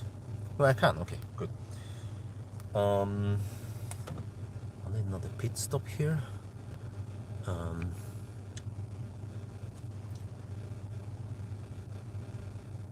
Wait. So if Dal is too early, then Minnesund then.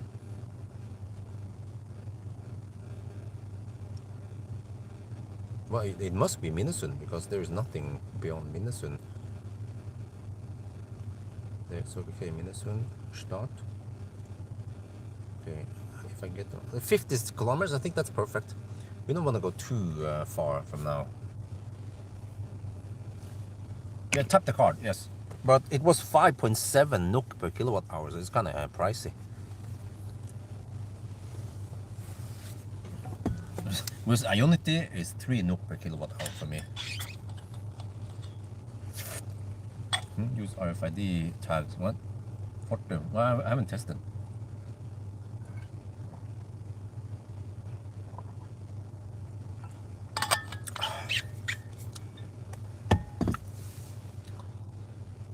Oh, 40 degrees Celsius. So it starts replicating slightly now. Yeah, somewhere with 6, yeah. I just need to go to the restroom and then I'm good, huh?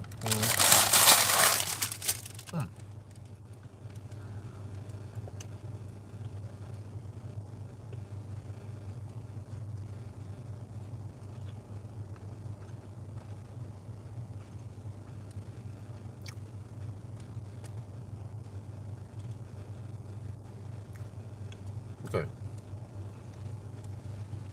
Well, then what's gonna happen next?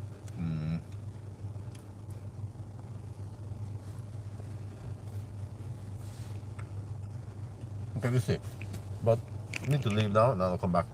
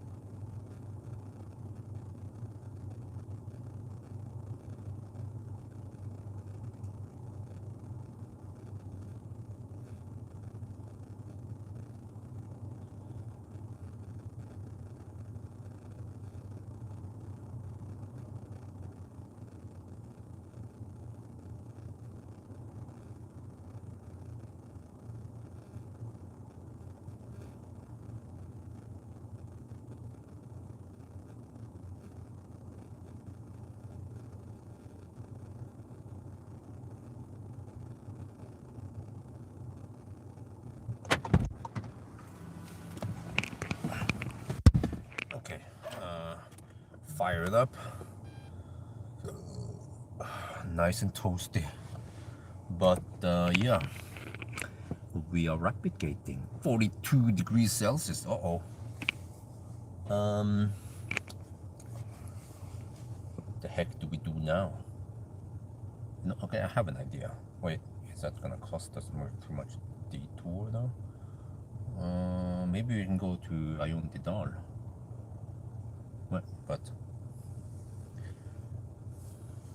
But actually no, we are receiving around 30 kilowatt. I mean, it's not that bad yet. Let's see, 95 amp times 338. Yeah, we're receiving 32 kilowatt. Okay, so it's not ideal, but I want to reach Minnesund, but that's 51 kilometers away. So then I need maybe around 70%. Oh, that's gonna hurt. We are at 62 now. Well, actually, no, it's within reach. Okay. Yeah, because if I stop at Minnesund, if I stop at Dal, then my next stop will be weird.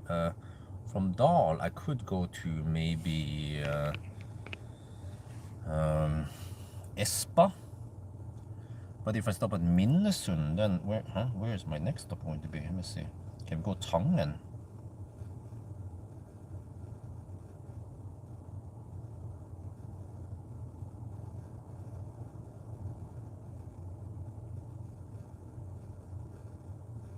Minnesund Tangen is only 30 kilometers away.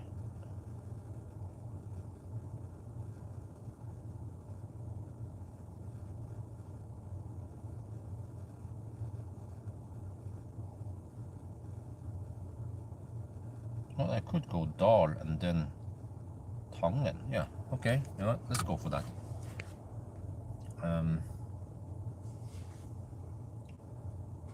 But it's just a slight rapid gate. But at least then we'll be riding on some Ionity wave. Okay, let's get ready. But that's only 30 kilometers away. Not sure how much we can cool down during that time.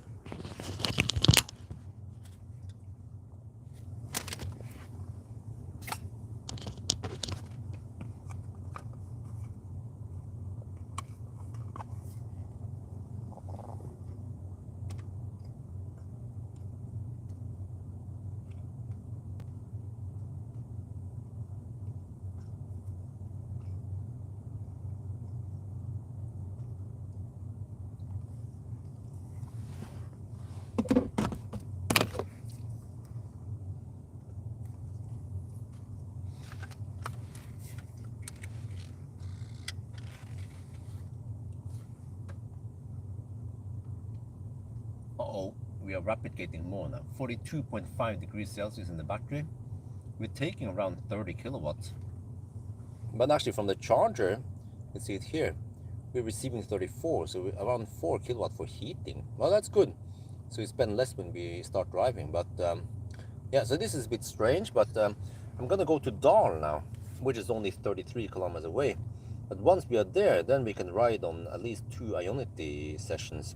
In the past now, I've been going kind of expensive, around 5.5. Over here is 5.7 NOK per kilowatt hour.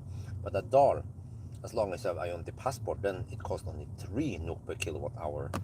So that's, how much is that in euros? 0.25 euros roughly. Okay, anyway, let's go.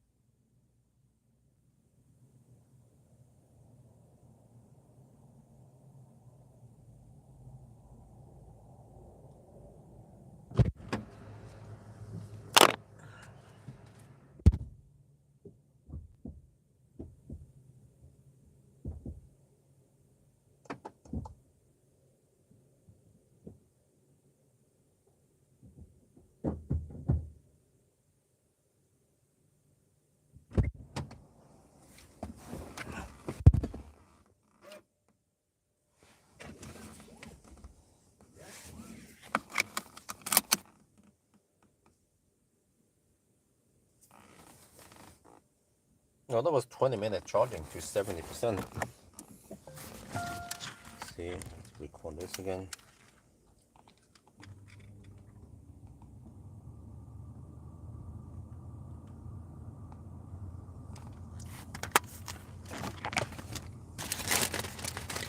Leave, and then I need to plug in some cables.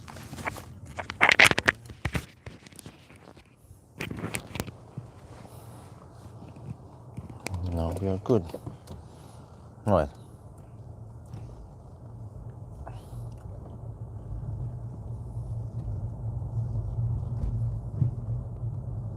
Now we see. I'm not sure how much we can cool down. Wow, 43 degrees Celsius in the battery.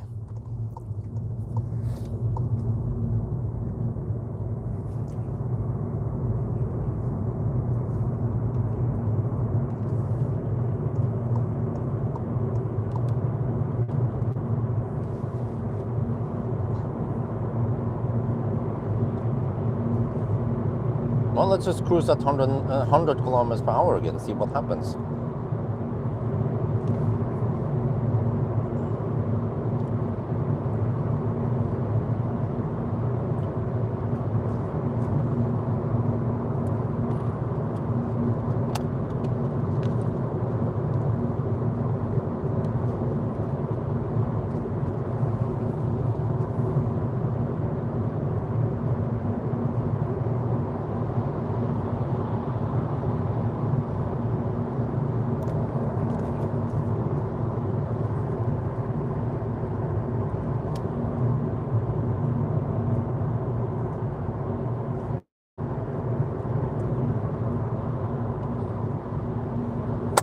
After Skedsmokorset.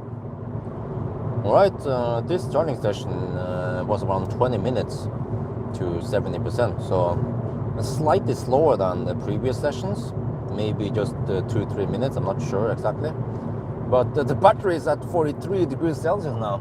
I'm still hammering-ish it at 100 kilometers per hour GPS speed. I believe that that's still optimal because, you know, quick math. If you're cruising at 100 kilometers per hour and you consume around 190 watt-hour per kilometer, then you consume only 90, or you pull 19 kilowatt on average, but you're still receiving 35, 37 kilowatt on average, right? Even in the slight rapid gate state. But now it boils down to the next stop. Can we get the battery temperature lower, or will it stay at 43 degrees? Well, there's only one way to find out. So yeah, let's see then for the next 20 minutes roughly how it's gonna be.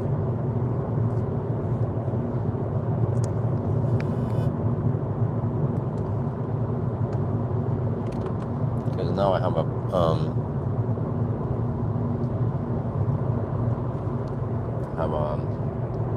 time lapse.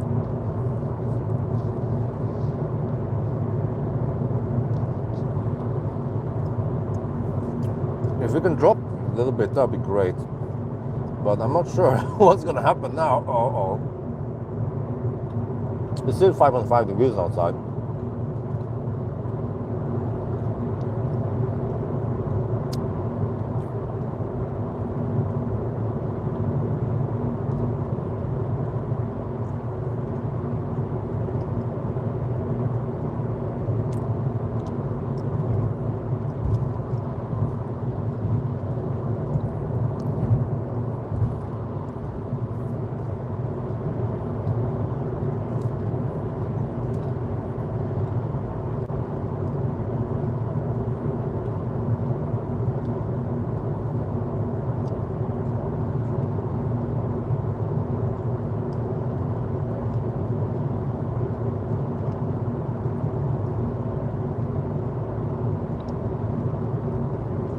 Well, good night then. But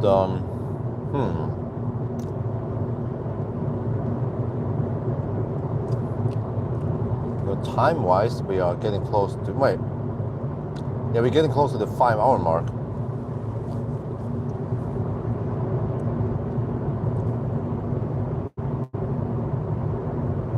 1 hour and 38 minutes before midnight now.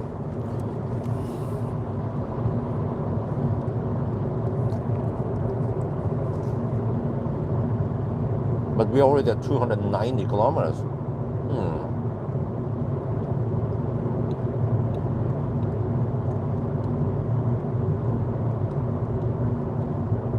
I just wonder how bad it will be at dawn now. We'll see.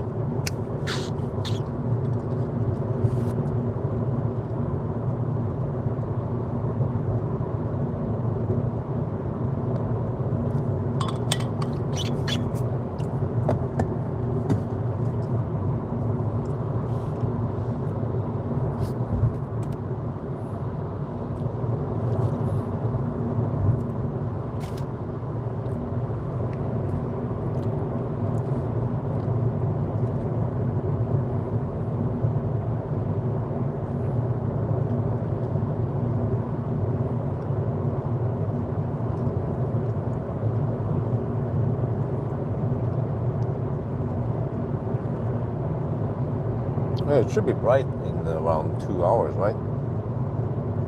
I think around 5 is when it gets bright nowadays. The days are getting longer and longer now. We're not even in May yet.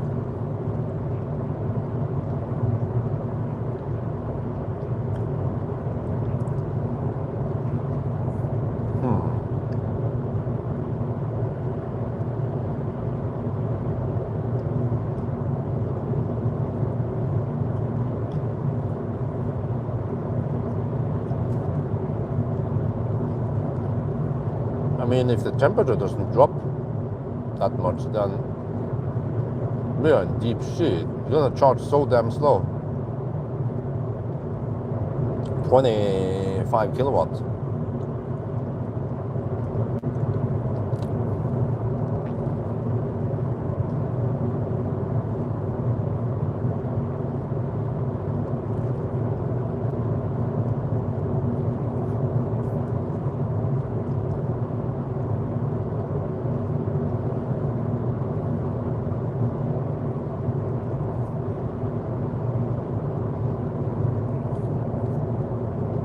Five degrees over here. Still relatively warm for a night run.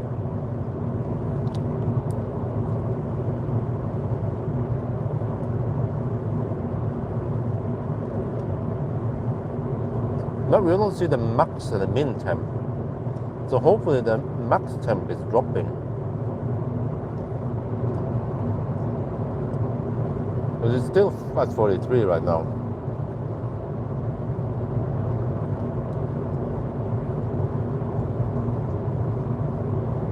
Or maybe the min temp needs to drop first and then it pulls the max temp down.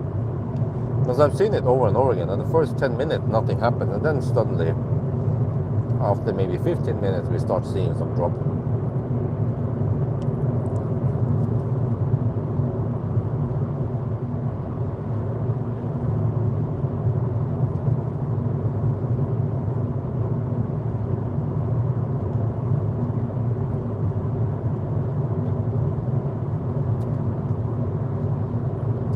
Oh, it's a 500 kilometer challenge.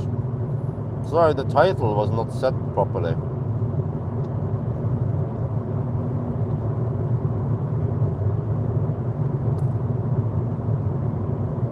What the heck is this? Stranded vehicle. Baustelle.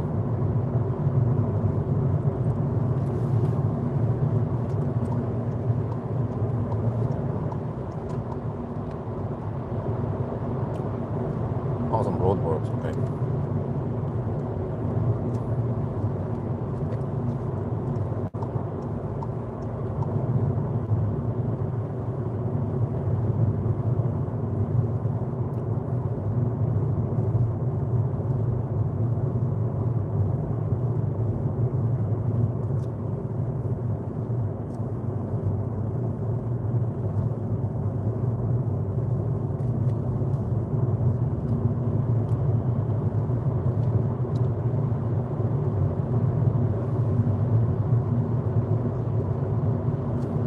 The temperature is not moving. Still 43 degrees. Well, it'll be interesting to see how slow we charge on.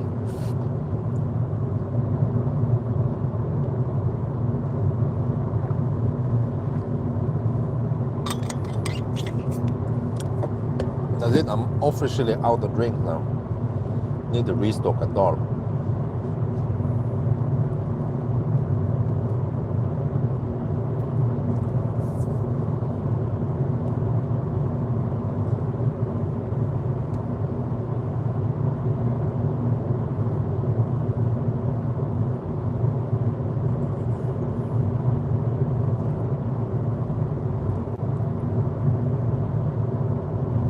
Well, we got 40 kilowatt initially, then it dropped to around 30 kilowatts, so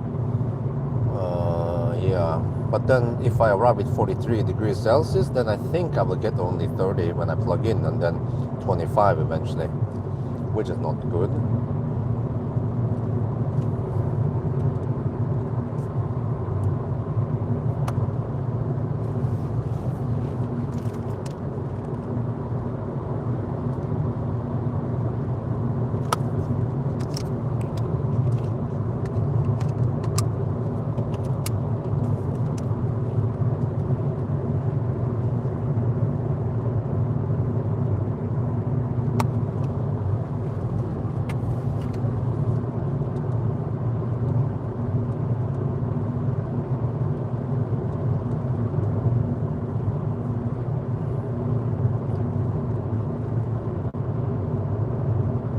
Oh, interesting. There's a detour. Oh, that's fine. By the time I'm back here, then it'll be done.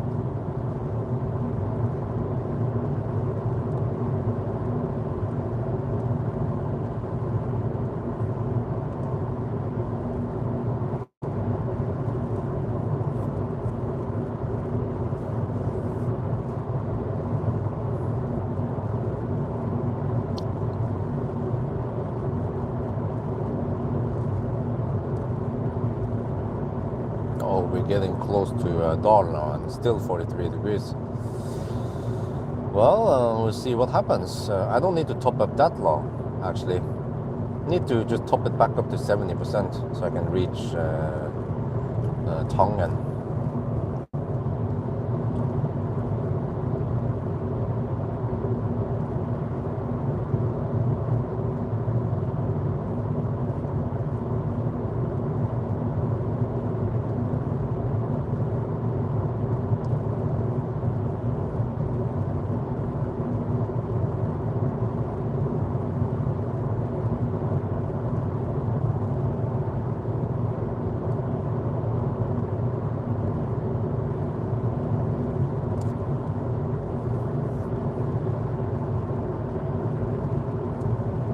Oh, 42.5 degrees. Oh yeah, great news.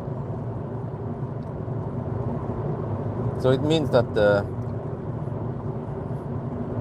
whatever you should call it, the stabilized temp or the is lower than 43 degrees. Or the cruising temp or whatever you should call it. Yeah. If we kept cruising now until 10% or 15%, maybe it's 40 degrees or 39 degrees.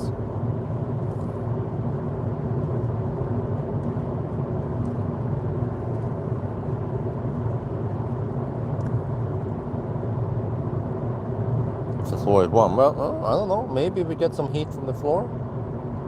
Oh, there's so many roadworks now tonight. What's that over there? Is that not a detour? But then by the time I'm back home, it will be 6 in the morning. So then they should finish all the roadworks at night. But of course I have the option to bail out if I see that I'm gonna be too late. But I think for now it's still okay.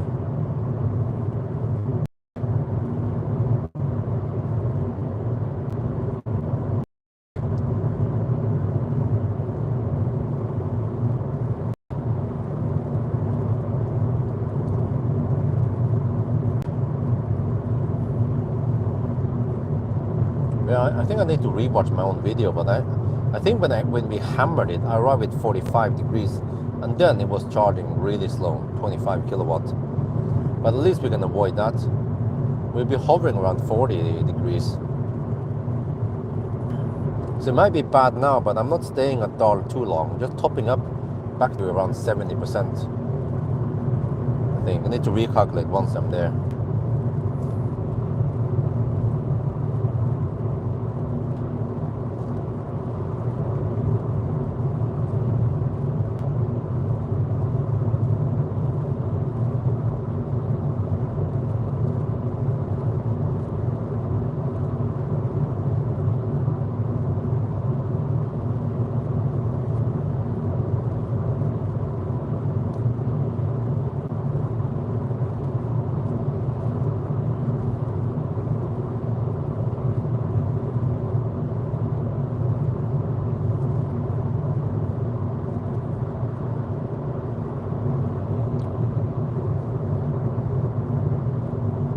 Yeah, I mean, most people, like, I've done 300 kilometers now, right?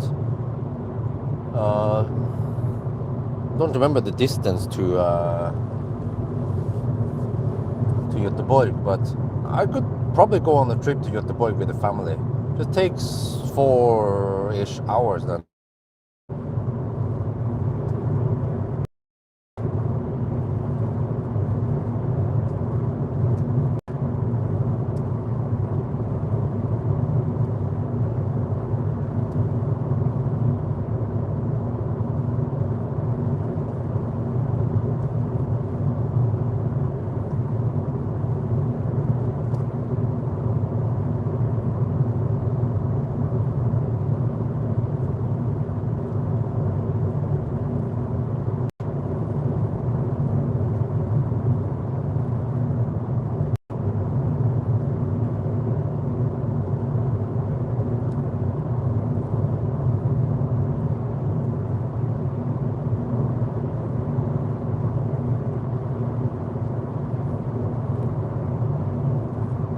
Yeah, from Jessheim to Kungälv is around 300 kilometers.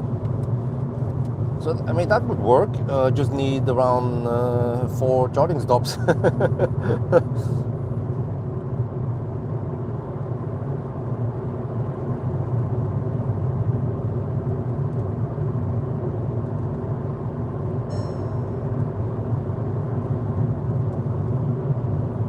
Wow.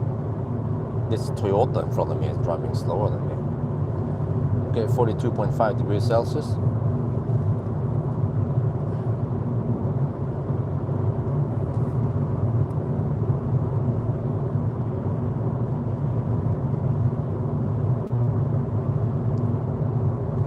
Toyota drivers really that slow? Yes, apparently they are slower than the rapid gating e-Golf drivers. And he's even on dinosaur juice.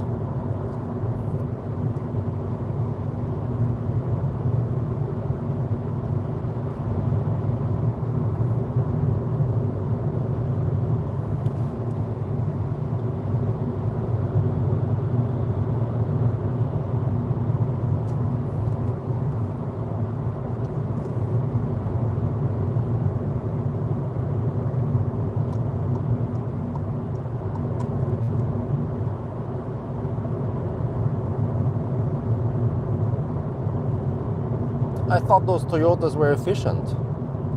Maybe they're only efficient because the owner drives them so slow.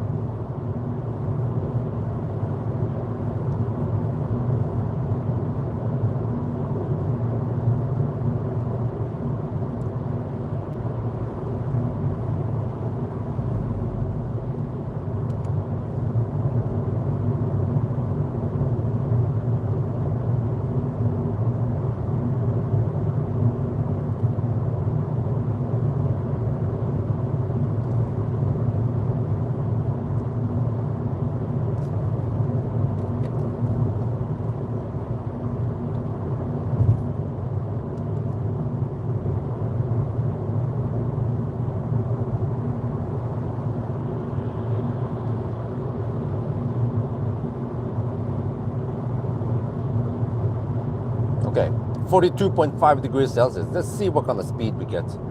I'm down to around 35%, so I only need to top up to 70, I think. Well, actually, we are only 48 kilometers away from Tongen, so I just have to reach Tongen. But it's getting colder now, which means that the consumption should go higher. Maybe I will consume around 200 watt-hour per kilometer.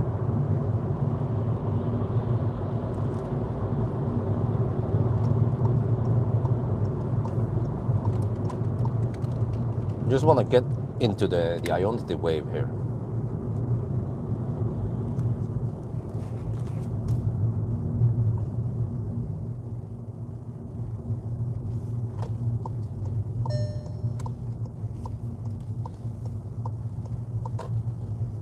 And then maybe from Tongan I could go to Rudshögda. And then I could just backtrack the same way. Okay, let me see. I want to take those. Yeah, I know some of these chargers, they will stop, randomly stop, which is not good. But I think this should not bug out. Wait, or maybe it was the other one. No, okay, let's try this. Oh, no, I think this is the one that bugged. Try this charger.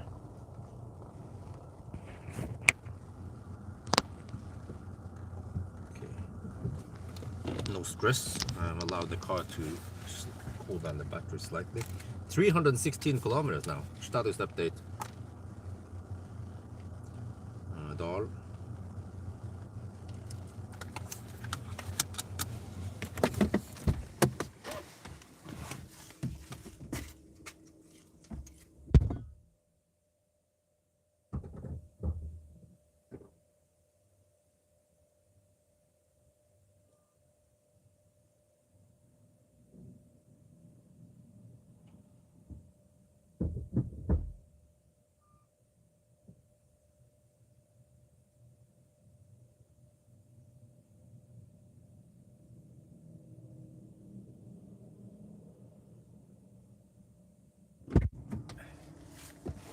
Okay, let me get the shaft ready. Oh, it cooled down to 42 degrees. Hallelujah.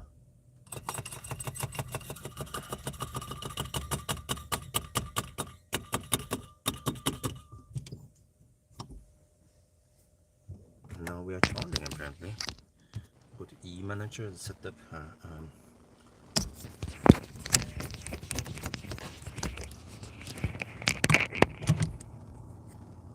crank up the heat again. Alright, what kind of speed are we talking about here? And then check time. I want to set it to 3:35. We don't stay that long. Okay, there. Right. Oh! It's ramping up, but it's ramping up.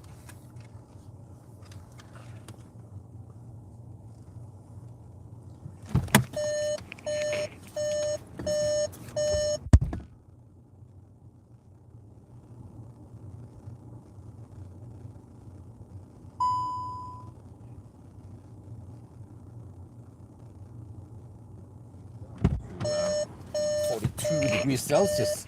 Oh heaven! Wait, we're taking 33 kilowatt, right? Not too bad. Because I only need to top up a little bit. See, we arrive with kind of high state of charge. And then I need to drive 47 kilometers over to Ionity Tongen. So that means around 65% only.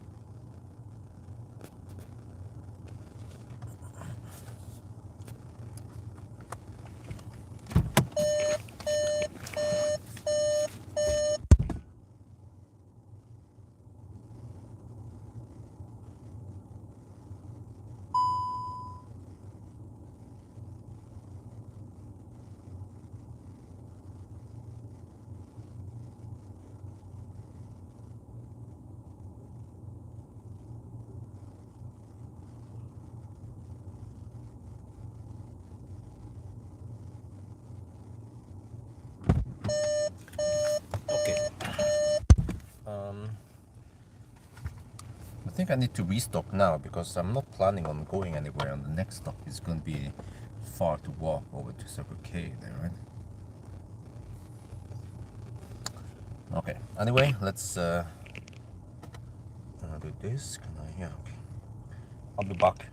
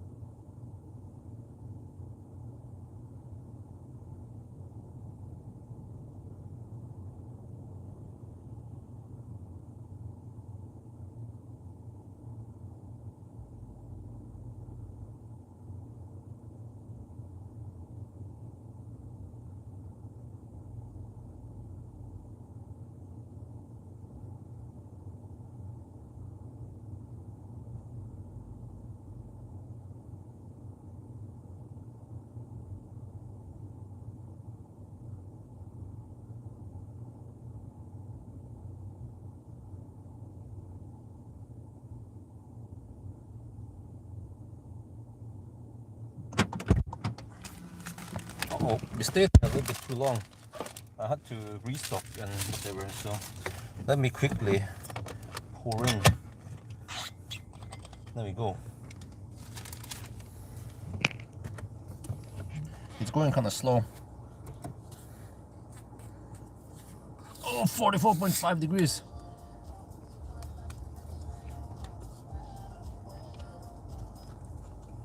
Only taking 27 kilowatt.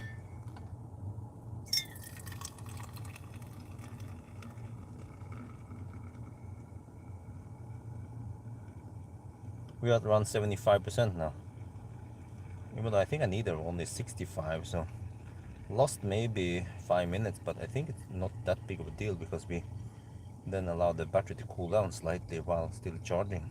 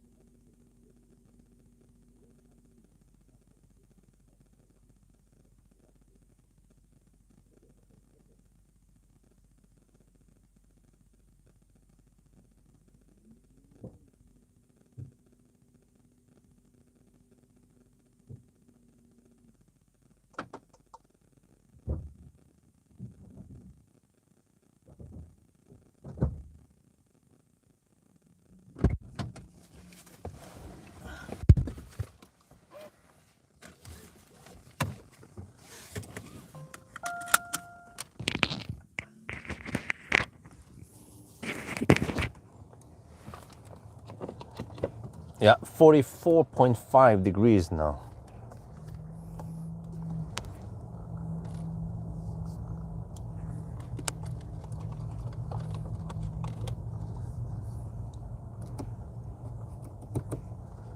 If that's not rapid gate, then I don't know what is rapid gate. Oh, let's see.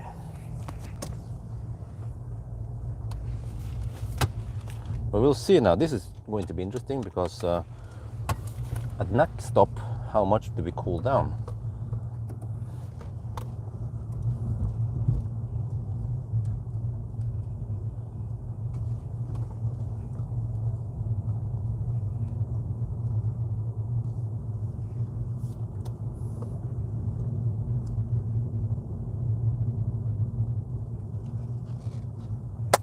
After Dal.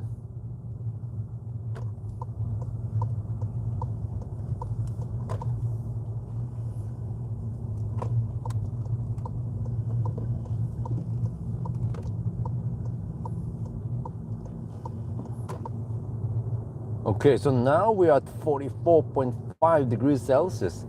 But we started at 42, so I mean we still gain a lot of battery percentage and only added 2.5 degrees Celsius. But of course, timing-wise, it was not ideal.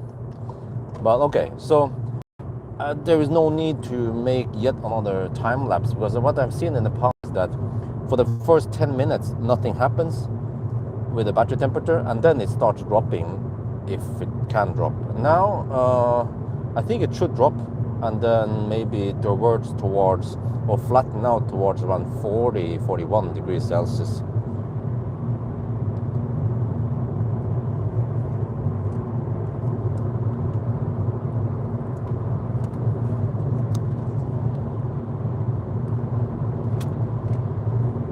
44.5 degrees in the battery. Oh shit. Now this will be interesting. How much will it cool down now during the drive? So I'll still be cruising at 105 on the speedo, 100 GPS speed. And it's slightly colder now, maybe around 3 degrees Celsius around Mjøsen.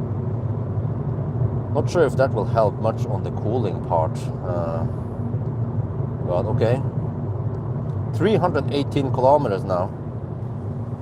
And then we have to add 1 hour and... how much was it again? 1 hour and 38 minutes to the current time. So let me see. 3, 4, 5. 5.5 hours so far? Wait. Roughly? We're getting close, yeah. Almost 5.5 hours. Oh, damn. Uh-oh. Now is when it gets slower. But I mean, each session is not that slow. It might be 5 minutes slower on each session. It's not like the Toyota BZ4X.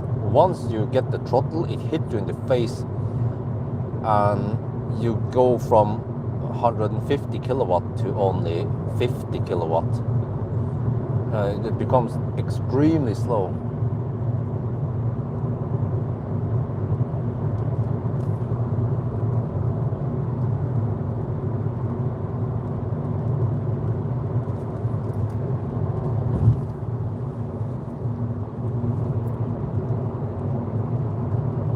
Wait, there's some rain here? Didn't know there's supposed to rain over here.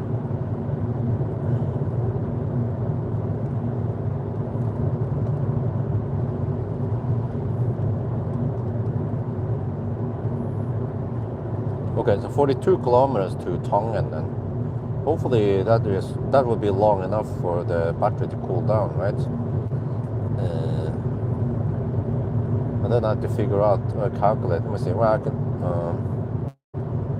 If it's 47 to Tongen, then okay, from Tongen to Rudshøgda is also around 45 kilometers. It's 92 minus 47. That should be 45. Okay, well, perfect distance then. We ride on Ionity wave, and then on the way back again also.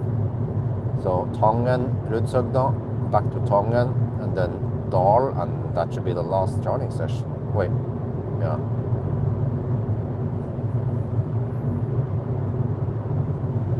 Well, I think in the next session, Tongen, I should time it and charge to only around 60%.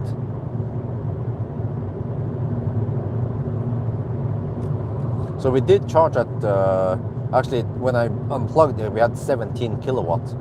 And then I saw when I came back that we have 27 kilowatts. So it did go slow for a bit. We might have lost 5 minutes maybe on that session, but then we gained some percent without gaining too much heat, which also counts in a positive way.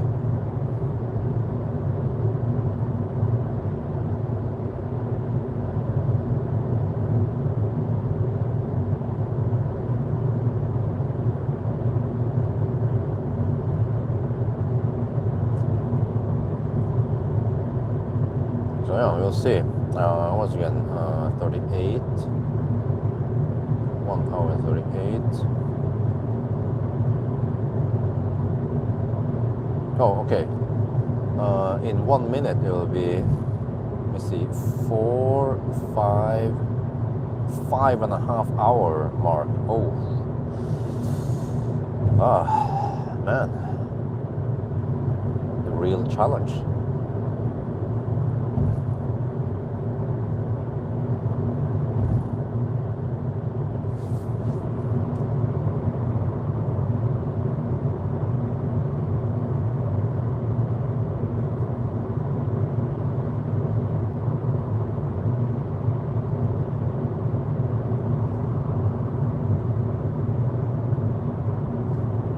A slight slowdown. I think I won't deduct for this since we need to cool down anyway.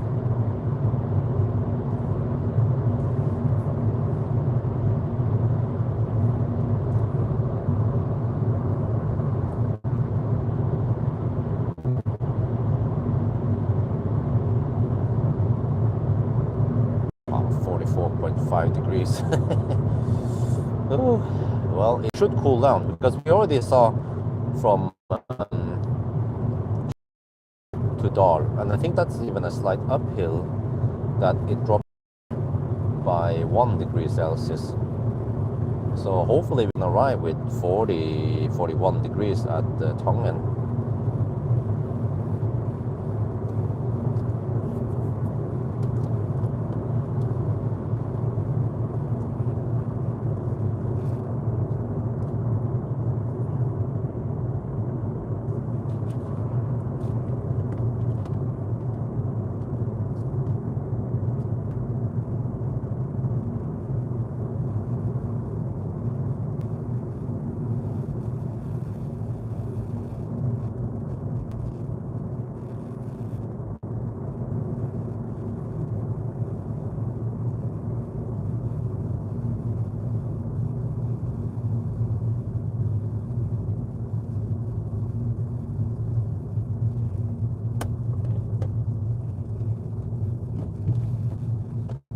Yeah, this slowdown I just counted as a slight cool down run.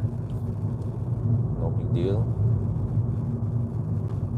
Might lose only 30 seconds here. Just want to accelerate gently now out of this. Yeah, pulling 24 kilowatts. I think that's enough. Don't want to pull 50, 60 kilowatt for no reason. Yeah, 20 kilowatts.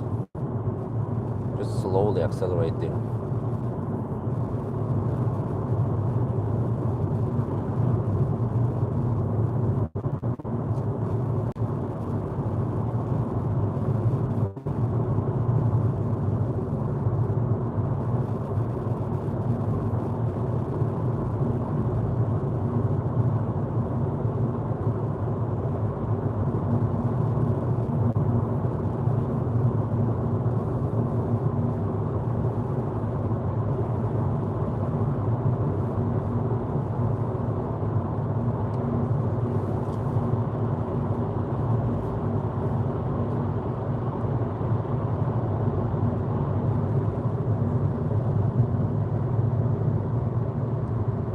Oh, there's some daylight.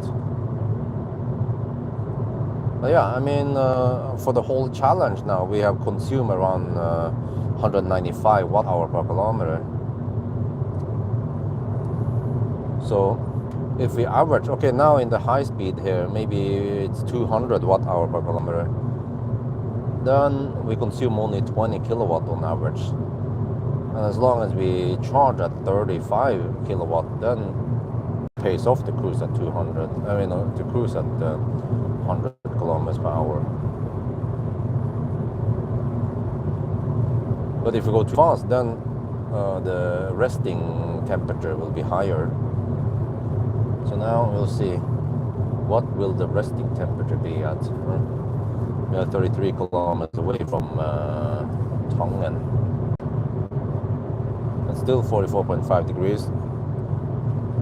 But yeah, the first 10 minutes this happens and then it starts dropping.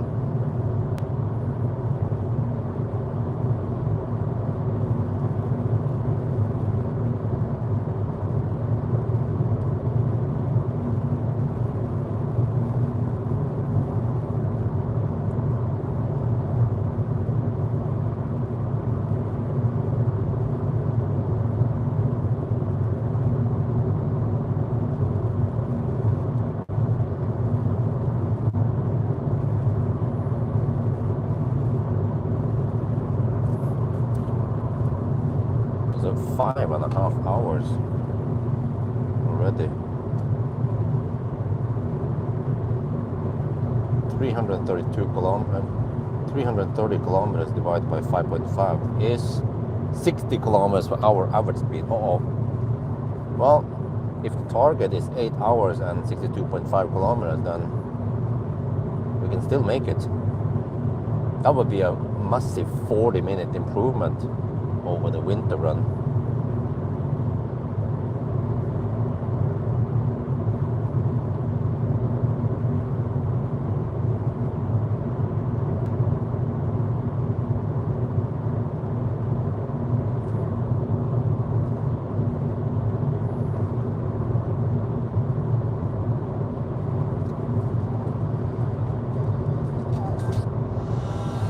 still haven't calibrated the scale here.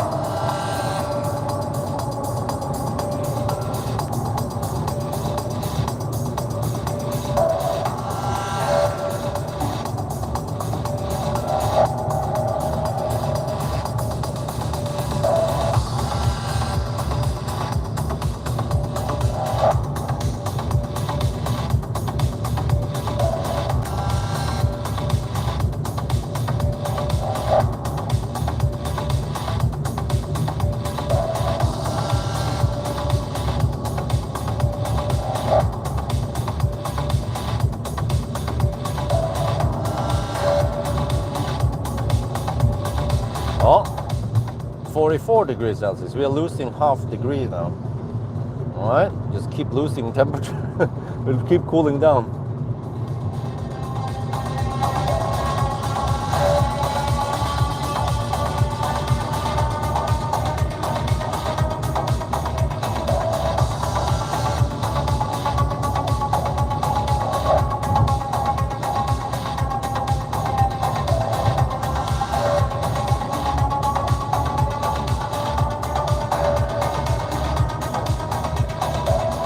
Clean roads is spring again, yeah. Finally spring, summer. Oh. But it's only going to last for 4 months, right? Wait. April, well, soon May, June, July, August. Yeah, 4 or 5 months roughly is when we have nice landscape in Norway.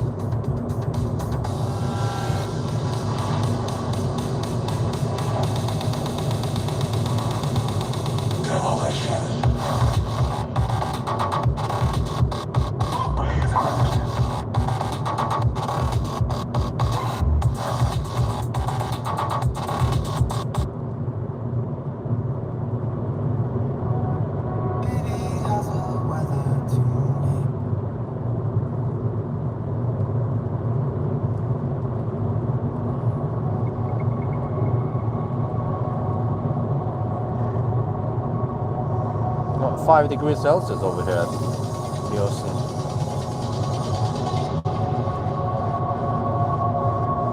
Got some rain though.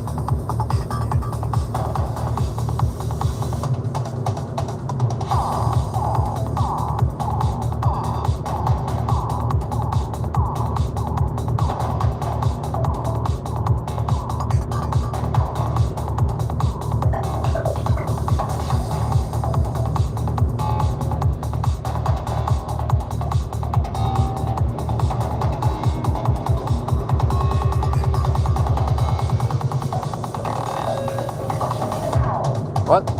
More?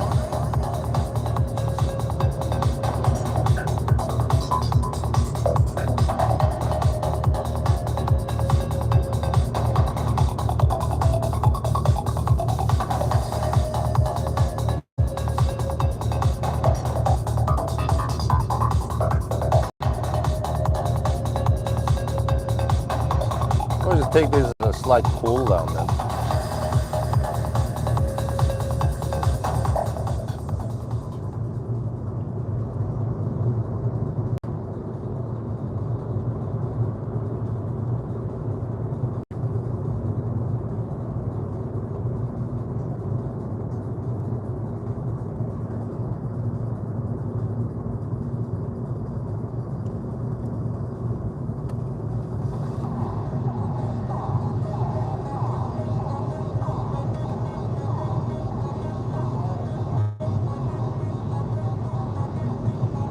Oh, 43.5 degrees now. Oh yeah. Wouldn't mind getting 40 kilowatt again at the next stop.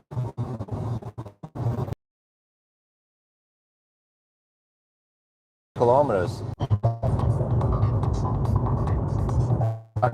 And once you wrap it down on the range between each charge to around 45-50 kilometers, and then we are fine. Right, the 40-35 kilowatt wave.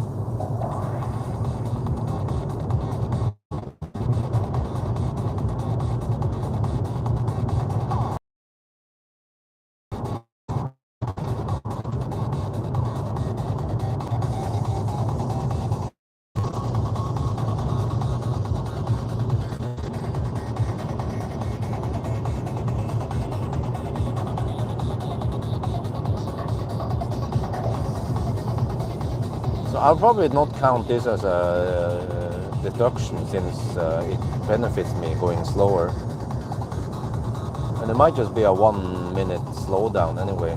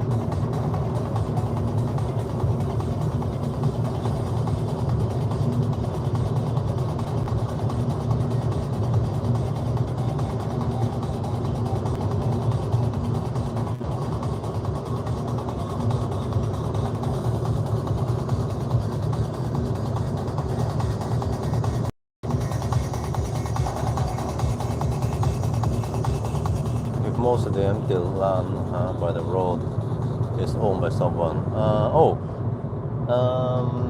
I'm not sure about that. It's probably owned by the government. Maybe some Norwegian also.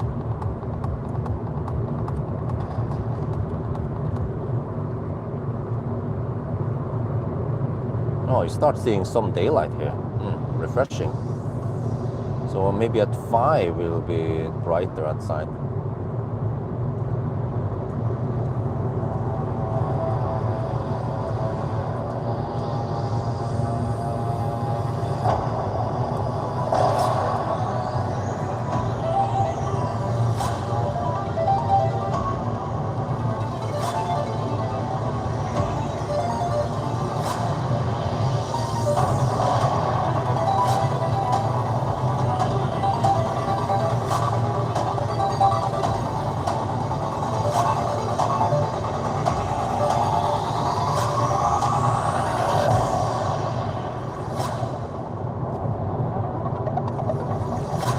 But fun fact, if you fish in the ocean, anyone can fish. They don't need a fishing cart. But if you fish in a lake or river, I think you need a fishing cart, except for Mjøsen. Mjøsen is counted as the ocean. So anyone can fish without the fishing cart.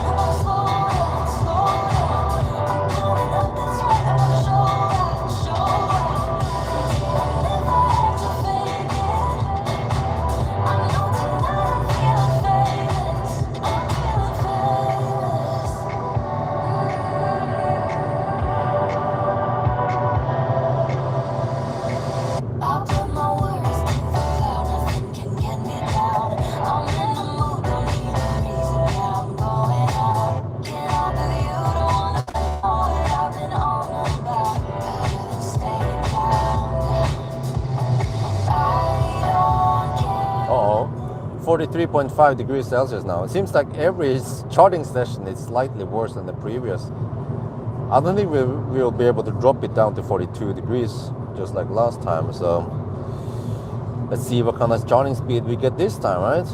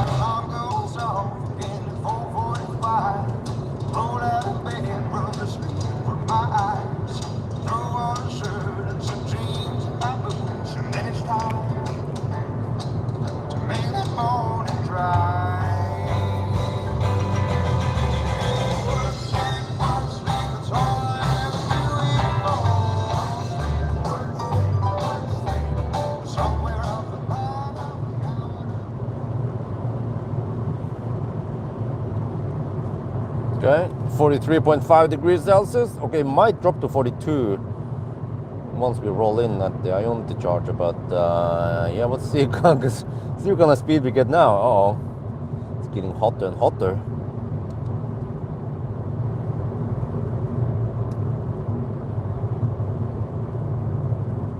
In the fog, man. Uh-oh.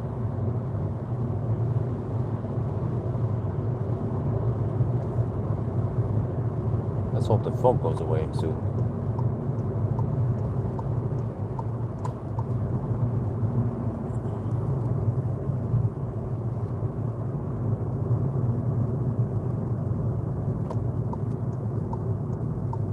Yeah, it's kind of high now, 30%. No, 25, yeah, 25% battery, I think. Which means that we don't need to stay here too long. Only need enough to get over to Rudshogda. But I have to count that extra juice up the hill also.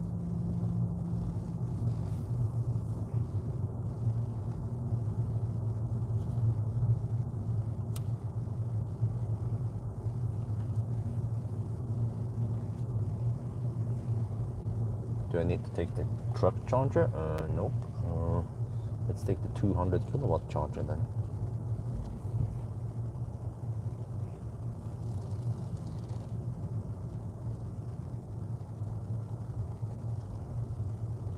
I can take this, yeah, don't have to angle the car too much.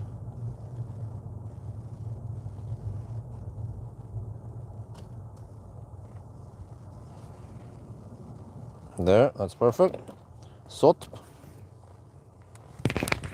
the engine. Oh, let me see. 364 kilometers now. Well, we only need 136 more. And Tongan.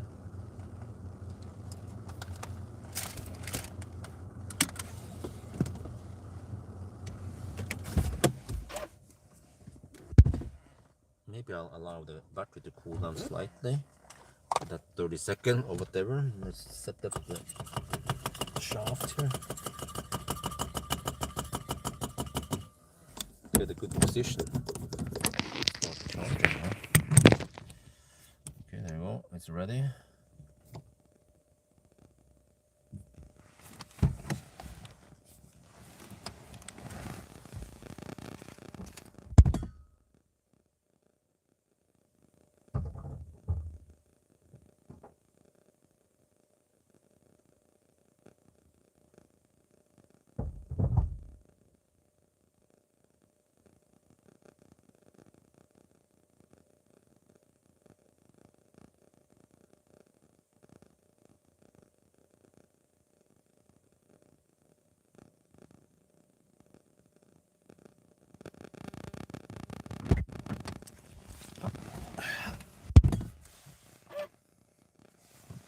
See how many percent we arrive with.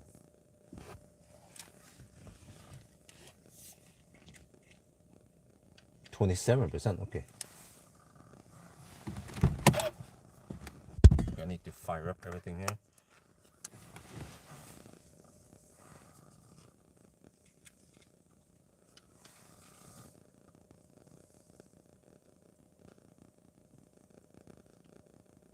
We are at the Tongan. Oh, okay, disappeared. We arrived with 27%.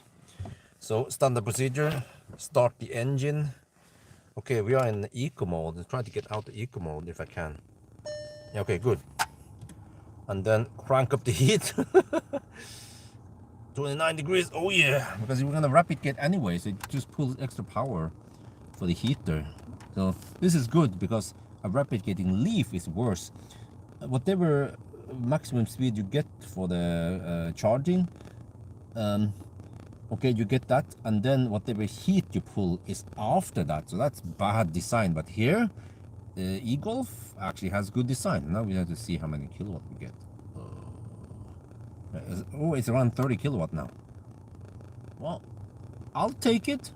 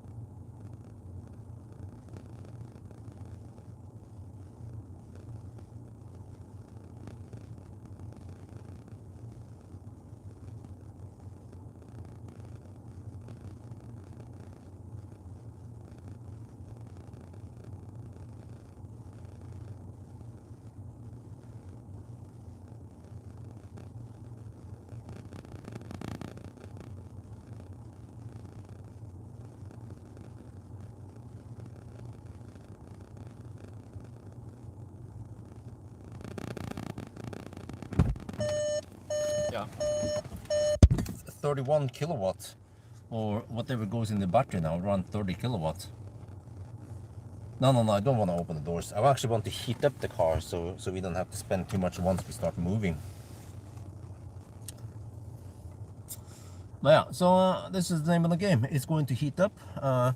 But okay, next stop is going to be the end point, which is check here. Rudshøgda, turnaround point, the north turnaround point of the 500-kilometer challenge.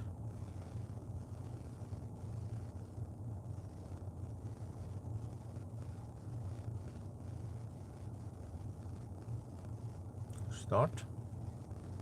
And that is, how many kilometers away are we? 45 kilometers. Okay, that's fine. I know we're gonna spend around 200 watt-hour per kilometer plus the uphill. So let's say, well, okay, 200 kilometer times 45. That's 9 kilowatt hour.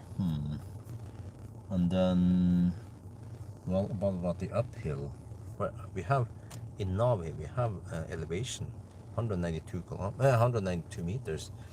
Rudshøgda is at, was it 300 or 400? Let's say 100 meter times. This car is not that heavy, right? 1700 kilograms maybe.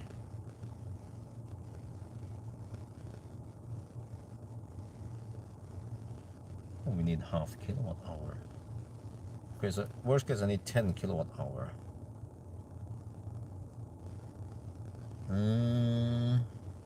If I get 70%, then that should be enough. Okay. We're not going too deep, too scary deep.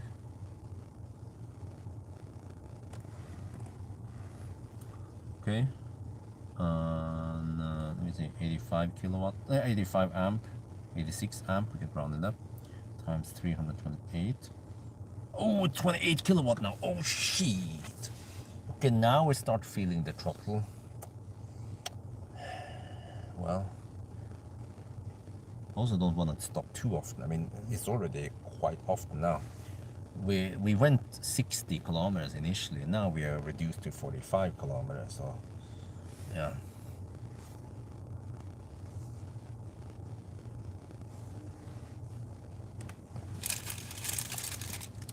I have a sandwich from Dahl I haven't eaten yet.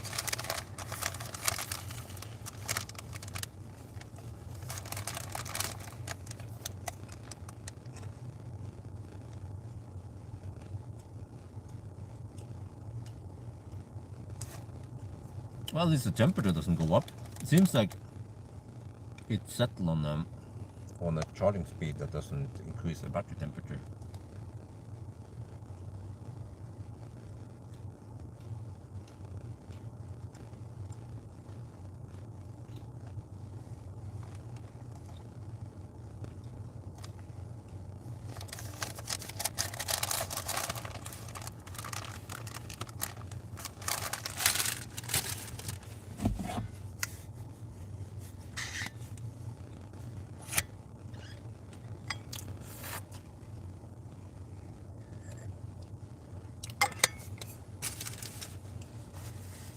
Oh yeah, 27 kilowatt is still barely faster than the consumed kilowatt, which is around 21, 22.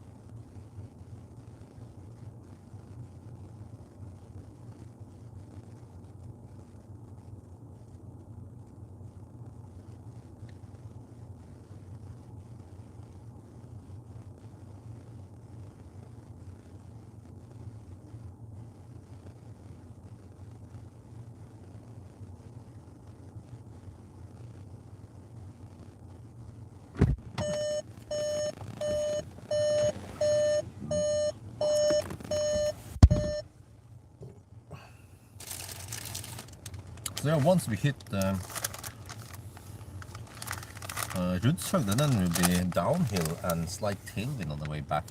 Wait, are we even slower now?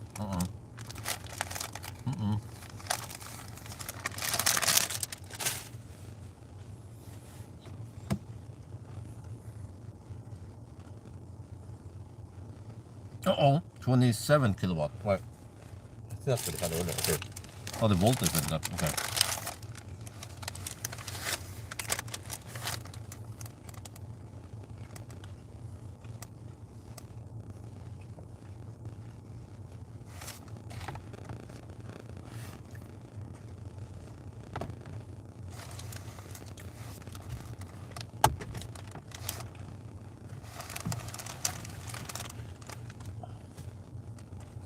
Yeah, we just crank up the heat now, so we spend less once we start moving.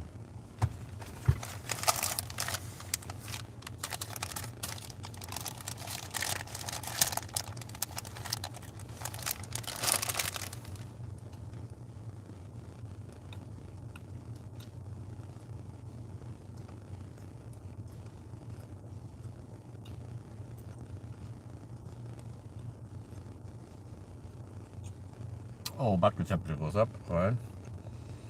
Let's see what happens at the Rudshøgda then. Oh, we just have to crawl now. Finish this. 4, 5, 6. We already passed the 6-hour mark. 6 hours and 9 minutes or 8 minutes.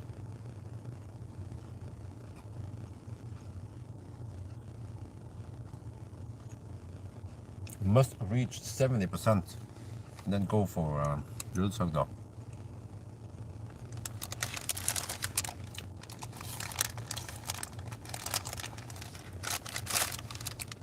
I'll try to document how slow this session is.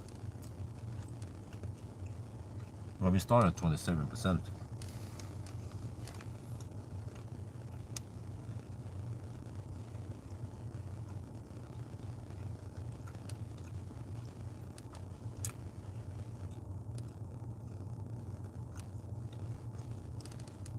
Oh, it's going even slower. Oh, it should be hit. We're about to hit 45 degrees Celsius. Uh-oh. That's not good. But let's not panic. We don't want to have too many stops either.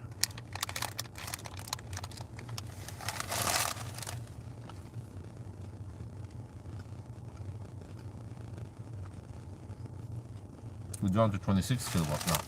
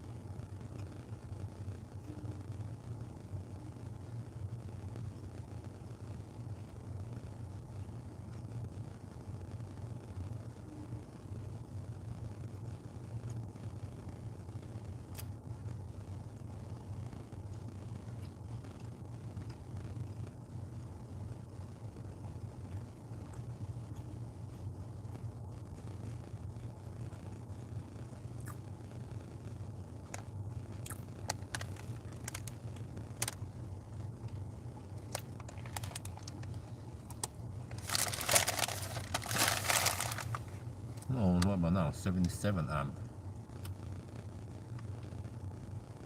Oh, it's almost 26. Okay, but voltage goes up, huh? Yeah, we are not consuming 26 when we drive. That would be 260 watt hour per hour. No, we are hovering around 200, 210 now.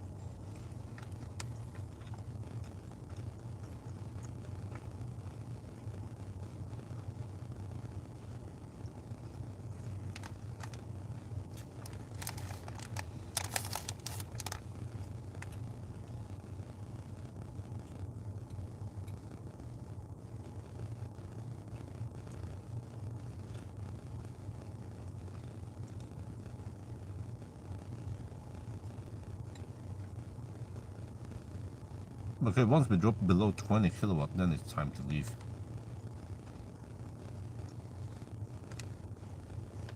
Yeah, and eventually we will hit that speed if the state of charge is too high, and of course the battery temperature is too high, which will happen soon. Well, yeah, we can kiss goodbye to going to 85-90%. That would take way too long now.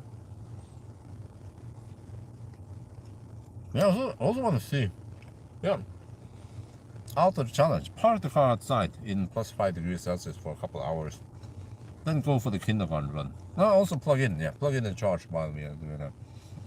Let me see how much a 2-hour break will improve things.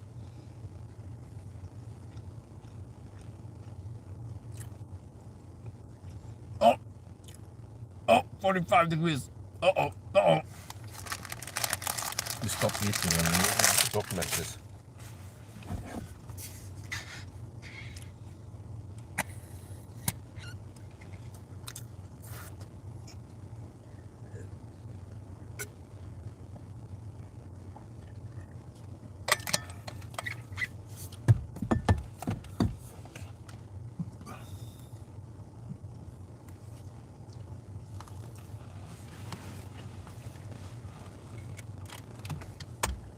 Let me see, 73 amp now, times 339, around 25 kilowatt, okay.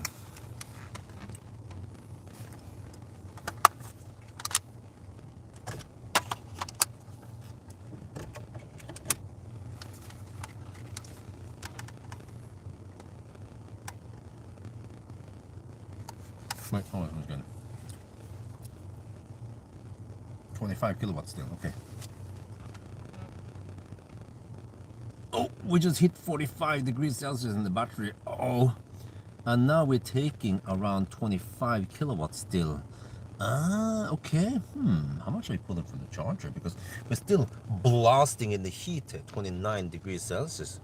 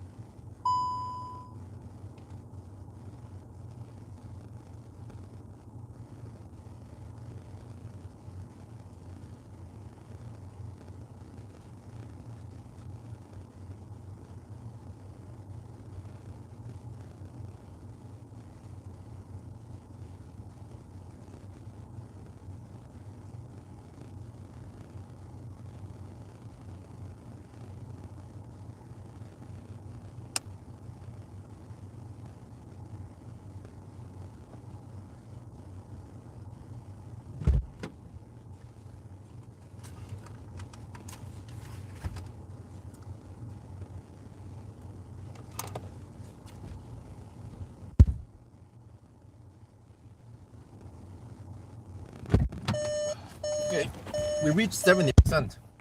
So we should have enough now to go to Rudshøgda. It must go down now, the battery temperature. It cannot stay at 45 degrees, so we probably roll in with 43, hopefully, right?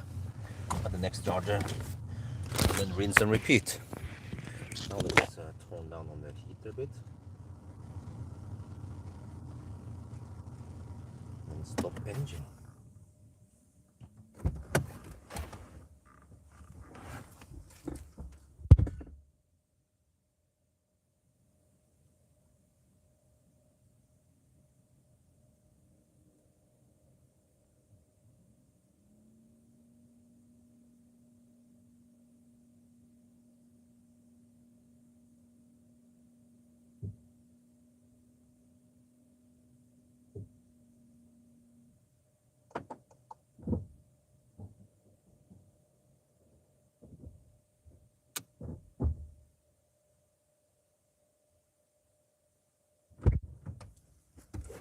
Yep, 19.5 minutes.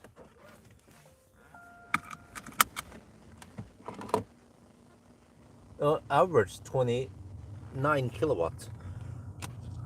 Okay, yeah, that is slower than usual. We would usually average around 40 kilowatt when we're not rapid gating. But let's see, this becomes interesting now. With 45 degrees in the battery, it must go down then. But how much? Well, let's find out. Can I at least get 43 degrees again? Wait, I forgot to check here. Now it's 199. Okay, let's see. Let's start.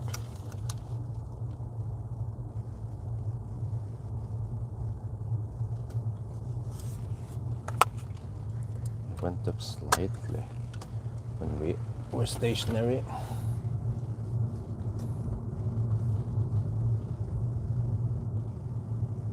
Okay, 364 kilometers now. Oh, the fog. Oh. It's getting bright, but we have fog.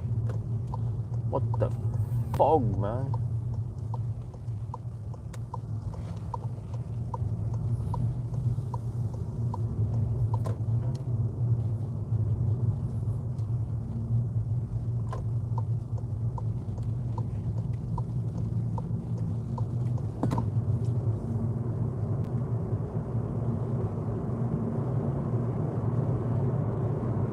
Oh, there it goes away, huh? Great.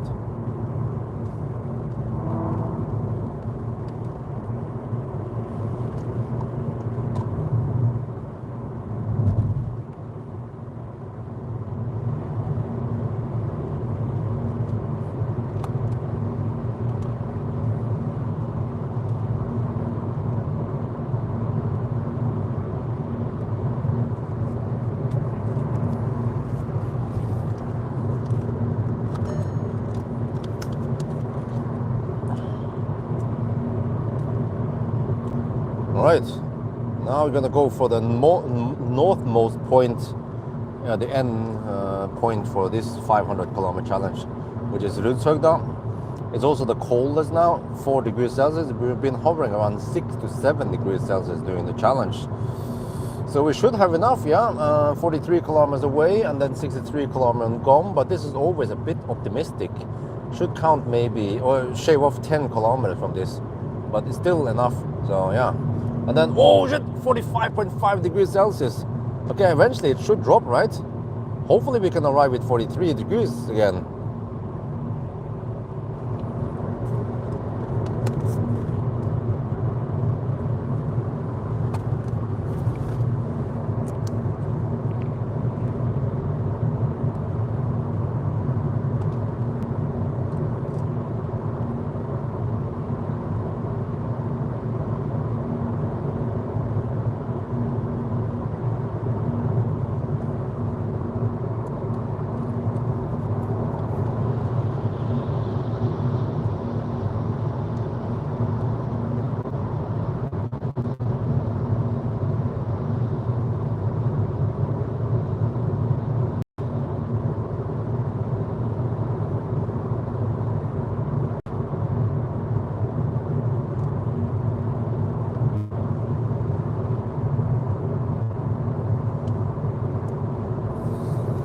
Well, yeah, we are past the 6-hour mark, right? And we still have 132 kilometers to go. All right, let's see.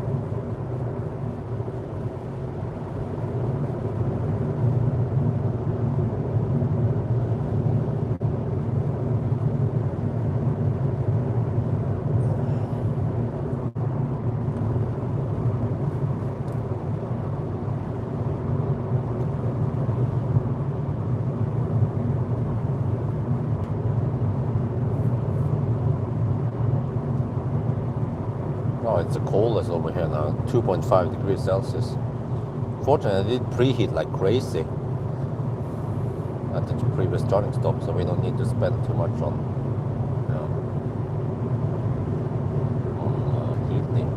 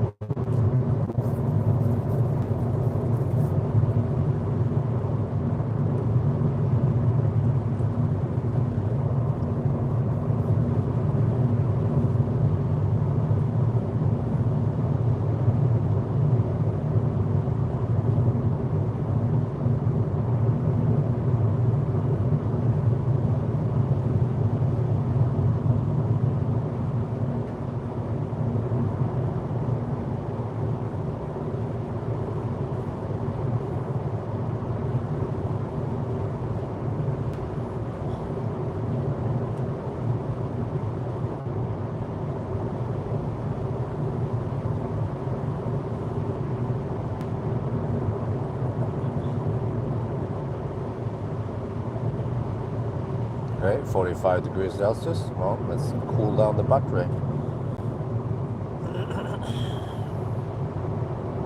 Yeah, I still feel good. Did consume a box of a can of Monster energy drink. Just need to survive the day.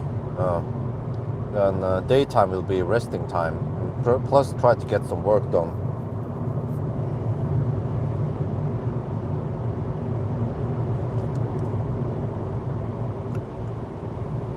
But it could be risky to do this in the daytime because there might be some delays. But normally not that much traffic. Well, actually, yeah. But the risky part is that I don't know when Isabel can get over to kindergarten. But on Friday I had to be super strict because I have to catch an airplane. So I have to wake her up at preferably at exactly at 7. Then quickly, and then actually prepare. Well, actually I need to wake up slightly before 7. I need enough rest. I need to prepare all the luggage, everything, so everything is ready the night before. And then in the morning prepare the breakfast or actually lunchbox, and then ship Isabel over to the kindergarten quite early, so I can get over to the airport.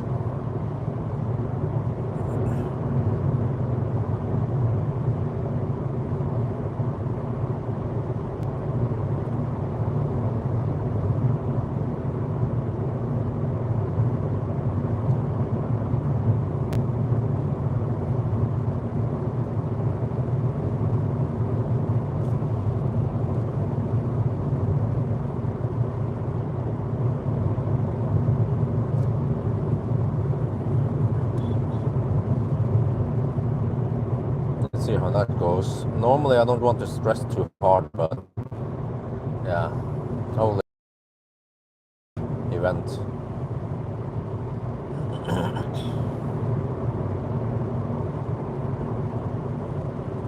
But man, there's so many brands that invited me over to Seeker 7X test drive in Portugal. I've been invited to Shanghai by many Chinese brands. I think it was Xpeng and Seeker and Neo invited me there. You have to decline all of them. Also Amsterdam for some I don't remember, it was Volkswagen or something. And also Audi invited me to some stuff. Sorry, I can't go. It's several days. One it was 2-day event, 2 or 3 days event. Also had to decline. Don't remember. But at least the biggest loss was not being able to go to Shanghai. Well, however, we did go to Gothenburg, yeah, this Easter, and initially Neo invited me over to Shanghai. So I mean, if I knew that I would spend almost 15,000 NOK, we could have spent that in flight tickets, right? And they could probably pay for the hotel, maybe even food. So we only had to cover the extra flight ticket for wife and the kids, and then that would be way bigger gain. I can shoot lots of interesting content at Shanghai Motor Show. So yeah, maybe next time we need to organize and plan better, and see if several Chinese brands can split the bill for me to go to China.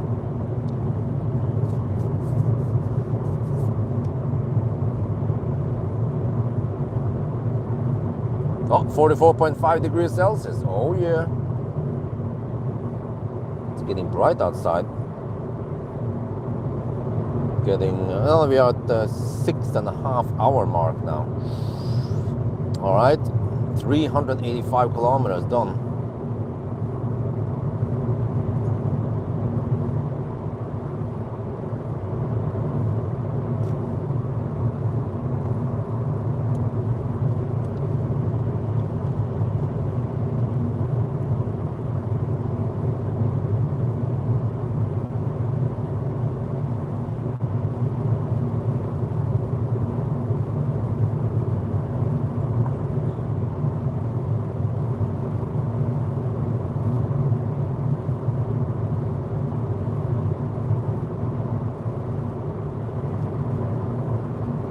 Don't remember how slow I was driving in the other challenges. I would believe that once I rapid gated, or I wonder if I drove slower than the other challenges. I mean, it sounds crazy to hammer at 100 kilometers per hour, but I think actually it's worth it, time-wise.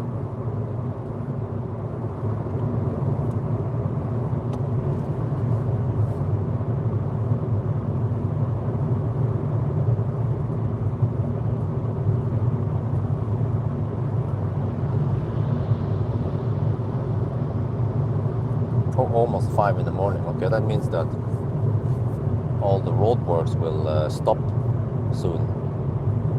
Yeah, I think they usually stop the roadworks around 5, and if they're late, then okay, 6. They could stretch it to 6, but no later than 6, because then the morning rush hour starts. Degradation on ID4, huh? What? Oh, what? You mean if I want to do a degradation test? Well, it's always interesting to do a degradation test on MEB platform, because they tend to be high. I can always just ask in the on Facebook group for some ID or MEB cars. I could list ID3, ID4, ID5, Skoda Enyaq, Teslabjorn. At least those have some age. I'll probably get tons of reply.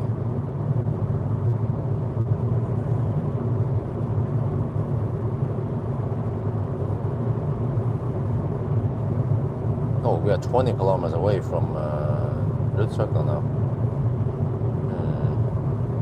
Okay, the thing is that if we go too high, then that is slow. But as long as we go deep-ish, right, 10%, 15%, 10% might be worth it now. So we can ride on the high speed for a bit. Yeah, if I can get 40 kilowatt or 35 kilowatt again, that would be great.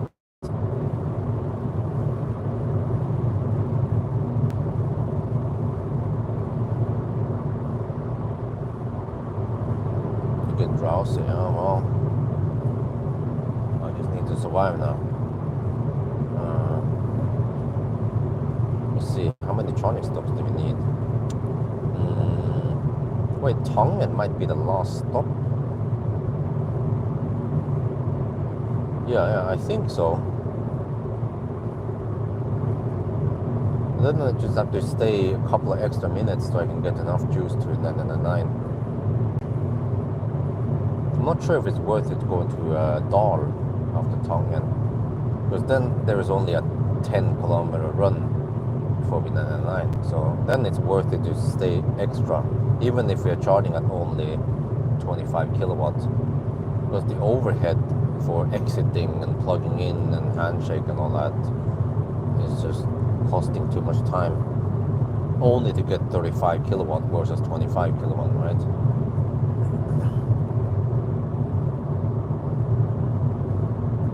But of course, if the alternative is 17 kilowatt, then I might consider it. So it boils down to how hot the battery is towards the end.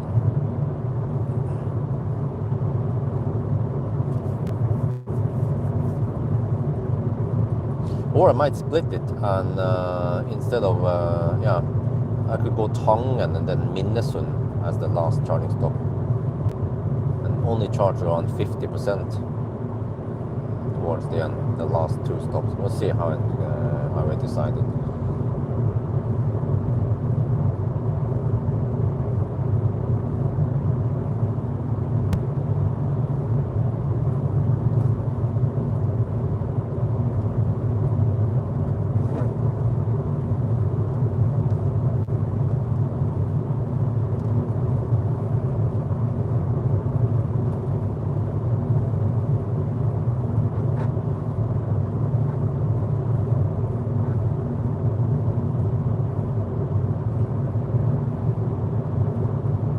Well, this is dry over here. That's nice. 44.5 degrees. Oh, wait, we might arrive and get only around 30 kilowatt again. Well, not much we can do. At least we need slightly less energy to go back. So I might not need 70%, maybe just 65%.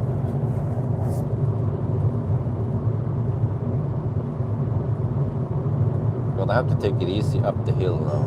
Oh, range low, okay. Yeah, let's try to coast here.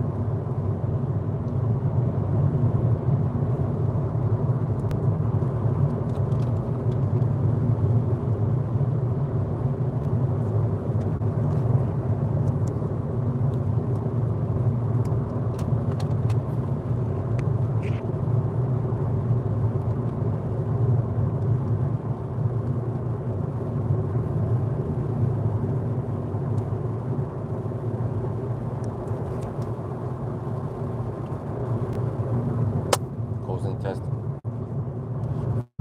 Well, just for fun, I'm cruising at 90 kilometers per hour now. Let's test the coasting here. There, and then go into neutral. And we hunker down. It's not costing us that much time to go slightly slower. We are cooling down the battery, right? All right, come on, come on. Pick your speed. How good is the e-Golf, huh? Das Auto. Ja, go schnell. Come on. Okay, okay. I'm gonna try to draft slightly behind the truck, but not too close. Let me see. Wow, the truck is also coasting. Oh shit. He's not going at 88 or 80 kilometers per hour. I'm slightly gaining on the truck. Okay, we're gonna see where we hit 90 kilometers per hour. Okay, here's the deal. We go as close as we dare behind the truck before we change lane. Oh, I'm losing speed. Oh shit, I'm losing speed so fast now. Oh, okay, I have to change lane now. Uh-oh, there, we already hit 90. What, really? Okay.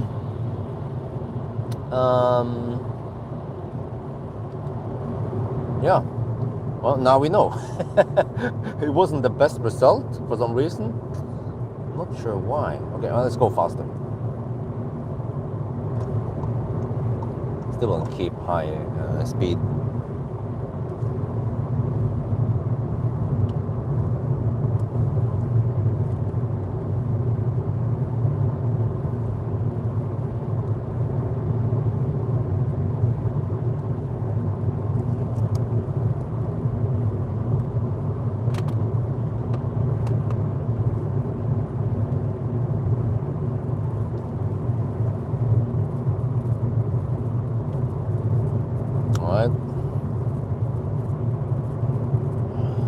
right? 9.4 kilometers away. Oh, we just hit 400 kilometers now. Alright. Wait, it means that I shouldn't have a 9 close to Dar. Okay, well, that's good. But I must go to Rudshøgda. Well, unless I turn around here, but I think that's too early. Oh, is it? I haven't calculated everything, but I think it's too early to turn around here. Well, or unless well, okay, it's too late now. Could turn around here and then, but then I have to drive extra. Maybe go to Cleavage or something, and then well, whatever, no big deal. Doesn't matter too much.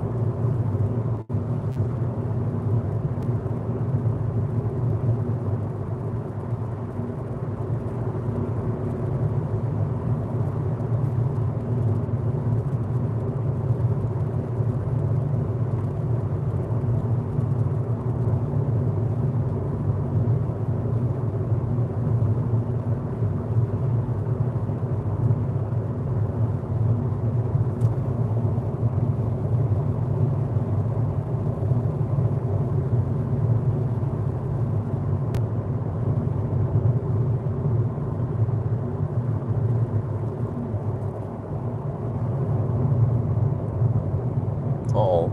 44.5 degrees Celsius. Oh, shit. We're going to get 27 kilowatt at the next session.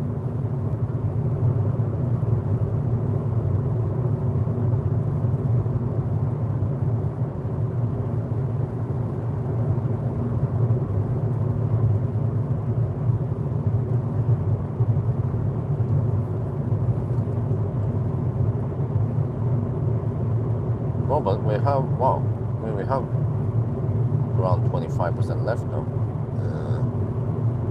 Maybe the trick is to go deeper.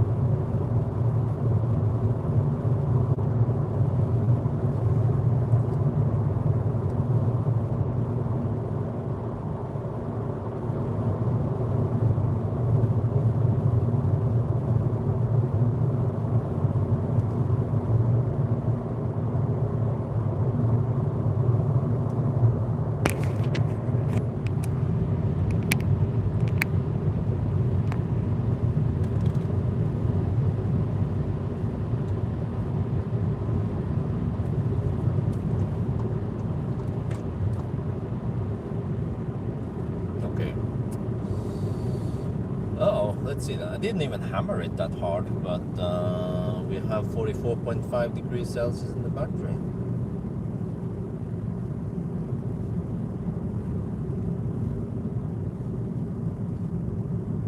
Wait, 45. Oh. Yeah, it heated up now because of the uphill. But I see that we arrive with, wow, plenty of juice now. Around 15%. Which means that I can charge to around 60%. Get back to Tangen. What is the elevation here? 136 now, the can't be right. It's higher than that.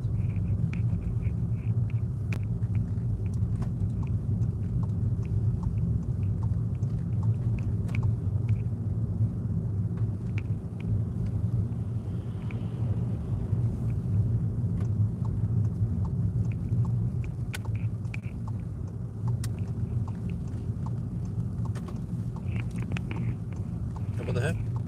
Did they block the entrance here? Seriously? Dude, I need to get in here to charge at Ionity. Well, it says ingen bruk av parkering forsøpler uten å oppstå. Well, no, are you serious? I need to enter this place. I'm gonna charge at Ionity. Are these guys for real?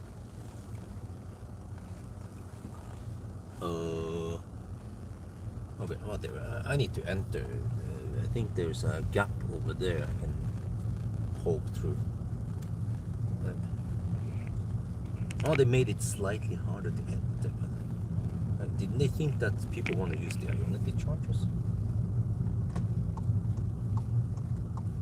What is this? Ingen bruk av parkering. Yeah, it's probably... Okay. They will see that I'm coming here to charge, not to do it.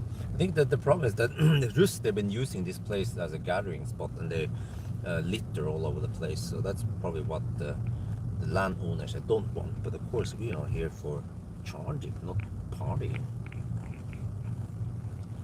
Okay, let me take whatever. Which one is the best? Doesn't matter. This maybe.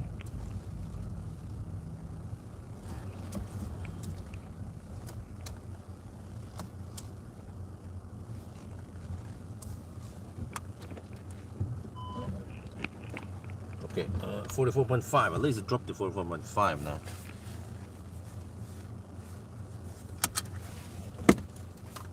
$409 kilometers done. Rødsøgda.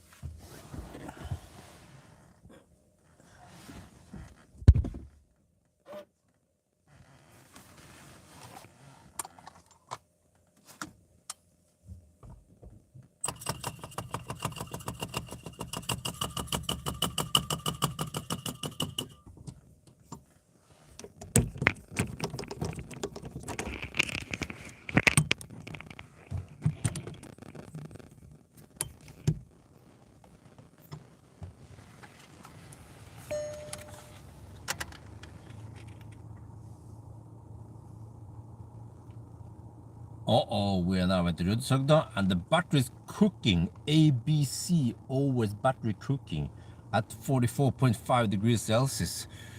We need to find out how many kilowatt we can take. Oh shit, it's not going to be good.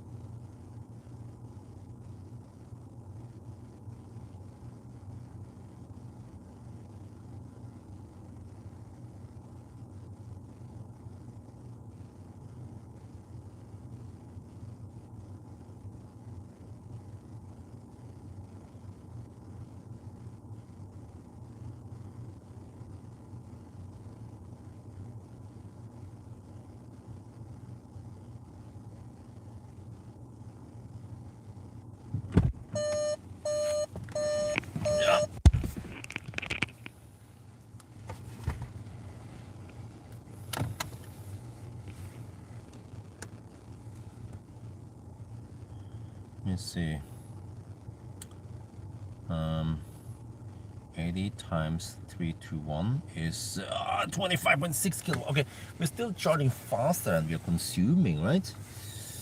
So now we just have to get back to Tongan then.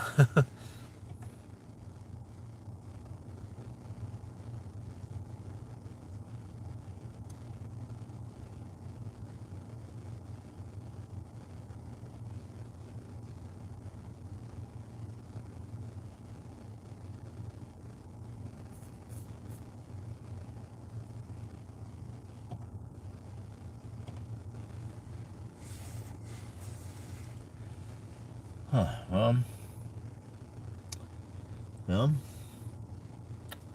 But we arrived with almost 20%.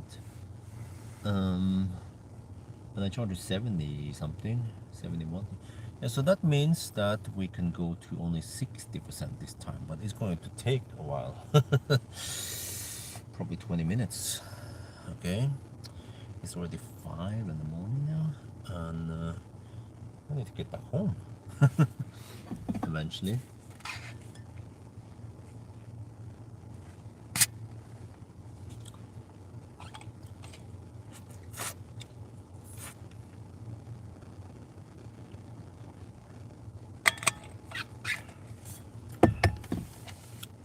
I'm gonna go out and film. I have nothing else to do. I can film the blockage.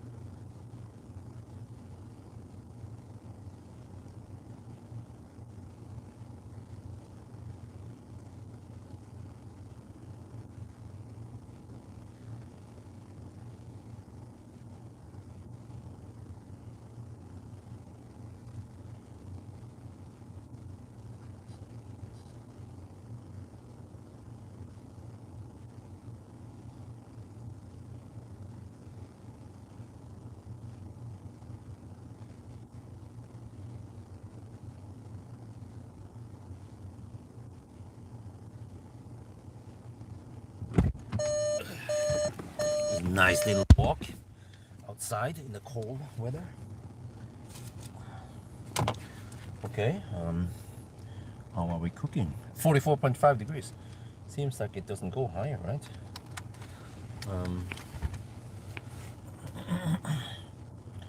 How many? Okay, 79 times 327. Okay, 26 kilowatt, 25.8 kilowatt. Yeah, well, it's still okay. We just have to get enough juice now to go back to Tangen. Yeah, 60%, right? Or do I go for 65? Do I dare 60%? I mean, if you arrive with almost 20%, then yeah, that should tell me that 60 should be enough. Okay, in case I cannot make it there, then I can always slow down a bit. Yeah. I'll lower the consumption, but also lower the temperature, which is actually beneficial. Yeah, okay.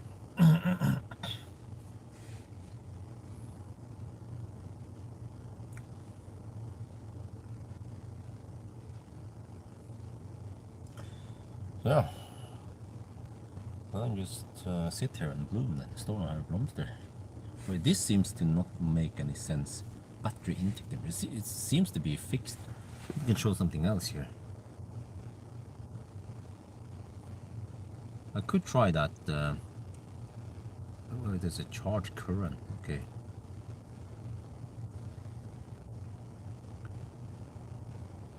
Current. Do we have many currents here? There's a charge current. Okay.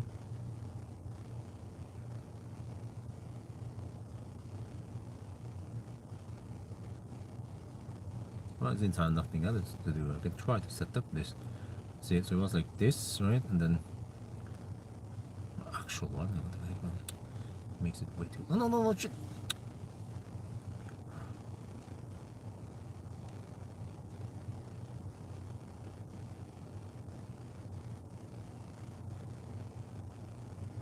Okay, and then you go to sensor properties, and then this, and then you put in what was it again?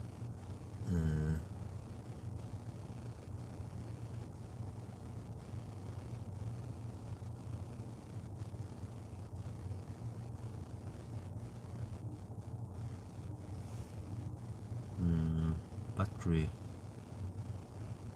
voltage, right? Is that, will it work then?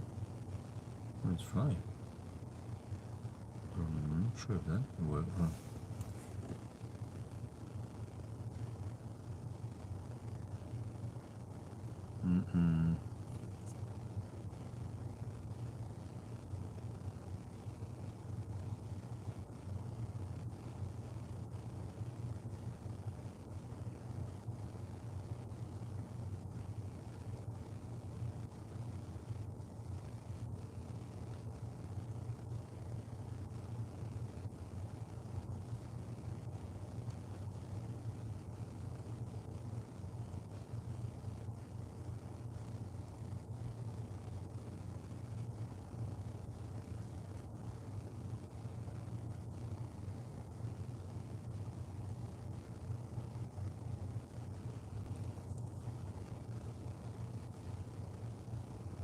Here's the battery voltage. Search for it. Okay, there's a bunch of voltages here. There. Wait.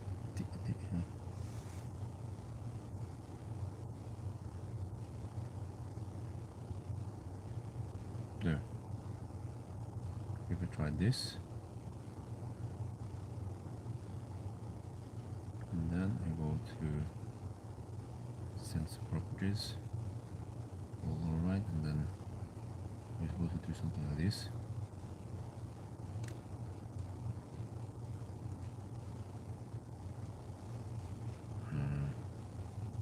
EV charger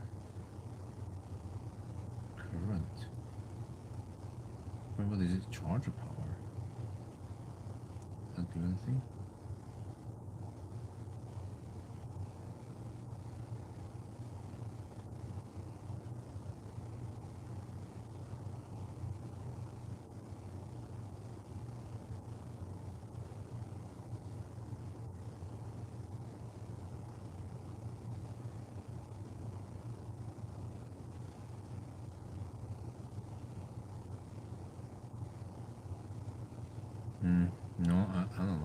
this works.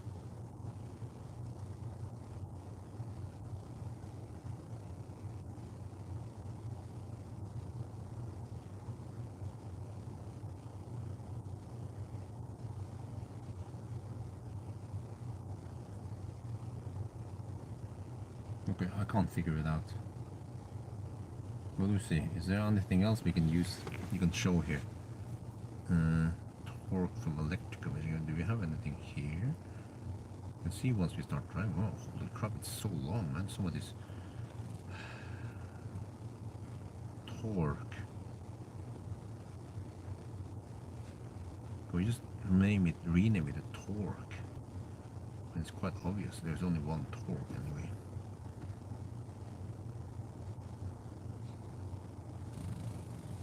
Also, the PTC heater current is not working.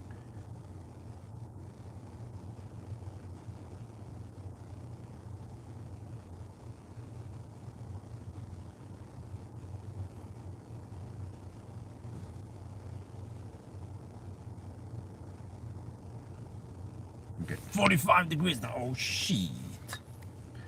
How many kilowatt I'm taking? 75 times 1.5. Oh, 25 kilowatts. Well, we just have to survive now. Get to around 60% and then go for it. Yeah. And then if needed, we can slow down a bit. Should have slight tailwind and then dry-ish roads, right? And arrive at 10% the next charger. Well, at least if we arrive at 20% like now, then we don't heat up the battery too much. So we can maintain flat-ish curve.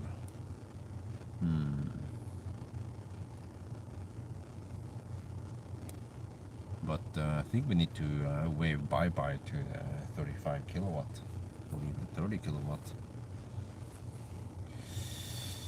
Oh shit! 7-hour mark already. Oh, dang.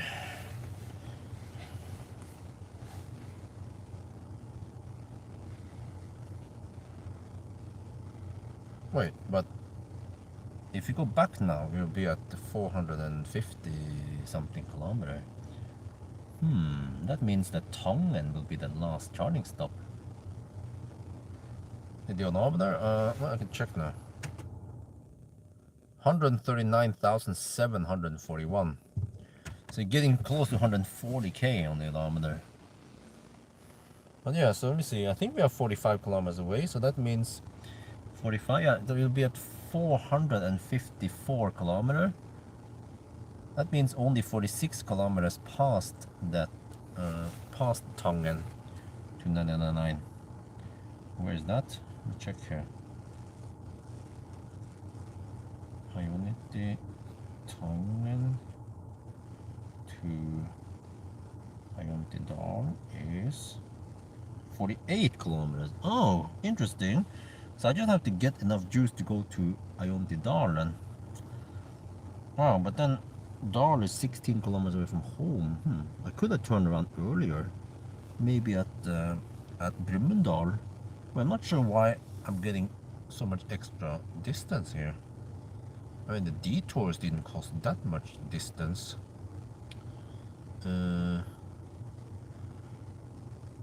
It's called over-reporting distance.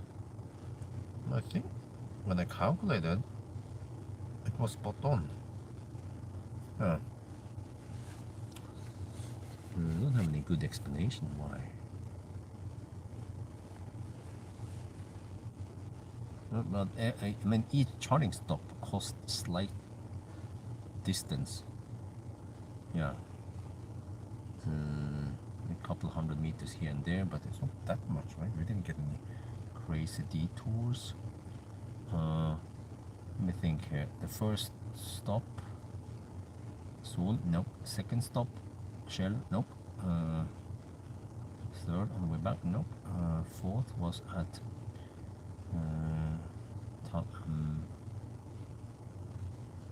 Shetmokorset, literally no detour. Dal, very little detour, maybe it's just 100 meters. Yeah, these charging stops didn't add that much distance. But according to Google, the whole loop should be 504 kilometers. And then somehow we end up with around 514, 515 kilometers. That could only mean one thing, and it's that the car overreports distance. But I couldn't catch it when I... Oh, next live stream? I'm not sure. I'll be live streaming 1000 kilometer challenge on the Audi A6. Yeah. 45.5 degrees now. What? Okay. Holy shit, I didn't know it could go that high. But 71 amp times 335. Uh-oh. 24 kilowatt now.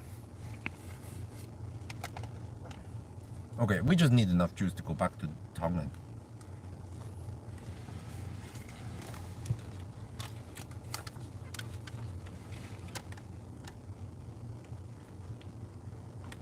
(45.5 degrees Celsius).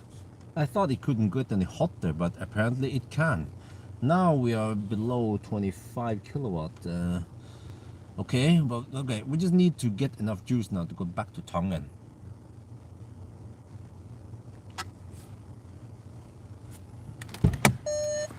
Wait, I think I have enough.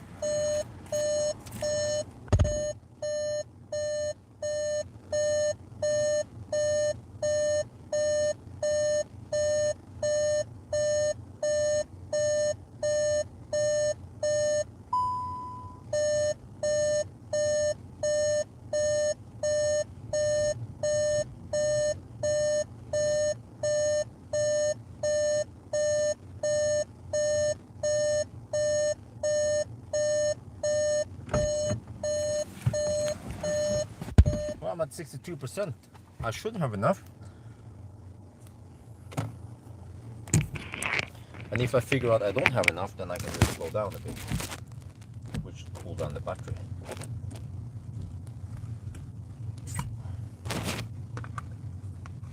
So Tongan will possibly be the last stop.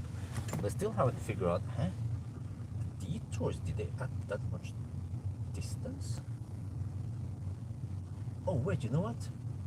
The detour via Moss did actually add significant distance. Yeah. Maybe 2-3 kilometers total. Okay. But also my measurement was only over 88 kilometers to measure the distance error. So it might not be accurate enough. But yeah, okay. I think we are ready now. We don't have to wait for 70%. We are at around 65%. But I'm now taking 69 times 338, taking 23 kilowatt. We are getting very close to the consumption that we are consuming when we drive. Okay, let me just catch this and then we go.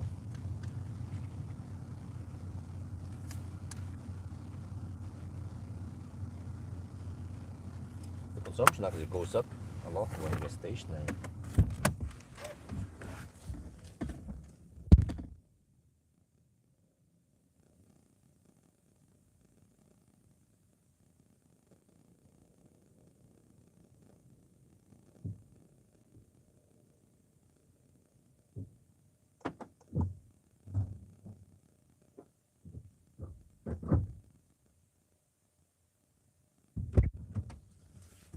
Okay, 45.5 degrees Celsius.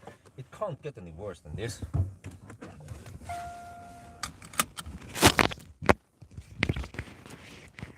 And then, what about time?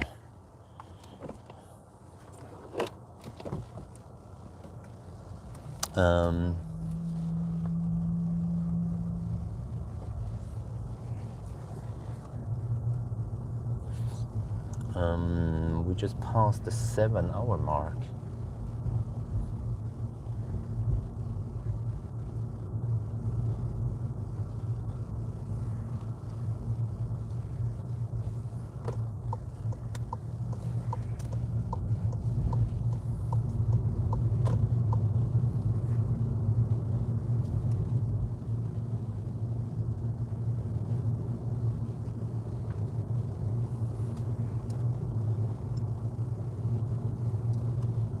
Yeah, even this little loop adds another 100 meters almost. It's a little bit long drive around there. But okay, let me see. Should be worried about buying EV that hasn't driven more than... Nah, not really. It depends. But for degradation, well, it depends what battery. The MEB cars tend to degrade a bit. But most other cars, you can see in my tests, I think most cars, they have okay degradation, not crazy degradation, you know?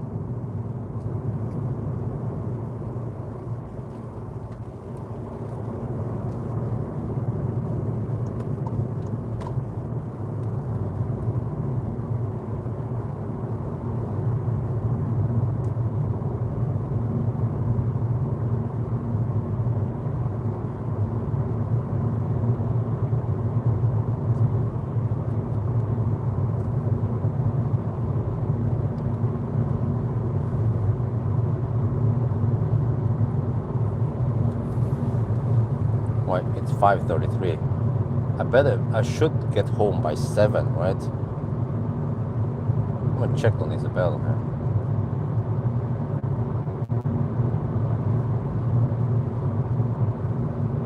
But she's getting more and more used to that I'm not around at night, some nights.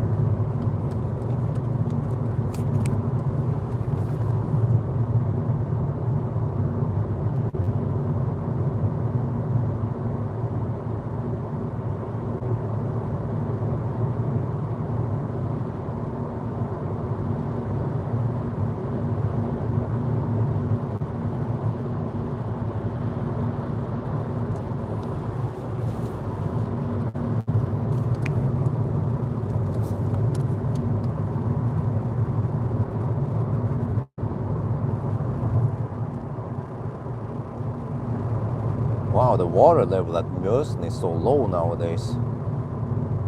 Yeah. Okay, so 45.5 degrees Celsius. Go! We're still cruising at 100 GPS speed. Yeah, we have enough juice to hammer it. So now it's 5:36. We are only 86 kilometers away from the 500 kilometer end point. So let's hammer it. Well, I mean, hammer it. Yeah.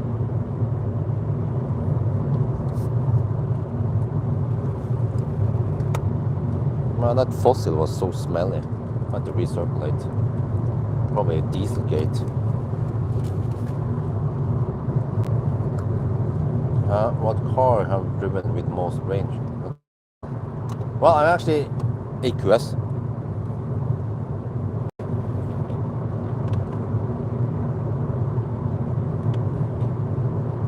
Since you ask, then you get the answer.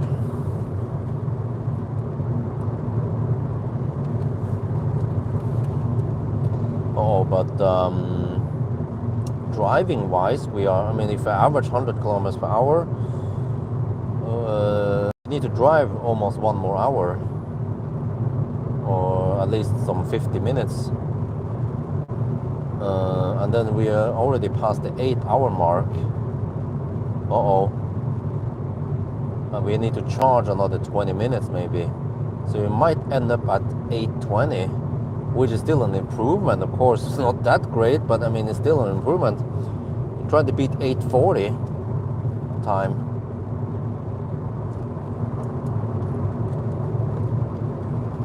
Which we'll most likely beat, but yeah, not by that much.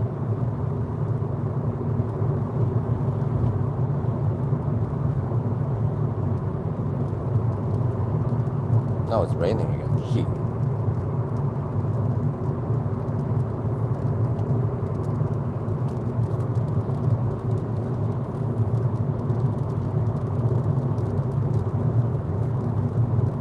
Well, it could seem that because the outside temperature is higher than the resting temp while cruising is higher also. So when you had 0 degrees, then the resting temp was around 37 degrees, but now the resting temp might be 42, 43 degrees.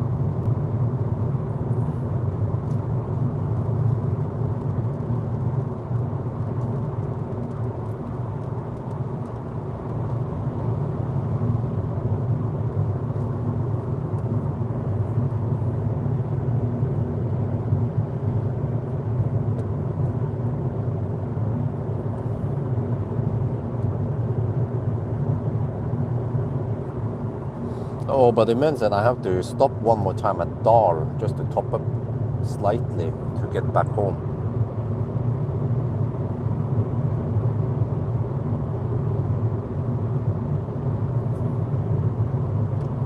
So in hindsight, we could probably have stopped at Brumunddal. I didn't do my calculation correctly. Stop at Brumunddal and then charge there, and then 999 slightly past Gjesholm maybe.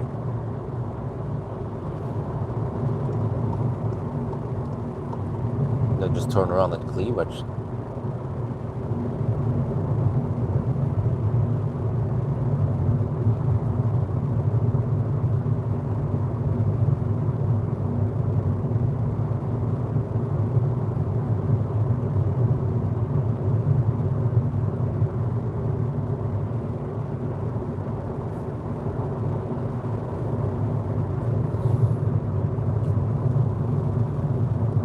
Plans for summer.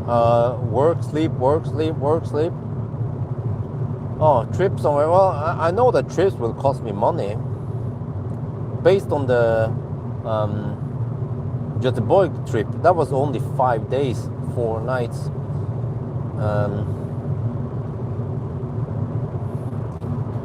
Well, it was 14,000 NOK. Shit.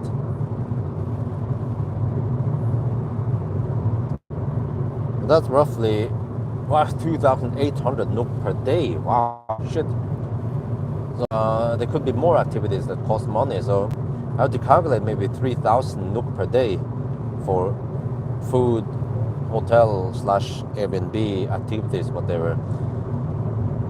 So man, I mean, if you take a 2-week vacation, road trip, whatever, I have to expect 3,000 times 14. How much is that? 30,000. Around 40k. Okay.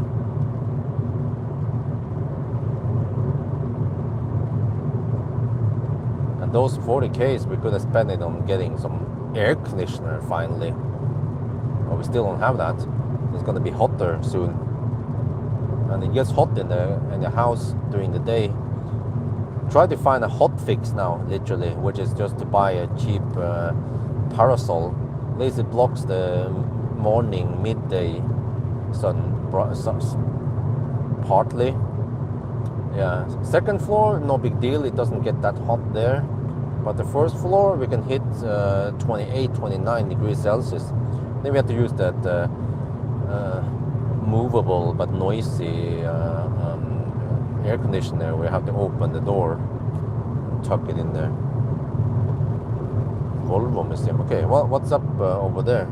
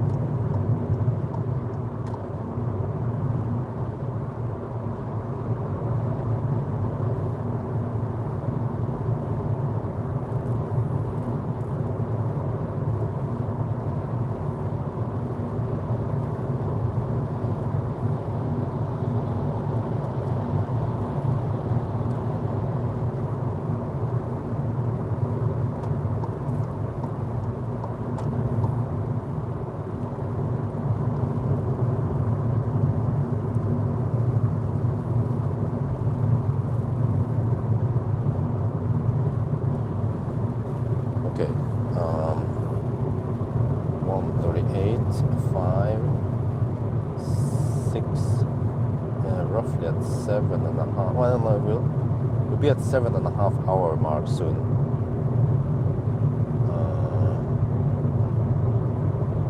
Yeah, in 9 minutes. Huh? Well, I mean, it might be interesting for guys, but I need to consider my family, and they will most likely think it's boring to go there.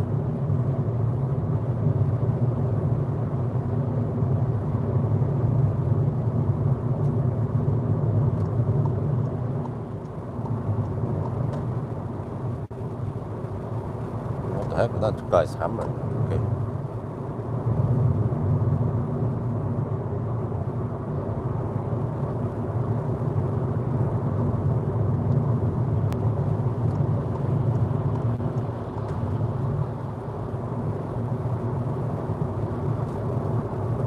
Oh, that's a fast truck, man. I'm going at 9. No, I'm going 100 kilometers per hour.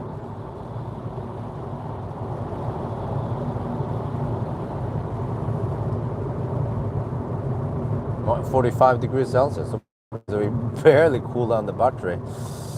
Well, I guess we just have to suck in some 27 kilowatt or 25 kilowatt again.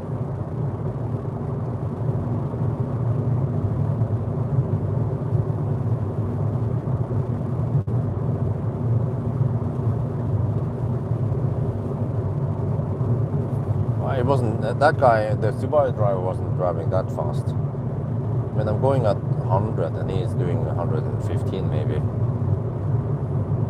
In the 110 zone.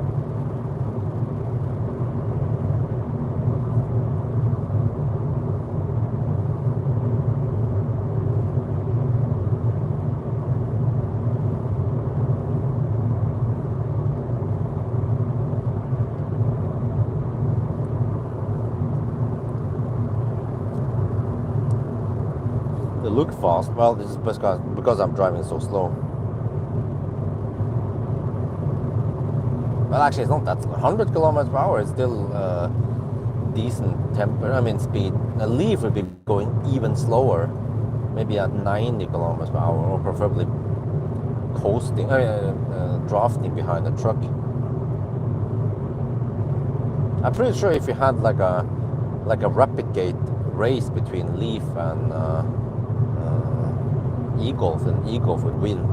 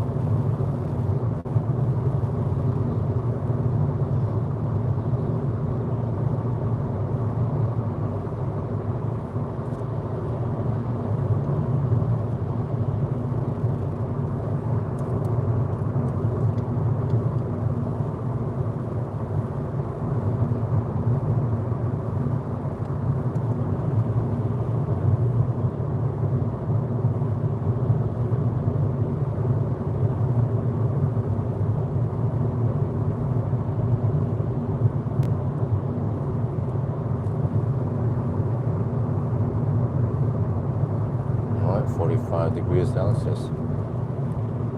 Yeah, so Isabel might wake up at 7. I'm not sure if I can be there spot on 7 or not, but that means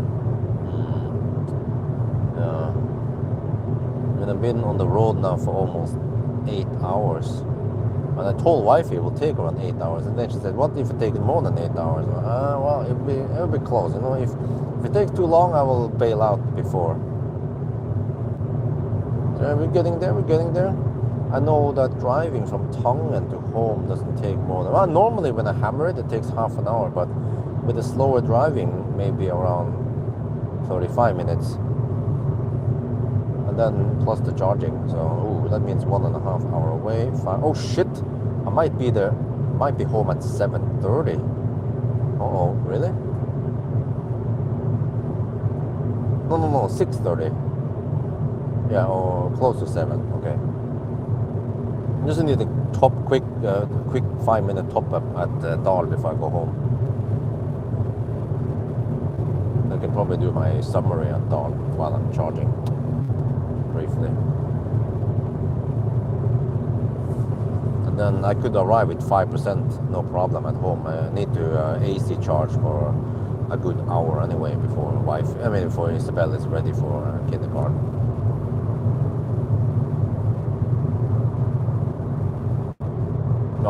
Yeah, but I usually can't go on those challenges because it takes too long. Because of the family, and can I bring the family with me? No, it's way too much hassle. Just taking them to Göteborg, it's just a 3-hour drive there. It was still, 2.5-hour drive was still challenging enough for some of the kids.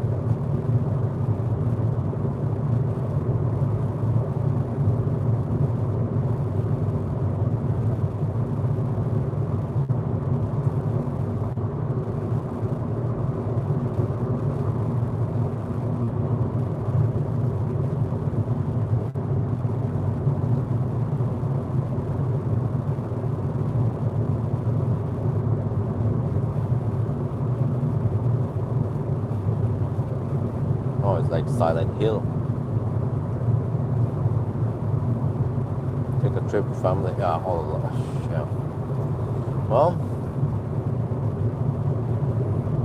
but yeah, wifey wants to go to Thailand in July, and I was like, if I had more money like before we bought the house, then no problem. But nowadays, we're just barely surviving economically because of the house and the high interest rate. Of course, if the interest rate drops, then it'll be better. And also, if we have already purchased everything for the house, then no problem. But as of now, I'm still struggling to get enough money to... So then we need to use the noisy AC. We still don't have curtains. We don't have blinds. We don't have fence. And we haven't painted stuff. Garage and the balcony can now be painted. Well, I'm not sure how I'm gonna do that myself. I can, in case I do something wrong. Could paint parts of the garage myself, but then the side that is towards the cliff is a bit dangerous for me to try to do myself. Then I leave that to the professionals. But that means I need money to pay them.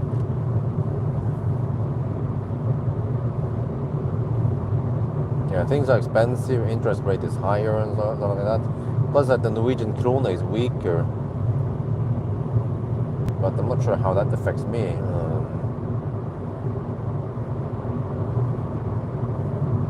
Okay, 440 kilometers, so we are 60 kilometers away from the end point.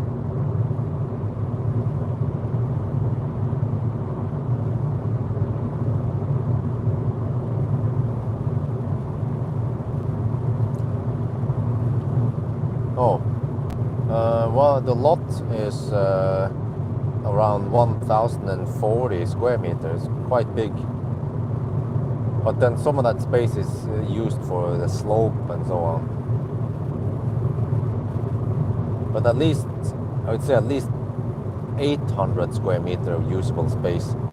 But then the entrance with the big ass parking lot, it already eats up 200 square meters, and then the house 150 square meter, well, house and garage, and the shed, and then of course the pool and terrace, deck also eats up significant space, and then there's some grass around it. So but I mean, just seeing the Rus now reminds me of why we moved away from Arlandru. But also, it's not only Rus, because in the weekends, when I was gone doing 1,000 kilometer challenge or whatever, my wife would be annoyed by noisy fossils at the Esso gas station. Yeah, they'd be revving, there's always noise around there. It doesn't have to be like that, you know, if people behave, but they don't. So yeah, just like at Oops here, they had to close. They made it hard to enter Oops, and they had to put up warning signs that, you know, people are gonna get prosecuted if they litter and what do you call it, damage other people's property, because that probably happened in the past, and they were fed up with that shit. So if people could just behave, you know, how hard is it? Must be the best thing someone could do. Yeah. Well, at least I'm not missing it. The wife is, yeah, might miss some of the restaurants.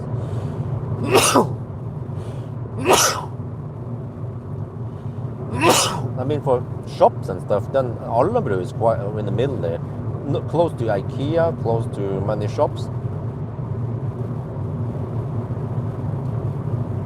But it's just noisy over there, crowded. Especially downtown Oslo. I live in downtown Oslo, man, that's crowded.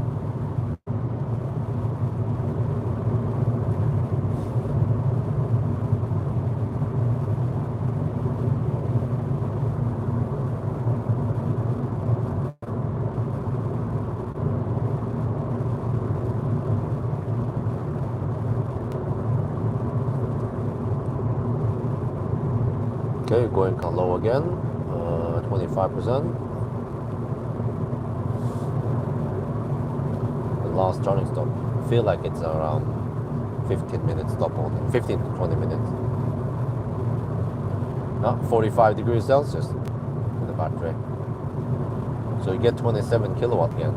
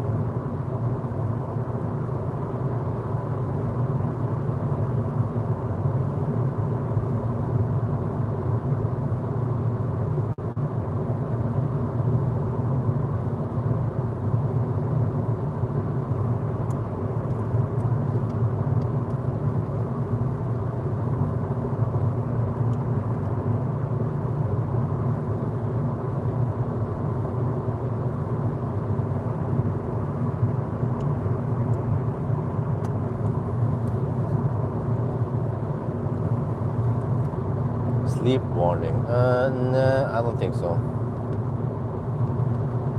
Well, there's some kind of distraction warning, whatever. I'm not sure how that works. But there's no camera here. No alien technology. It might feel on the wheel movement only.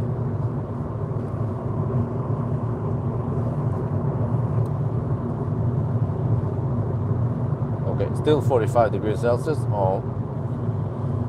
We're about to roll in at Diamante now.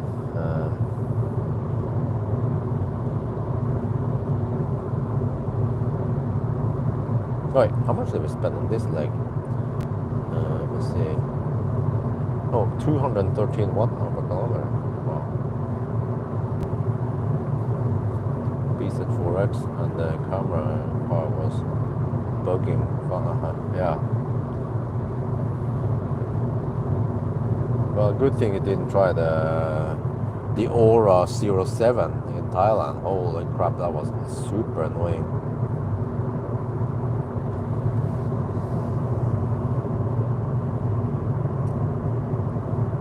Because I would be looking at the car, I would be looking at the road, but then it claimed that I didn't look, and then it disables auto steer until you put the car in park. Holy crap, that was getting on my nerve.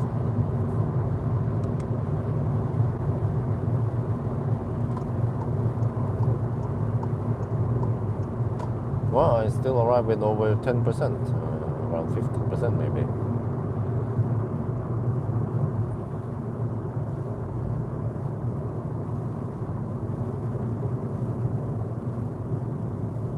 Maybe I can take a power nap. Well, can I do that? Do I need to?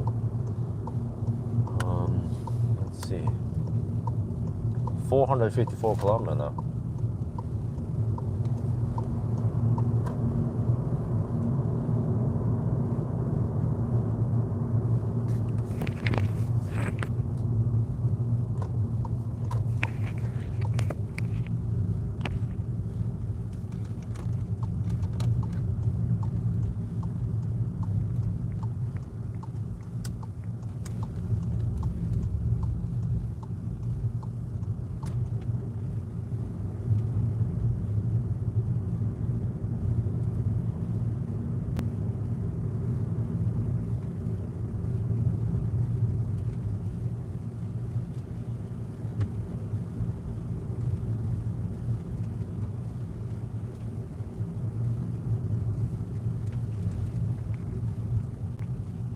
Back at the other thing, yeah.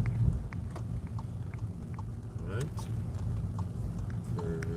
I could just align on the same direction as last time.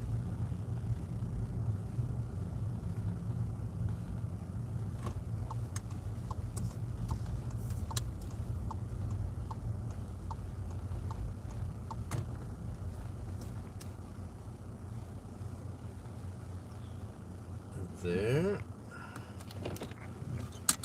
Okay. 45 degrees. 454 kilometers. Tongen. Last charging stop.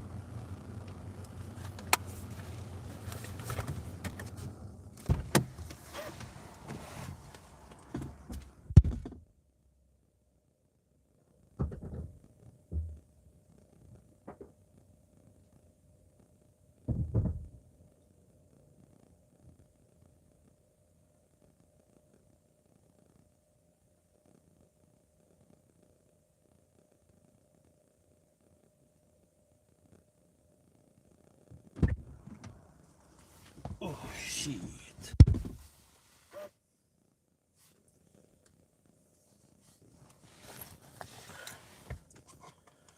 Well, see you.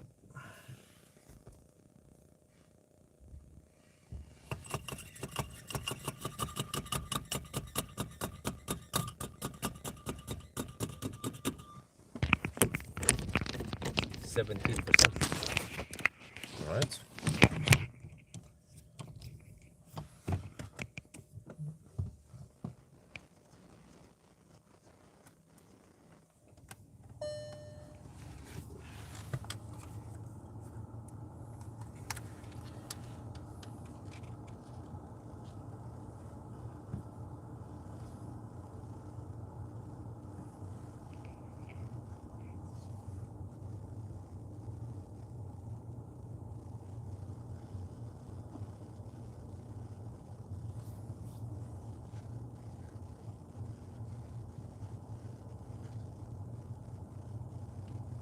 This is it, the last charging stop. We need to drive only 46 more kilometers. Wait, oh, does this car slightly overport distance? I'm not sure. Okay, anyway, yeah, the battery is hot. 45 degrees Celsius, and we're taking around, what is this, around 25 to 27 kilowatts. Okay, whatever, one more charging stop. I mean, this is the one, the last one.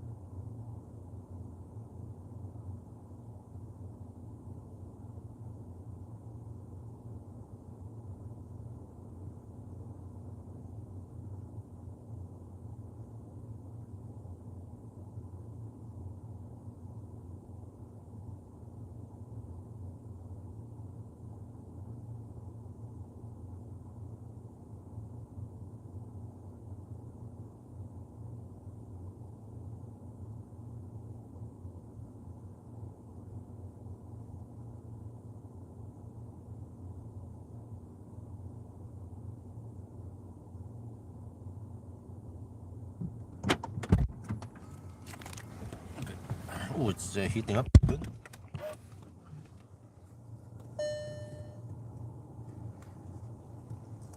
What kind of speed are we taking now? 786 times 320. 25 kilowatt. Okay, whatever.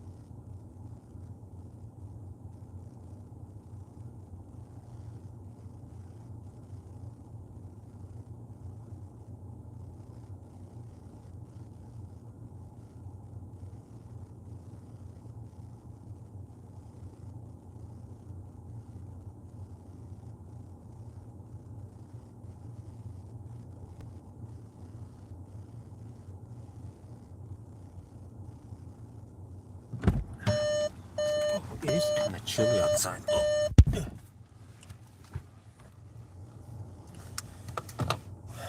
Not sure if the car is slightly over porting distance. Also, navigation seems to be fucked up here. Not sure what is going on here.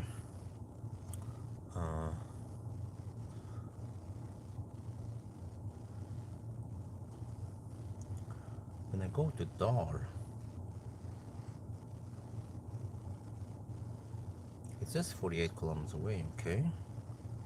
But when I navigate there, I get this weird 8.2 kilometers away. Something is messed up with the navigation.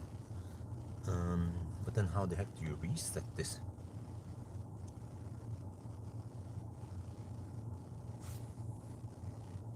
Yeah, good morning.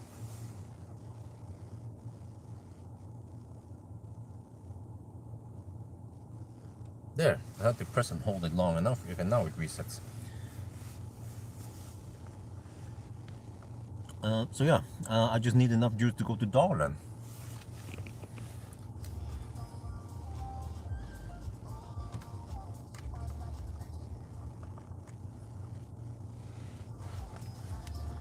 Okay, let's get started. I want to play music every time. Shit. Disconnect this. Okay, and then let's see. No, let's try again. Dal, can I now get the correct distance? Seems like after a while the navigation gets fucked up. I remember this before with e-golf. Yeah, now we get the correct distance. Get 48 kilometers away, alright? And then the car says, it's a view 48, 54. Okay, well that's okay. It's a real 999 right before Dal. Okay. Then top up there quickly and then we proceed back home.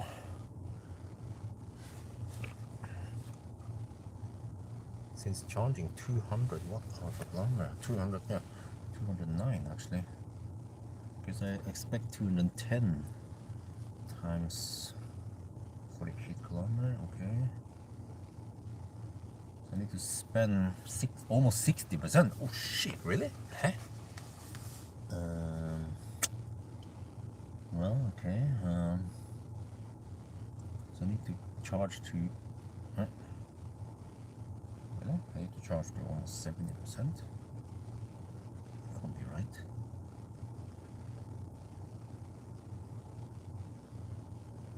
Oh, well, I think that's not right.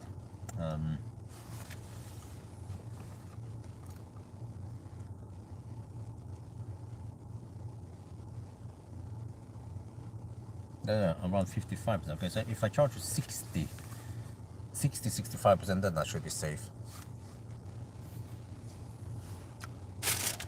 Okay, right now I'm too lazy to walk over to Circle K. I'll just hang out here for 10 more minutes and then we go.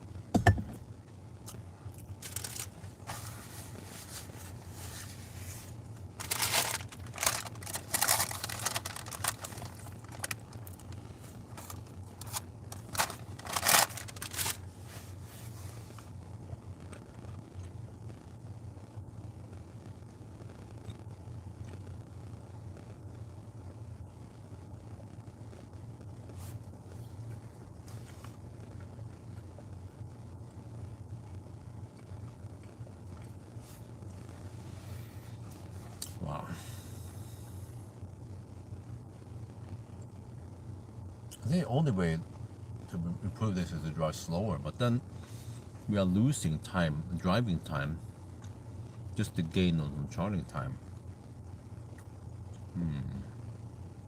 Maybe it's worth it doing the 40 kilowatt again.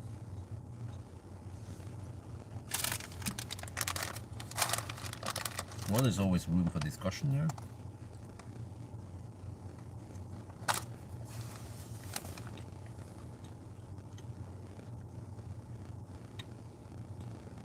Because I did not expect the battery temperature to hover at 45 degrees.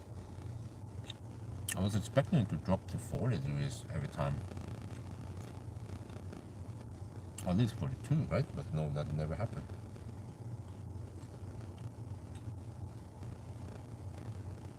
But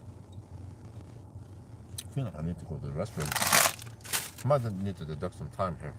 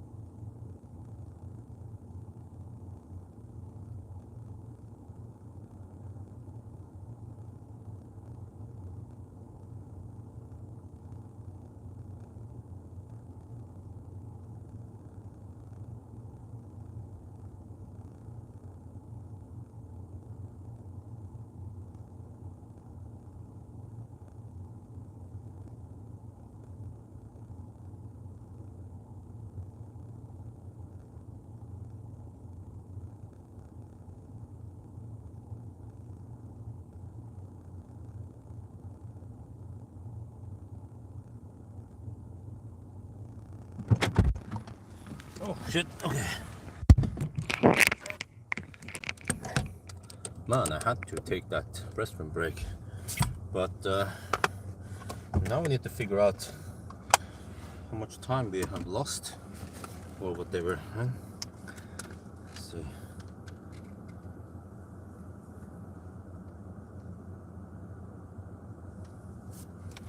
Yeah, because we're charging quite slow.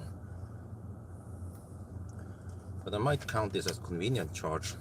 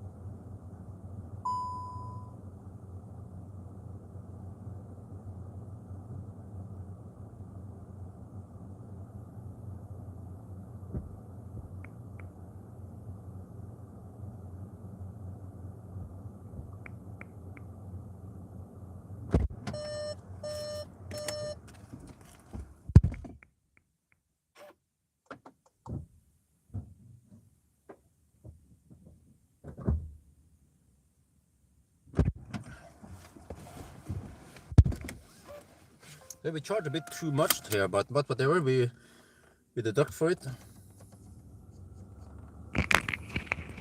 10 minutes of extra charging because I urgently need to go to the restroom. So that means Tangen,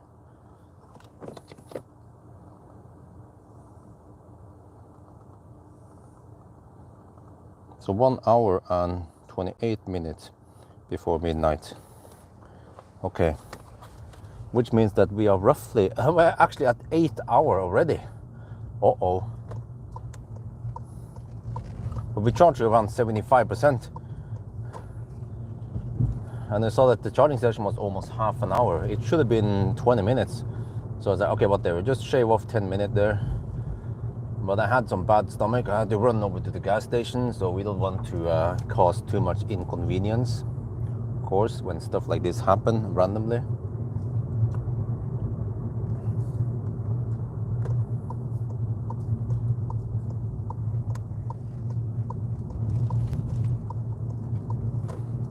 Well, I will still cruise at 100 kilometers per hour because then I should be able to go straight home with low-ish juice. Let's see. That is the whole convenient charge, yeah. Charging extra so I can skip DAR. Maybe I need to explain that in the video soon, as soon as we get on the road again.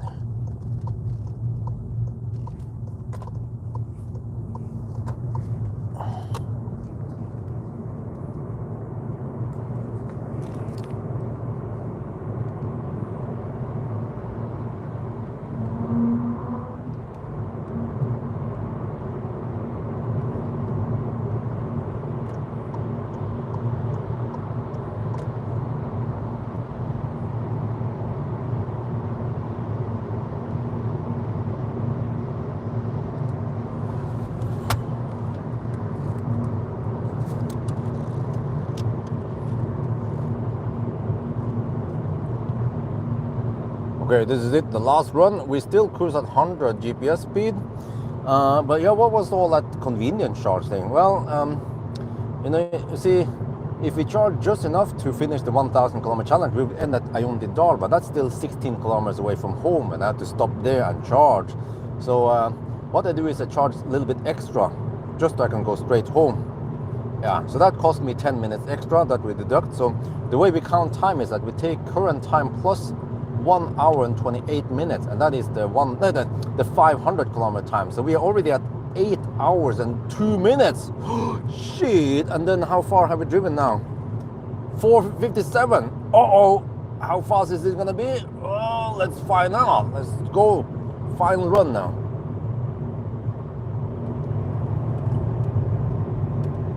Wow, I just realized the battery is cooking at 46.5 degrees Celsius. Oh shit. Uh-oh. Let's hope we don't get any power limit.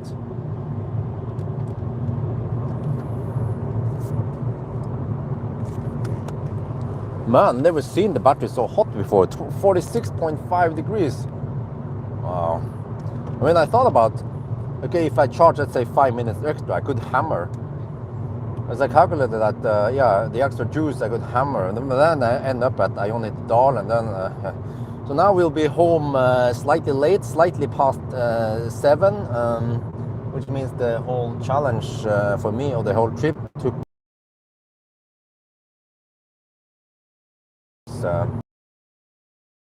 I'm home, then no problemo. I still don't understand what the hassle is, because wife is like, well, what if you're late? So what if I'm late 15 minutes? She can just take care of Isabel, right? No, but I think she wants to sleep with Axel so that I wake up or should I take care of Isabel? But it's not like I take these trips every day anyway. It's kind of rare. And then Isabel went to bed late-ish, yeah, almost at 10 when she slept. So normally I can't control everything that's going on at home. But yeah, 460 kilometers, so we need 40 more kilometers. So we're cruising at 100 kilometers per hour. I don't want to hammer too hard, because if I do that, then I don't have enough juice to go home. So the whole convenient charge is not fair. Or eaten up. So we actually have to cruise at 100 just so I can reach home. Let me see. No. I mean, cancel that navigation and try to go to Yes Home instead.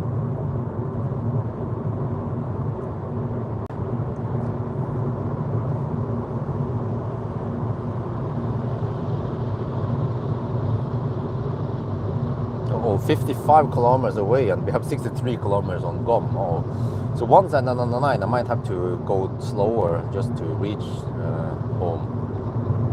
Worst case, I have to bail out somewhere at Gardermoen.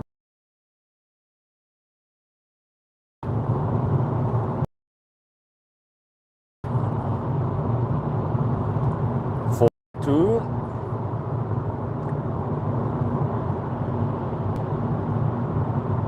But man, I had no idea that the battery temperature would keep rising. 46.5 degrees, really? Okay. Oh, the torque numbers actually show something here. Huh.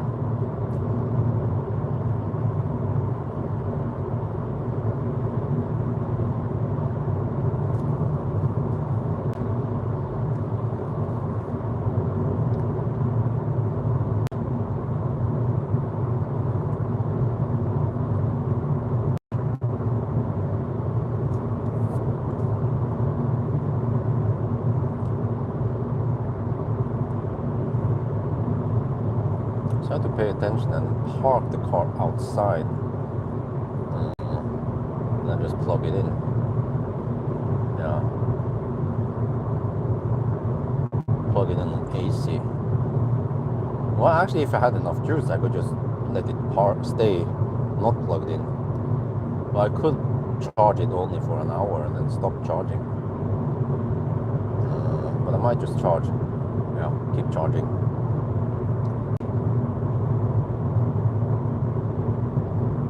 I usually get, let me see, around 20% per hour, or close to 20%, maybe 17% per hour on AC, on 3.7 kilowatts, because the battery is so small.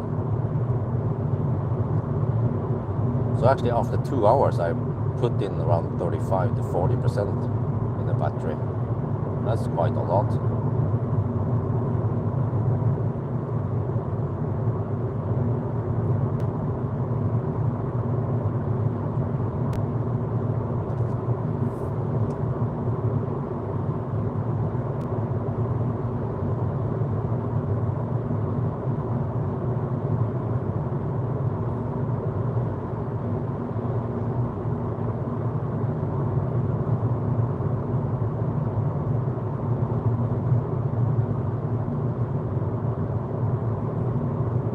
But see, at least that it's a good call that we didn't try this in the daytime, because the whole challenge takes almost 9 hours. And if Isabel is late, then she goes to kindergarten at 9, then I'll be finished by 6 in the evening. That's way too late. Kindergarten closes at 5.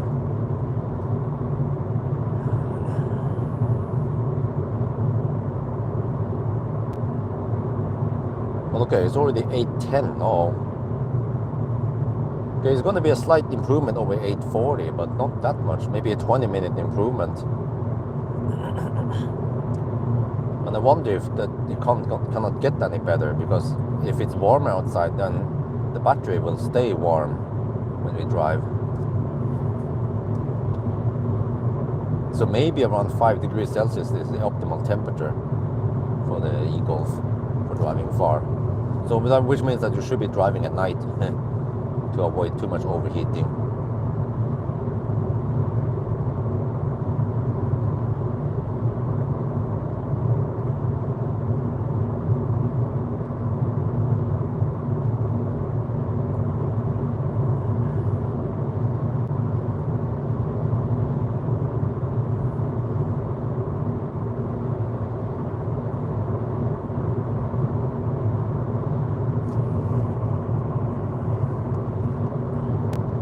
All right, 469.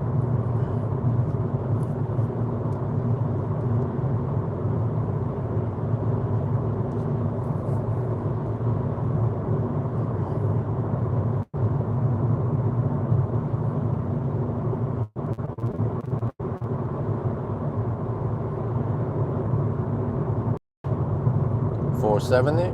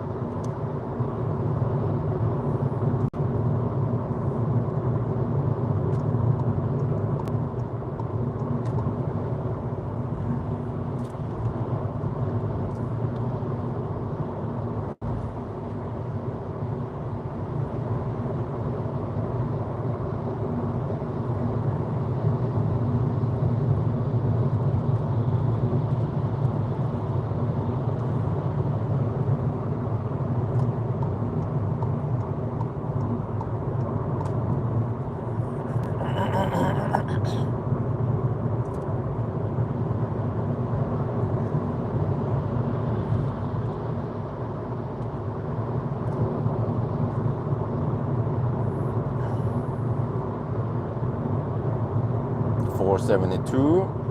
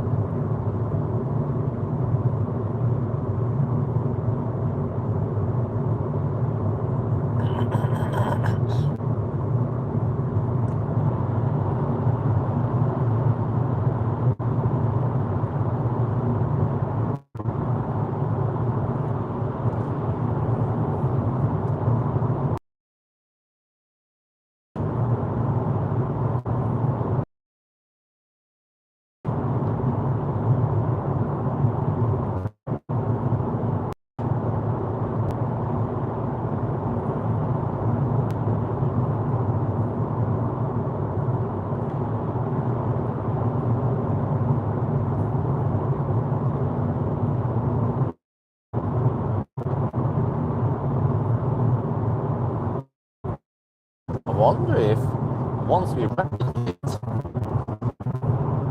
at least once we pass 40 degrees, maybe it would be nice. keep the consumption lower, keep the heat lower.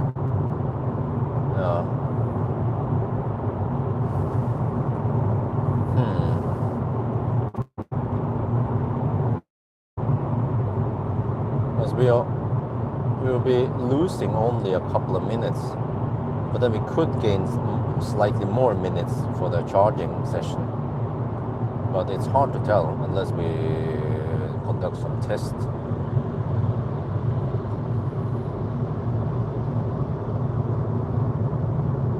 Because there's not much we can do as long as the temperature is over 40 degrees. Then we get 30 kilowatt initially, and then 27. Anyways, it seems to be roughly 25 kilowatt towards the very end now.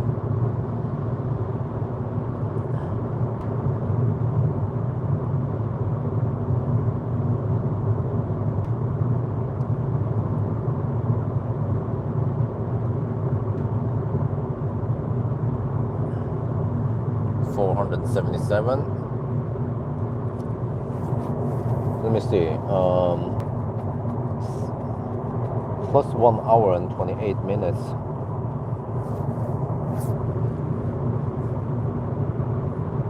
So it's roughly 8 hours and 15 minutes. Already? Wow. Well, at least the runs are consistent. It won't be even, it might be only a 10-minute improvement. But at least it shows that when it's warmer outside, then it goes faster because the consumption is lower.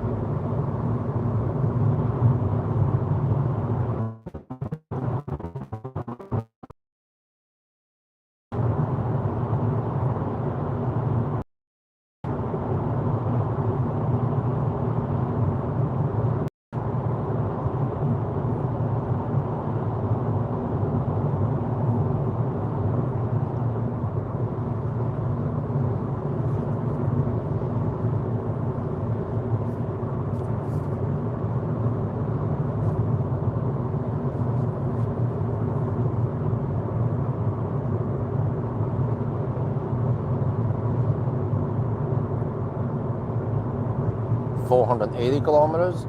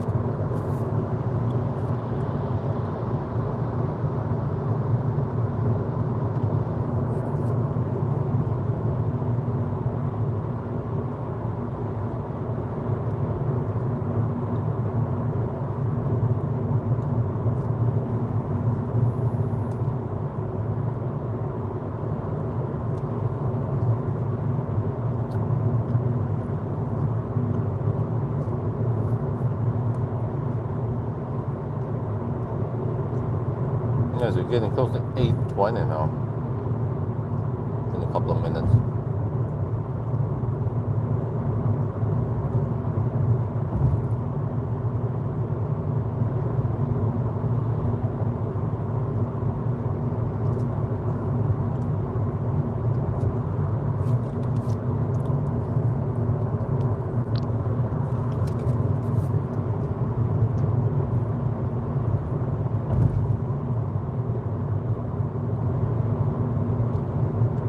most likely be 8:30.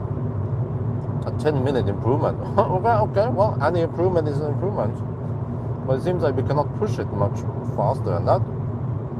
I mean, you can drive slower, 90 kilometers per hour. You'll be losing driving time, but then gaining slightly on the charging time. And by the end of the day, it might not be that much faster.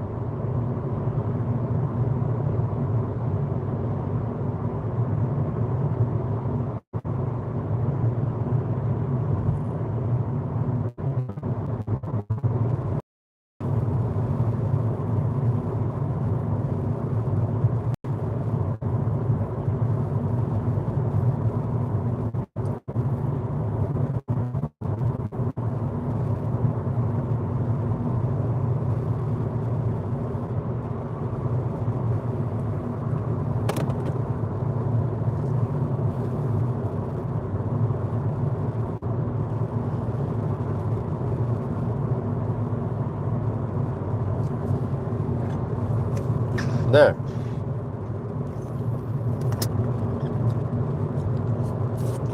$820 has been reached. We have 488 kilometers.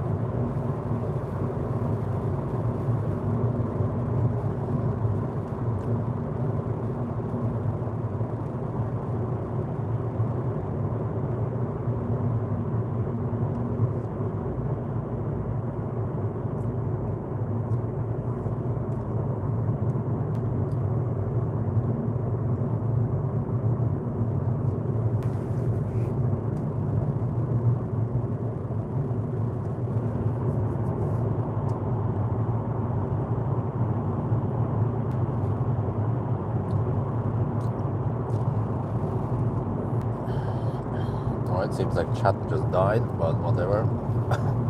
490 kilometers. Wonder if we could round it down to 925.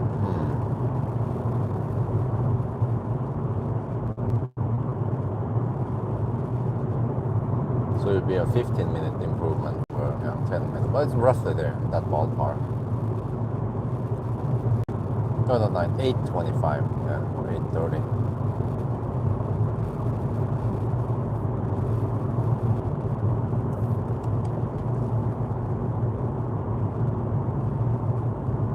It's 832 right now.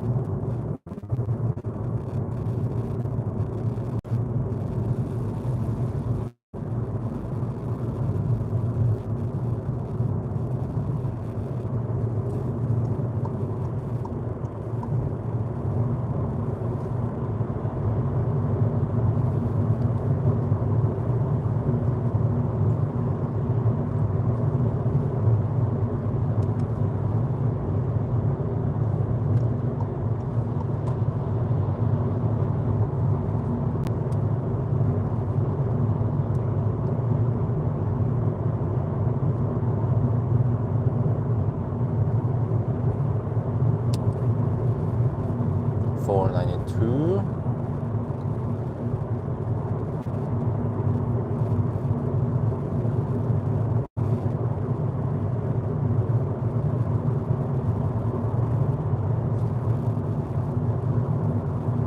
Driving e-Golf. The text was messed up, or I think I forgot to change it. It was super clumsy, this YouTube app.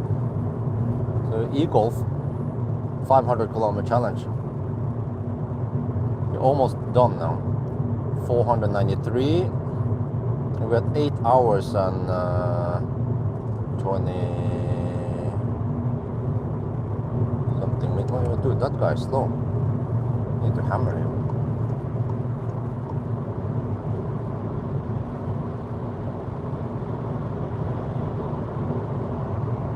Or woman rather, slow poking with a fossil car. Why am I not surprised?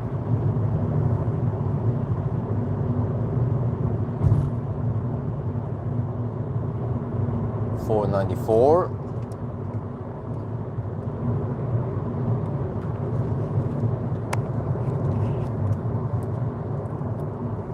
May you take current time plus 1 hour and 28 minutes. So we are at low range now. Okay. So we are currently at 24, 824, 495.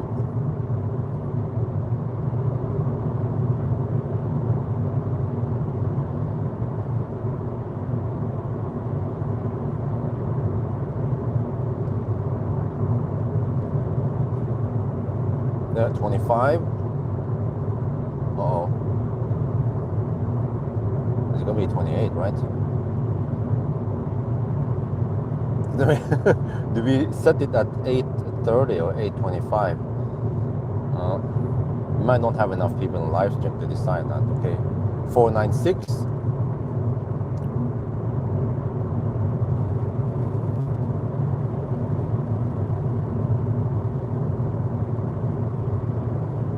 I'm down to 27-kilometer range, and I'm 20 kilometers away from home. I can't go too fast.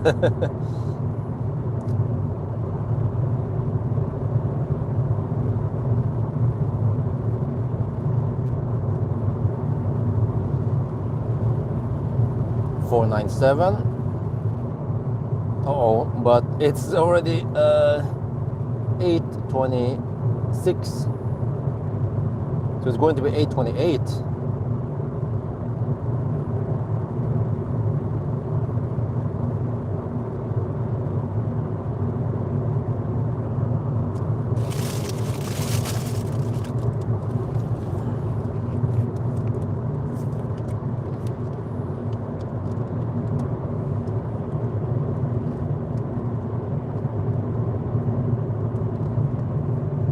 $498, 2 more kilometers, but it's 56 right now. No, sorry, no, 10:26.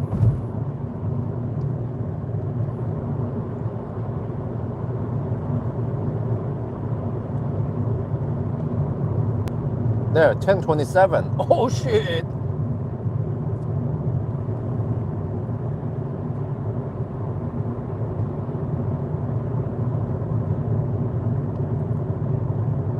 Alright, let's do the countdown. 4990, 4991, 4992,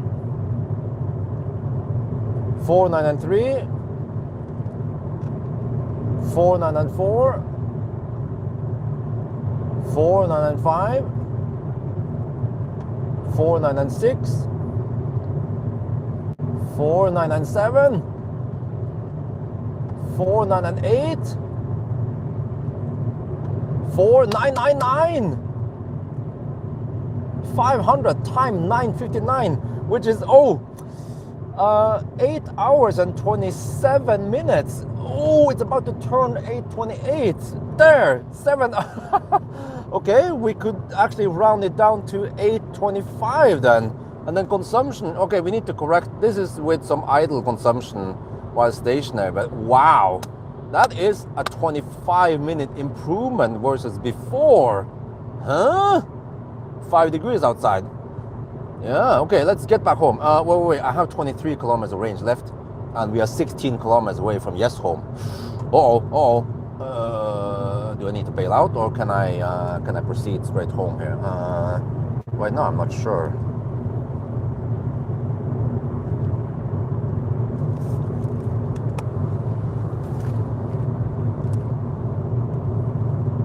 Okay, so 8:25 then.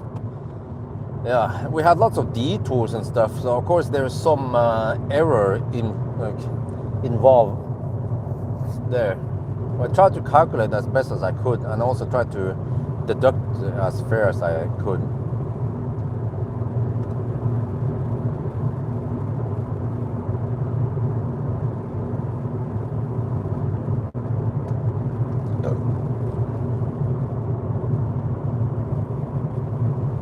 Oh, 21 kilometers of range left, 14 kilometers to Yes home. Well, we should be fine, right? Battery is cooking at 45.5 degrees Celsius. But we kind of need to go home soon because Isabel is about to wake up any time now. It's like a clock, spot on. She will wake up around 7 every day. So it can't go too slow. So just, okay, maintain 100 kilometers per hour. And then we should be home in around 10 minutes. Unless we run out of juice before.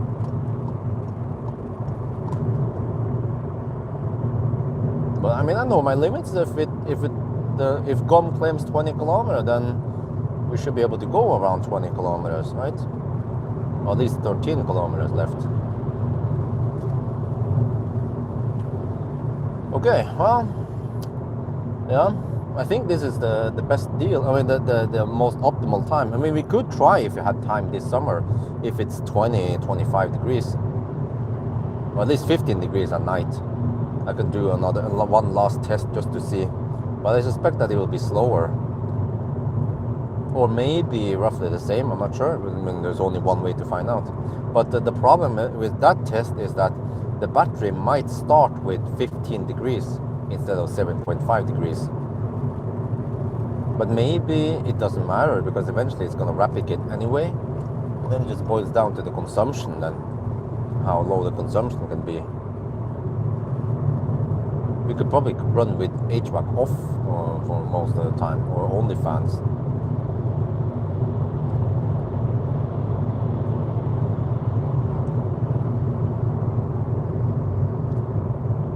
But I might need to do the conclusion after kindergarten run. Yeah, maybe I'll do that.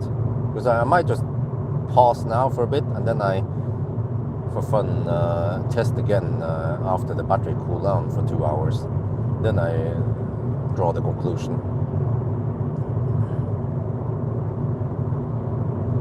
Because I mean, we've been going more or less non-stop. Who does that, right? Some people might have an extended 1 hour break for some food or whatever, and that could help the situation greatly.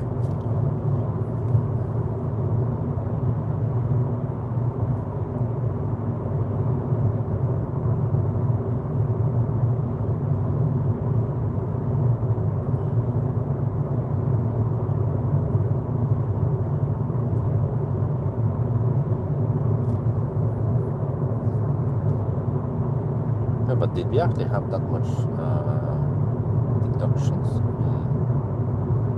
Guess we did.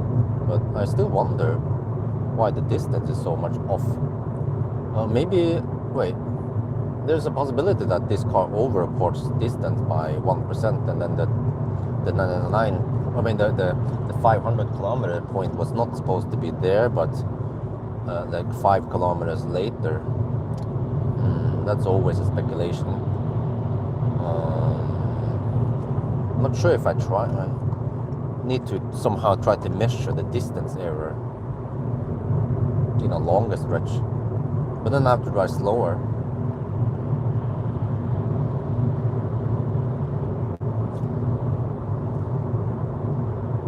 Because there was an 88 kilometer stretch I drove Yeah, if I can at least drive 100, 120 kilometers before I charge, that could be a more accurate measurement.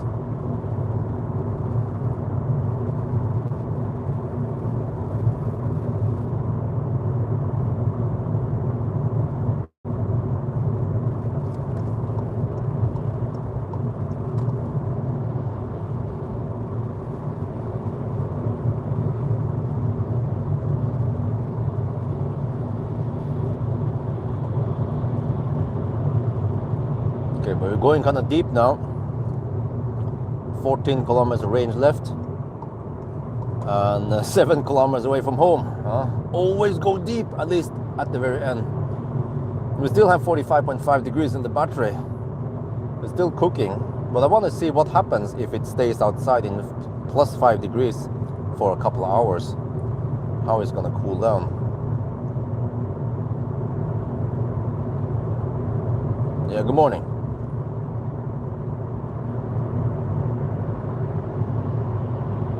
Let me see, we should have enough juice. We have around 12% left.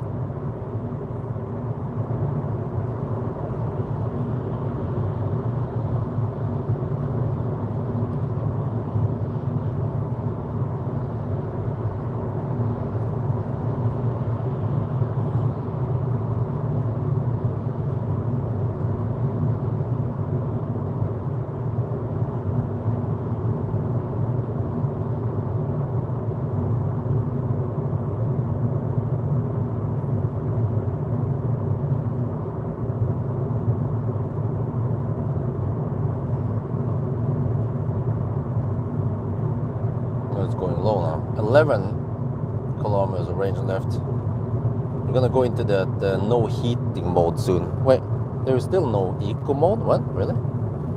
Oh, I forced it. Okay. Soon we'll get the no heater or the eco plus forced.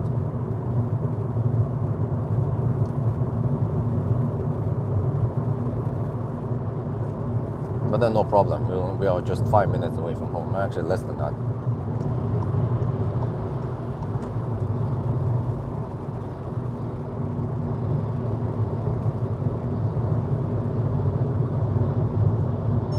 There, comfort restricted. Yeah, now it's wait, let me see, what mode are we in?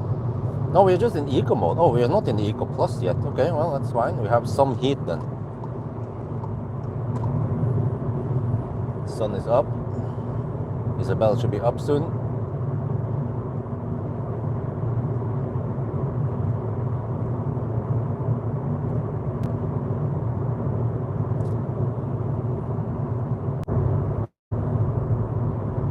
Yeah, I can feel it's getting slightly colder now. Alright, we're down to around 8%.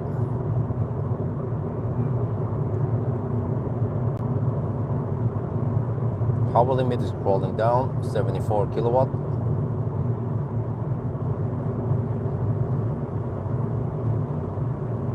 Battery is still cooking.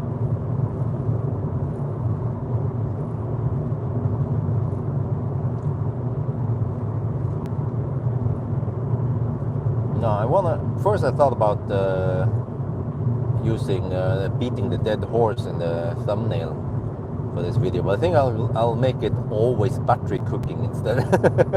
I think that suits it better. 46 degrees, 46.5 degrees Celsius, that's the highest. Holy macaroni.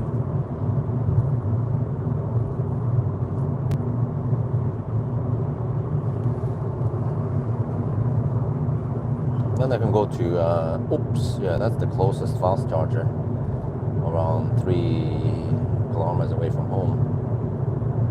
After the kindergarten run, go to oops and test charging.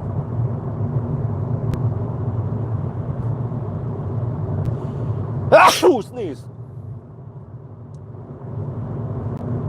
60 kilowatt power limit.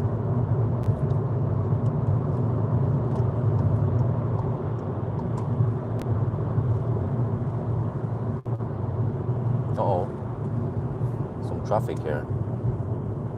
Yeah, this turn here sucks because I have to yield for everyone.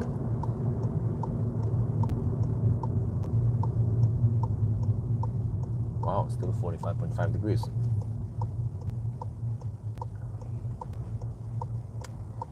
So if you guys are bored, I could just keep the live stream running for 2 hours. Well, actually, no, I might just end it.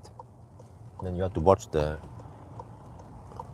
edited video to know what happened remaining. Yeah, I might do that. It's just too clumsy to keep it running. But yeah, so I'm just gonna end it now. I will be busy for the next 2 hours or so. So thank you guys for joining. Was always, this is the real challenge. 11-year-old e-golf. I'm actually going to hit 140,000 kilometers soon. That'll be interesting. Power limit is dropping and dropping. 56 kilowatt. 8 kilometers of range left.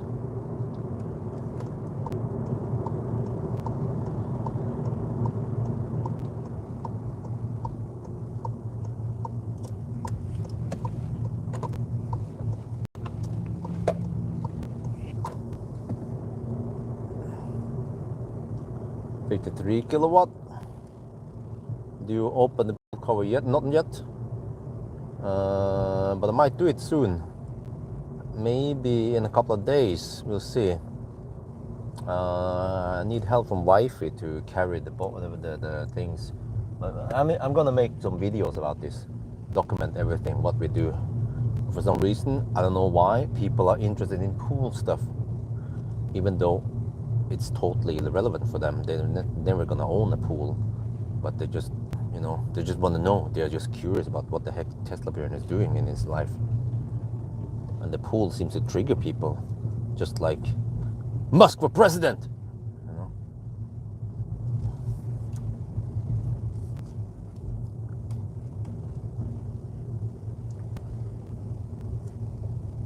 Or Elon for president. Yeah. In Musk we trust. Oh, battery almost empty. Performance restricted. Oh, shit. Oh, but we are home. Okay, anyway, guys. That's gonna be it. Yeah. Talk to you guys later, right?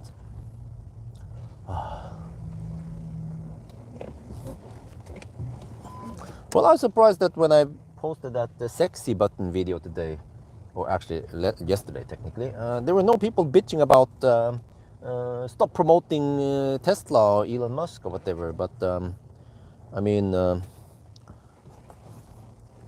yeah, maybe those guys, they unsubscribe already. Yeah, they announced their departure and left. Okay, so I need juice before I go to the kindergarten. So I have, I need to park slightly further away so I get the Cybex in. Okay, so I have to get inside now. It's going to be stressed now for the next 1.5, 2 hours. So that's it, guys. Bye-bye. Okay, Tyler. Awesome. Bye.